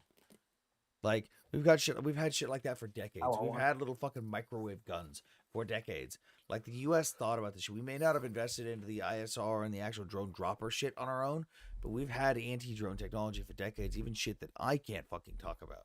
But like this whole thing right here that attaches to my plate carrier, this is a drone. This whole thing. I've got a drone and 4 batteries to fly this drone in here. I've got like 3 hours of flight time right here. This shit's fucking terrifying. As like my bad. I just want to make my ask something real quick too. Just the economy of war has changed drastically with as we see in like Ukraine and Russia conflict with these drones. How do you think traditional hardware is going to fare in, like, let's say the next conflict with a more technologically advanced power? Still my question. Tanks are still valid. Planes are still valid. Artillery is still valid. Now you just got something else smacking you around too. So, were you as a former Marine? Are you happy about the whole restructuring? They got rid of their tanks, or most of their tanks, because we got rid of all of our tanks. Fuck General Berger. Fuck General Berger. He used to actually be a family friend. He used to golf with my grandfather. And then he became super political when he got 2-star. Like, I didn't realize you're part of the swamp. Dude, I wish I had the connection. No, he was a golfing friend of my grandfather. And when I was in MOS school, I was bitching about how long it was taking. And he offered to straight up change my MOS to PMO, like to be military police and be like his personal guard. Probably should have taken that deal. Probably should have taken that deal. I turned that shit down though. Really regretting that one. No, is it because you wanted to like strike out on your own, or you're like? No, I wanted to just fucking. I was just so sick of waiting because I was in a holding platoon for my MOS school. The holding platoon was like 6 months. And I was like, okay, I joined, did boot camp, did combat school. Now I'm sitting on my ass. I'm sitting here with my thumb up my ass in the middle of the fucking desert for 6 months. I can't go anywhere. I can't do anything. There's stupid fucking rules because everyone else fucked it up before me. This is fucking dumb. And I bitched to my grandfather, and he was like, General Berger offered to change your MOS to this. And I was like, I just want to do my fucking job school. I just want to do what I came here to do. That was fucking over a decade ago. Jesus Christ. Wait, how old are you right now? 31. 31, damn. Yeah. What do you think about what do you think about the new technology coming out of Israel with the new tanks and everything that's command system versus, the standard 5? The what system? So they have, if you look up online, you'll see that Israel is producing new tanks that instead is a 2-man crew, and it has like the Iron Dome in it. Could be controlled by like video game controllers. Yeah, it's basically those are just. It's similar to what the Abram X. It's just like you're just showcasing what could be done, but there's so many things that could lead to other faults that would hinder that, make that not a viable option. That it's just like we could do it, but like why? Like we have the ability. I don't know if anyone saw the Abram X. We literally have a fully battery operated Abrams. Nobody in the turret, autoloader system. Have the guys in the front hole. Nobody has to do a thing and get out of a single hatch. But why? It's just a waste of money. Like there's all these new technological advancements, but the more you advance, the more shit's gonna counter you. It just doesn't matter. I feel like I would say, like, I would kind of somewhat disagree with that. In the case of Israel, you have to keep in mind the age of the people that are coming into it and how quickly they have to get them up to speed and how long their service is, their mandatory service. I would say that anything Israel does is pretty intentional based off of like what they're actually experiencing on the ground. No, I understand. I understand that. Doctrine. I understand that. What I'm saying is like the whole like standardizing that across warfare and like a multitude of countries doing that is not necessarily going to be a thing. Obviously, it makes sense for Israel to do something specialized with that, where a lot of their people are mandatory service members are only going to be there for like 2 fucking years, where you have to make things as dumb as possible. Like that's, for those who don't know, that was literally the intention behind the Russian or the Soviet T-series tank. The entire purpose of the T series tank was they could fucking take this piece of shit, drop it off a plane in the middle of butt fuck nowhere in some random village, and a bunch of random fucking separatists can just hop in and figure out how the fuck it works. Like, you dumb shit down, make it stupid simple, but at a certain extent too, that becomes a weak point, and I don't think that's going to be a industry standard. This comment: why is flag of Ukraine next to Israel? Ukraine is Palestine and Israel is Russia. Yes. So let me explain this for the dum dums. Both Israel and Ukraine are allies of the United States and Western idealized nations that inherently believe in Western values and democratic values. Both of them have repeatedly asked their neighbors to leave them the fuck alone and just stop attacking them. But that hasn't happened. On October 7th, Israel was invaded and had the sovereignty of their borders violated by Hamas. In February of 2022, much like in February of 2014, Ukraine had the sovereignty of their borders violated, war declared against them by Russia, even though Russia calls it a special military operation. They're both plunged into war. Russia openly admitted on October 9th, Dmitry Medvedev, the former prime minister and president of Russia, who's now the head of the Security Council of Russia, openly admitted on October 9th that they openly funded, trained, and armed and helped Hamas to facilitate October 7th for the explicit goal of distracting the world from what was going on in Ukraine. And there was not a damn thing anyone was going to do about it. He was right. The week after that, Putin openly invited the leaders of Hamas to Moscow. This is a group who allies with the IRGC, just like Hamas allies with the IRGC. They trade weapons, arms, munitions, all this stuff. They get Shahed drones to Russia, which gets used against Ukraine, which the IRGC also uses them against Israel, which Hezbollah and the Houthis and Hamas use against Israel. Like, Hamas is quite literally Russia with shittier and less weapons. Not to mention the fact that Putin literally came out when that Russian hostage was freed and back in Russia, that it was only because of their cooperation with Hamas and their close ties with them that Didn't they he were able make to them get say? them Didn't he back. make him say thank you? And he made him say thank you and described Hamas as a humanitarian organization and said that he should be thanking them, and literally demanded that he do it live. I So mean, what do you that's think? absolutely insane. What do Wait, you? is this person says, "Am I gonna work in a factory or not?" I mean, if you want to go get a job, Western values and democratic values, yes. Both Ukraine and Israel share their love and fucking use of Western and democratic values. Just a quick question, I guess, for Mid and you. Mhm. What do you think? What is, in your opinion, the best outcome you see happening with the Gaza conflict? Because currently, I don't see a good way. Because I don't see any countries accepting Palestinian Gazans into their borders, and they're just gonna be stuck in like a fucking I think the Arab nation, shithole the surrounding situation. Arab nations, should do what the fuck they said they were going to do at the very beginning of this when the war started, and the surrounding Arab nations looked around and went, you know what? We need to step up. We're going to come together, and when this war's over, we're going to help rebuild Gaza. We're going to help govern them. We're going to help make sure that they're good. We're going to make sure that they have a proper government. It's not run by a bunch of terrorists. We're going to fix this shit. And then everyone looked around at the poker table at each other and went, okay, who's going to do it? And nobody raised their fucking hand.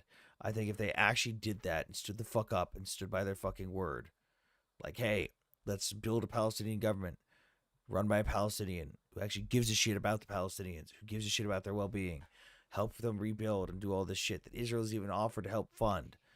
Because Israel can't be the one to occupy. Israel can't be the one to help govern. Israel can't be the one to do that.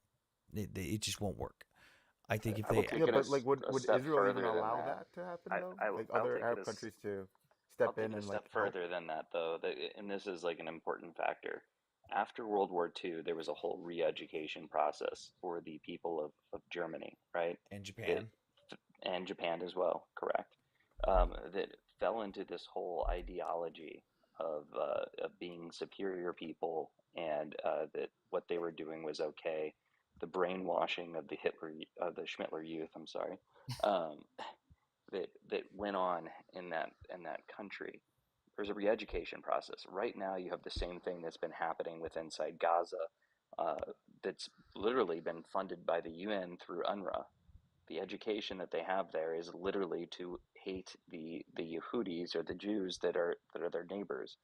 When they're able to re-educate people into a mindset of coexistence, and like Anthony touched on previously in the live, if they actually had a Palestinian that actually cared about building up Gaza instead of taking all of the aid money that comes in every single year, the billions of dollars, in buying apartments and homes in Qatar, I think that will be um, a real push towards change, because when they actually start investing in their infrastructure instead of digging up pipes in the ground for their water that they claim that Israel's not giving them, and instead of using those pipes for, like, I don't know, making missiles like they've been firing nonstop at Israel, um, I think that, yeah, you could have a great uh, group of people there that could be working towards statehood of their own.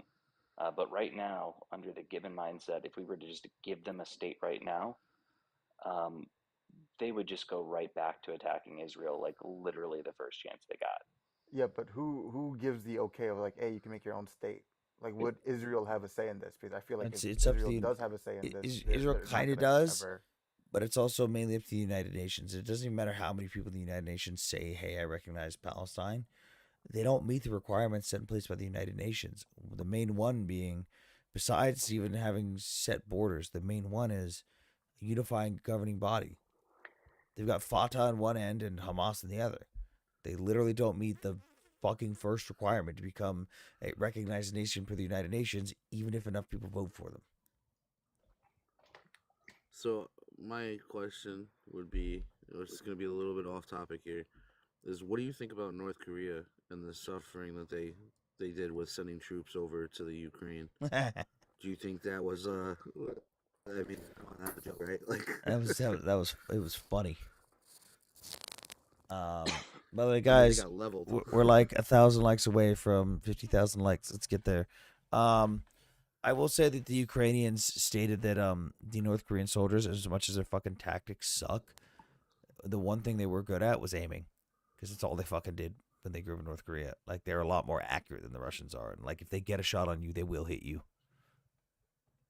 Okay. But yeah, no, it's pretty fucking telling of how the state of the Russian military is right now, when they're relying on fucking tens of thousands of North Korean soldiers and millions of artillery shells from North Korea. And we're even seeing videos of like where the port quality, the QC process, shit not working, shit blowing up in barrels, rockets just fucking detonating. Like it's pretty interesting overall. So you think the veil has finally been lifted on these countries that were supposed to be so big and bad and be scared of that, like, Dude, it's a repeat of how we got the the F-15. That's literally how we created the F-15. The Soviets lied about fucking everything. They always have. They lie about the capabilities of their equipment. Like, what people don't understand, like when the U.S. talks about our capabilities of, let's say, a missile, and we say that the missile's range is X distance, we put our equipment through the worst case possible scenario to see how it will perform. And that is what we put on that shit. That's what we stamp it with. The seal of approval was, boom, this is the worst case scenario. That's how it's going to perform. Russia doesn't do that. Russia takes their stuff and puts the best case scenario, dream scenario of how something works. Like right now, the Kinzhal missile.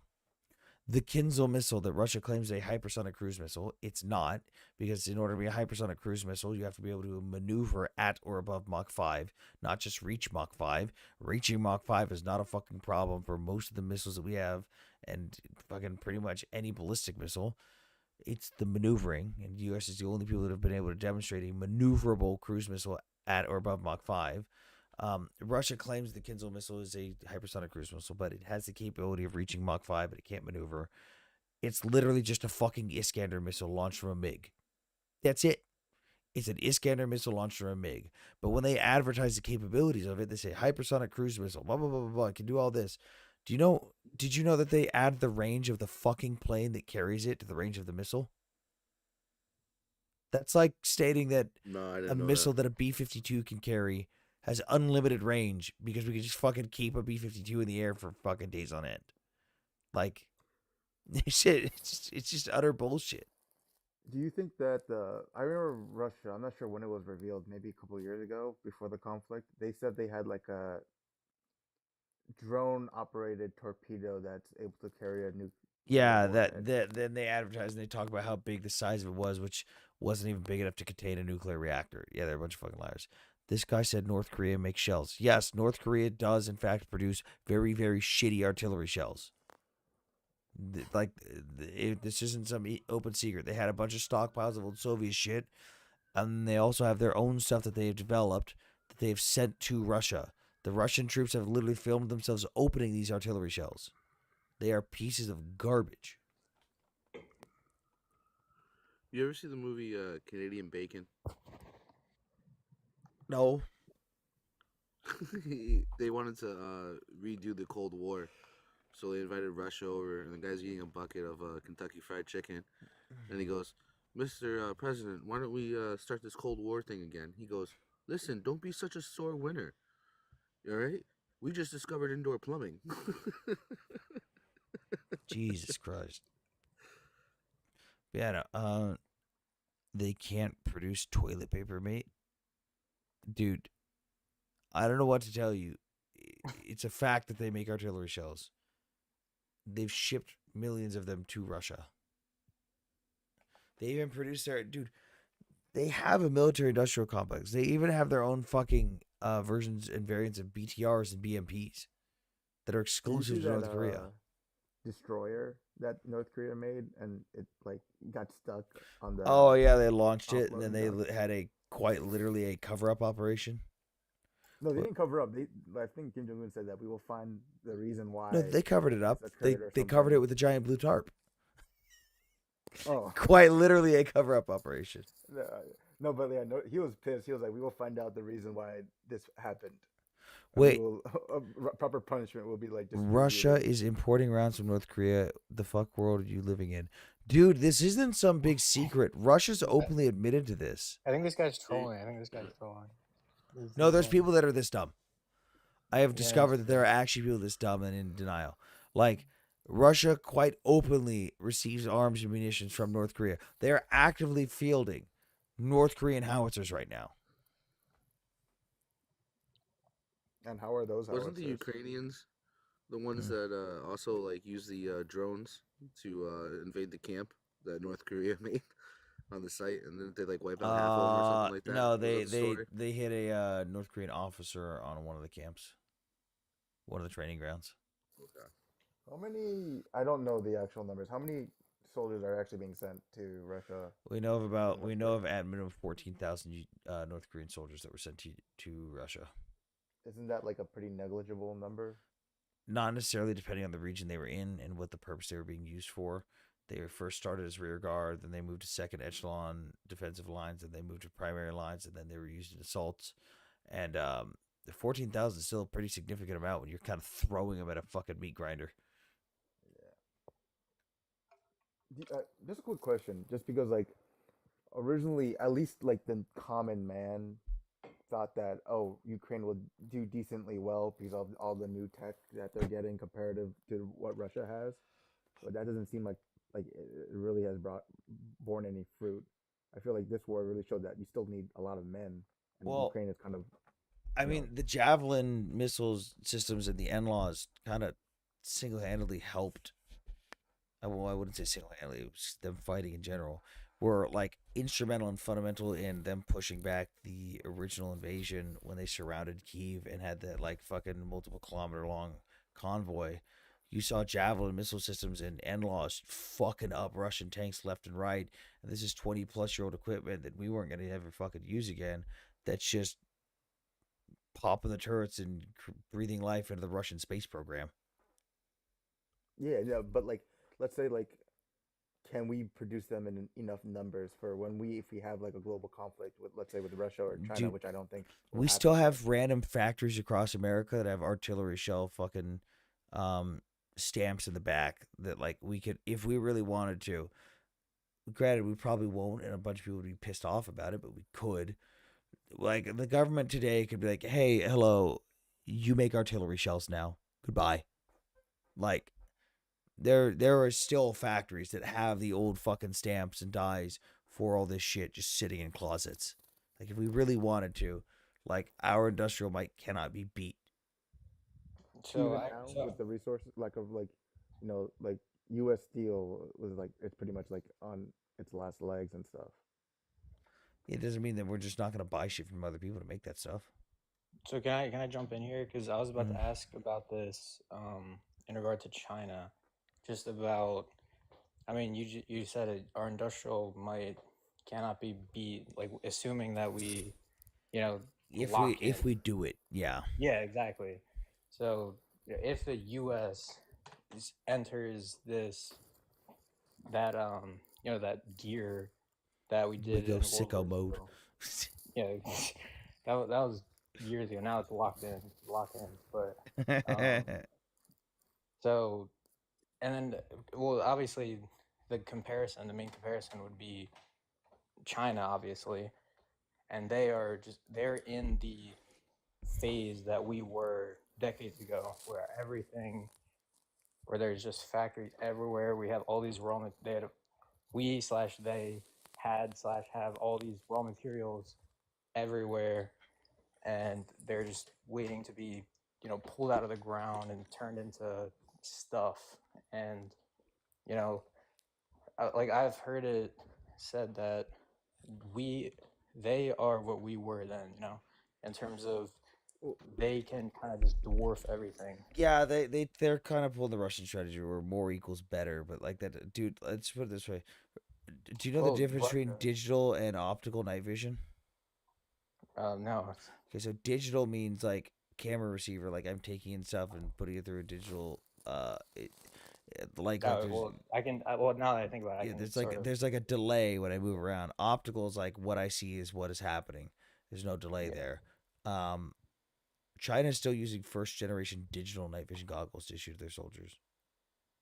So Yeah, but couldn't like my bad for cutting you off, but like we said the same thing about like, oh, China's EVs, like they're so behind us, they're not gonna get to us. Eventually, like out of nowhere, they're like, bam, It's not out of they nowhere did though. it. We If track they this really shit. wanted to do it. It's not it's not a matter of if they wanted to. It's they're trying. Like they are advancing faster than we did during the period. Like when we were like it. If we were to start out where they are today, if we were to go back in time to our fucking technological level and match them right now, they would advance faster than we would. But that's like we're already so far ahead of them that Okay, like yeah, I you see what can you're keep saying. going, but like dude, we already know the next few steps. I already know what the next fucking design you're gonna come up with is. Yeah, I So, see what you mean. so, I mean, the question there is, so like I'm sure you acknowledge the civilian industry China has is just dwarf us, and then you can argue about like how much of that civilian industry can be converted into military industry, assuming that they actually were like, we are going to, I don't know, conquer Taiwan and India and just go Oh, that'd be crazy. really funny if they tried to conquer India. Well, Yeah. China. Just the point is like they're going to all these factories and saying you're making drones, missiles, tanks, etc. And They then probably the could. question there is how far ahead technologically would the U.S. need to be to sort of compensate for that industrial deficit, and how big would that industrial deficit be, assuming the U.S. and the U.S. Well, populace it all depends is on where the war is. Because right. China, like I said, China has the ability to make this stuff. They have the ability to the manpower. It's can they get that equipment where it needs to go in an effective manner, in a timely manner, to where it can be used effectively. China does. China is one of the only four nations in the world that has the ability to do what we call project and enforce at distance for sustained periods of time. Meaning, I can fucking put troops on the ground in this other place and sustain them for a period of time and project my fucking force. Can they make a Burger King though? Sorry. Exactly what I was getting to. Yeah, they can do it. How well can they do it? Can they fucking put a fully functioning Burger King anywhere in the world within 24 hours? I think the fuck not. So you think that American logistics is like very, especially during wartime, is very well known. We're like pretty much the best at it. How We are the close do you kings of think China is? logistics. How close do you think That's one of China's like that's logistical level? basically, other than their lack of troop transports, that's one of their main downfalls is their logistical support. Yeah, I almost compare China right now to like Russia back when the Nazis invaded, because yeah. well, they have the Ooh, you're supplies. breaking up bad. You get some red Same bars. thing. Your My audio bad. is tweaking. And so for the people in the chat, there was 3 people fucking complaining that I'm not bringing you up to debate me right now, dude. I'm having a good conversation. Like, I switch people out when it needs to be switched out, but like, if I'm having a good conversation with someone, I'm not just gonna fucking kick them because you fucking spam and whine in the goddamn comment section. Especially you, Wipery, the fucking dude that couldn't even figure out how much fucking money has been going in and out of Ukraine and didn't know what the fucking word allocated meant. And like, just your entire source was because Trump said so. Like, Jesus fucking Christ, dude. If you guys want to debate me on this stuff, come back tonight. We'll be doing it again this afternoon. But it is now 2:20 a.m. Sorry to cut everyone off. I do have to get out. Go ahead and follow me if you guys want. We'll be doing more of this later. Also, we are, if you check the link Thanks in for my having me, man. bio, we are live on Twitch, Twitter, and YouTube every time we're on here. So you guys can watch on those platforms too if you don't want to deal with the cancer of Twitch chat or TikTok chat. But Nice yeah. meeting you, man. Yeah, nice talking to you. Yeah, If you man. send As those well. links so I can read them. What? Read them, because if you can send those links in the Oh Discord, yeah, I don't know if you already did. the main folder in Discord chat, or in the section on Israel Palestine. Yeah, because I think we have a lot of agreements, but I think I personally have a lot of disagreements. In You the know what? term of, Fuck like, you then. Ruining but my like, echo chamber. I'm always more than happy to learn and see opposing opinions, especially about, like, I'm not, I'm pretty staunchly like anti Netanyahu, but if you have Oh, I like don't like him certain outside stuff the that, war. like, He fucking sucks outside yeah, the war. I fucking like his private industry policies are fucking awful. yeah, I think there's a lot of negatives I have, even the way that he got the hostages out and some of them and stuff like that. But that's you're going to sleep, so that's another bag of worms we don't have to talk about right now. Twitch chat. I said the cancer of TikTok chat, not the cancer of Twitch chat. I'm sorry. All right, everyone. Have a good night. Mideast, I hope you get some sleep, brother. Good night. Good night, everyone.